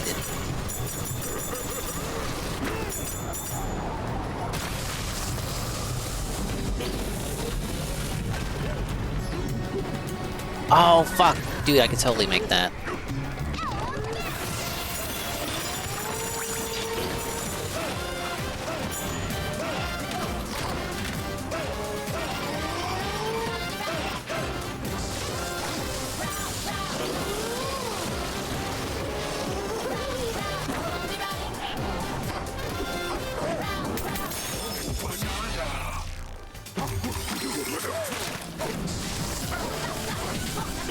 Back in my day, we'd beg 50 times a day to hit the goal, Donkey Kong, and we enjoyed it. And sometimes we wouldn't hit the goal at all anyway. But we wouldn't complain, no sir-wee. The Bluster Wing tore right through the dome of Stormy Station. What under Earth happened to it? Get it? Under Earth? And why was it wearing that mask? Because Void is controlling it, you big dummy. Final and boss encounter coming up. Phase 3, rule of 3. 3. I had it near the I had it near KO too, so unless the game heals it, I just punch it once and it's done.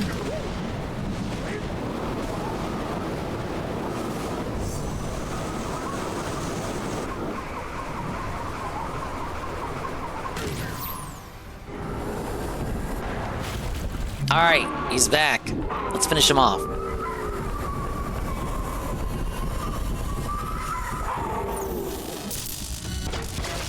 Wait, what's the gimmick now? He's gay! Oh, he's just pissed.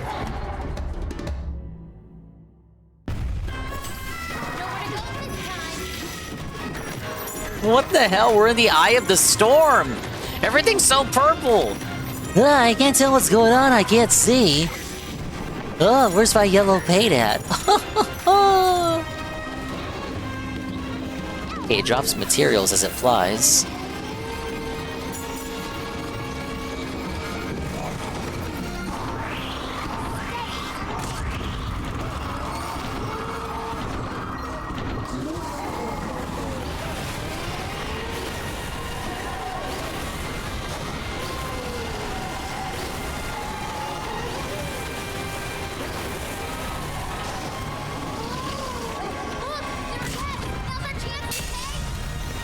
Got him.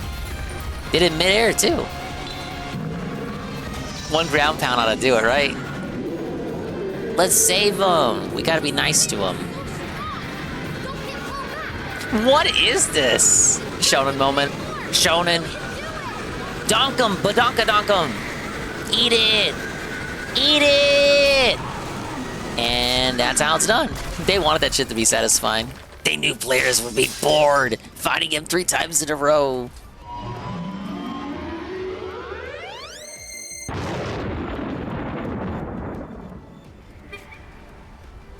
Oh my god, what is this? That looks like a big old hen. Or a fat kazooie.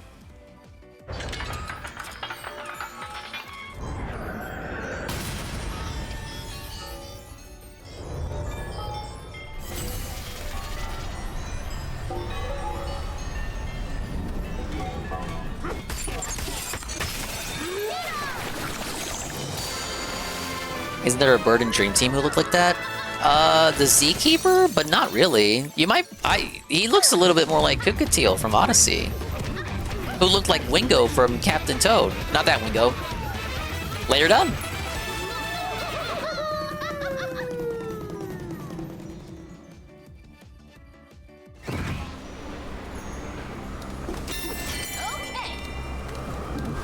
Ah yes, the bird has been saved.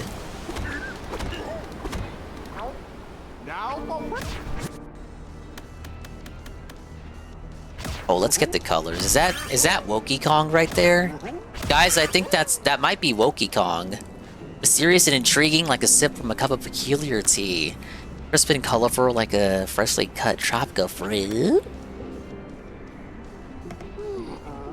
No, not enough for that one. Let's get the apple tie.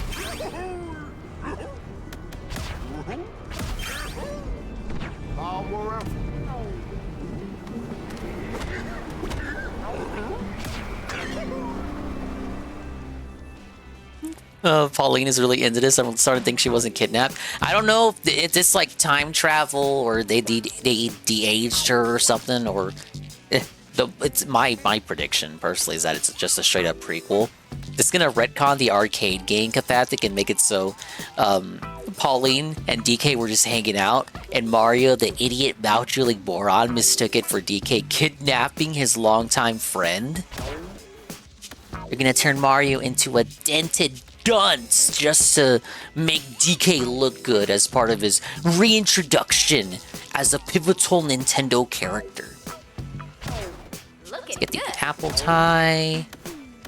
Where's Wokie Kong at? Am I ready for this? Is this it? No, this isn't Wokie Kong. The blue is too dark. No, we haven't. We're not getting cursed with Wokie Kong just yet.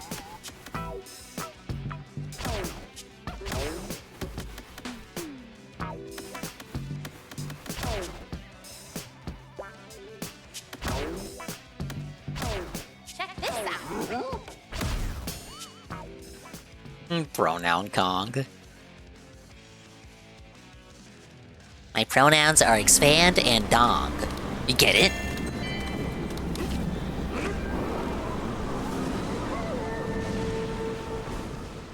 Well, it appears we made it to double digits in terms of layers, you guys.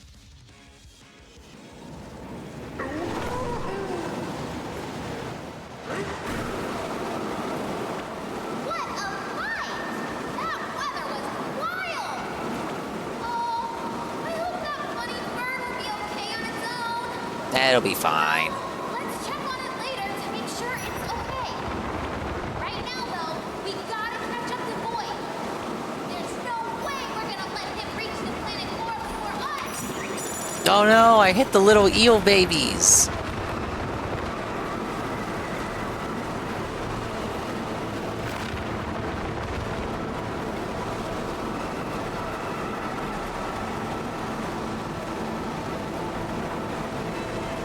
These parts are short but sweet. They really set the tone.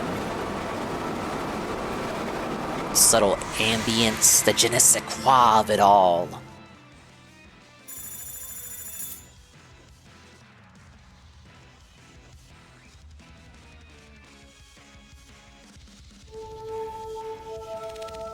The landfill layer. Sublayer 1000. We're really deep down, like that one game Capcom scammed from all of us. Forgotten pit entry.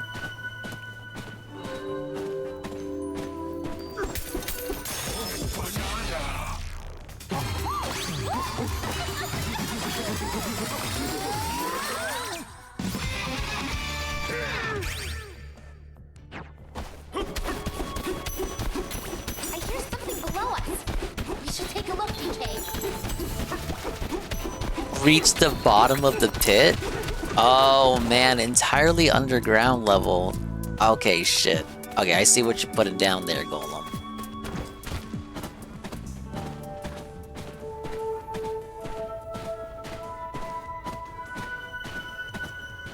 Potentially criminal, watch one of your videos today on stream. Oh, cool. God, which one is that one again? All these legal eagles blend together. The fat Sean, the fat guy, Sean the fat man. Oh yeah, DSP threatening to sue. That guy. I don't know why I blanked and I thought he was one of the female styles. No, I am familiar with potentially criminal, don't worry. I'd say. I hadn't heard from that fella in a minute. As far as, you know, he hasn't been featured on Maddie in a while.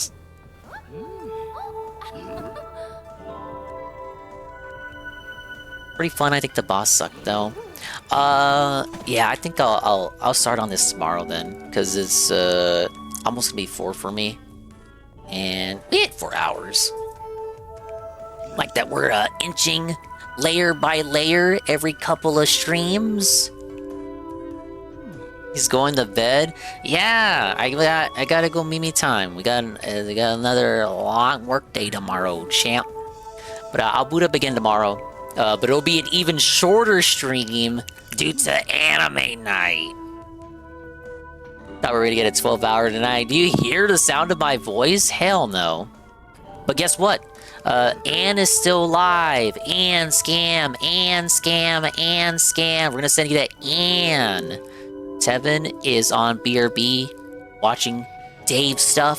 Shroom is live too, also playing DK.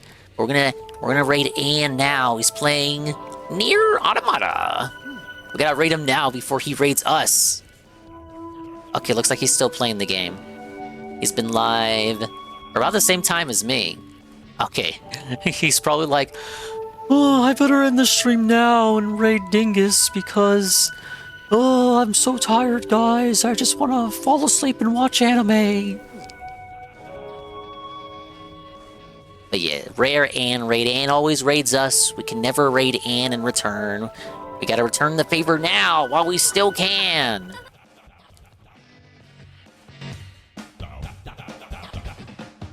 Appreciate you guys for showing up. Thank you for the chill positivity. And we'll see you on the next one. See, tomorrow I'll try to start. So I get back. Should be back by like 5:30 Dingus time, because I got some stuff I gotta do after I clock out. Hopefully start around 6:30. Do like if I start at the time that I want to start, do another 4-hour stream. I don't know how many layers there are. Don't spoil me, you guys. But probably get a. I imagine if I do. I was doing like 2 or 3 layers per stream, right? Do a quick try a quick little look here, look lesson here. First stream. Yeah, I got to the forest layer. Yesterday I cleared forest, did the junction, and did freezer layer, and then got to resort layer. And then I did all the story stuff in junction that require you to backtrack. And then tonight, wrapped up resort layer, the tempest layer. More or less like 2 or 3 layers per stream, aside from the first one being that 12-hour marathon.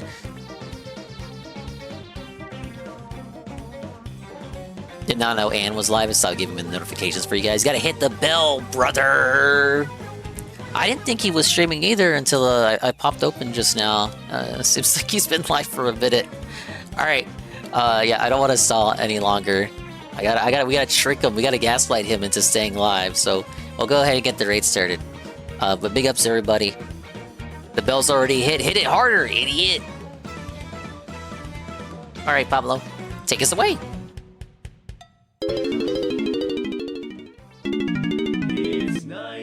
Thanks for stopping by. We'll explore the landfill tomorrow and rescue DK and Pauline from their own stupidity. Thank you everybody for stopping by for the chill, whether you were here the whole time or at least for a little bit. I still think that elephant form is pretty fun. I think that's my favorite Bananza form right now. I can't judge them all yet. I need to figure out what the last one is. But, big ups. Bye-bye. Adios. And meantime, we'll see you when we see you. And if we didn't see you, then we didn't see you. But if we did see you, then we saw you. And if we didn't see you, hopefully we will see you next time. If I can see myself in the mirror each and every single day, hopefully I can inspire viewers like you to see themselves in their mirrors each and every single day. Thank you to Golden Triangle Gaming for the follow. GTG, the GOAT, with the follow behind the scenes. Whoa. Guys, we made it. I promise not to forget about you on high.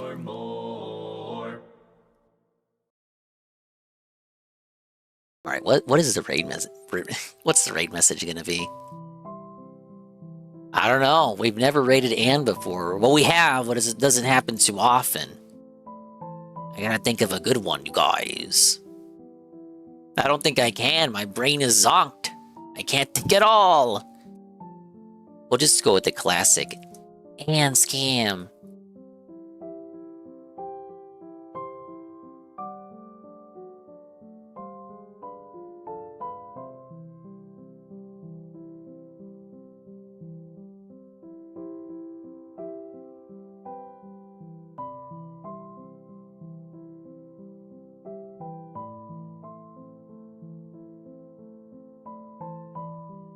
Good night, Dingus. Thank you. Thanks for sticking around for the Bananza streams.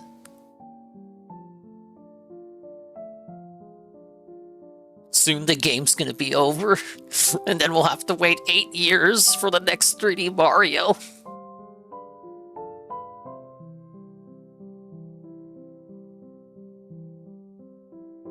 Alright, but go bug Ann. He's playing Nier Automata. It's a big booba anime girl game. You can go from gorilla cheeks to anime booba cheeks. Some people might consider that an improvement. Expand? Miles off the finish? Alright, I'll make it last. Hey, Jezzy. Bye, Jezzy. Bye-bye. Take it easy.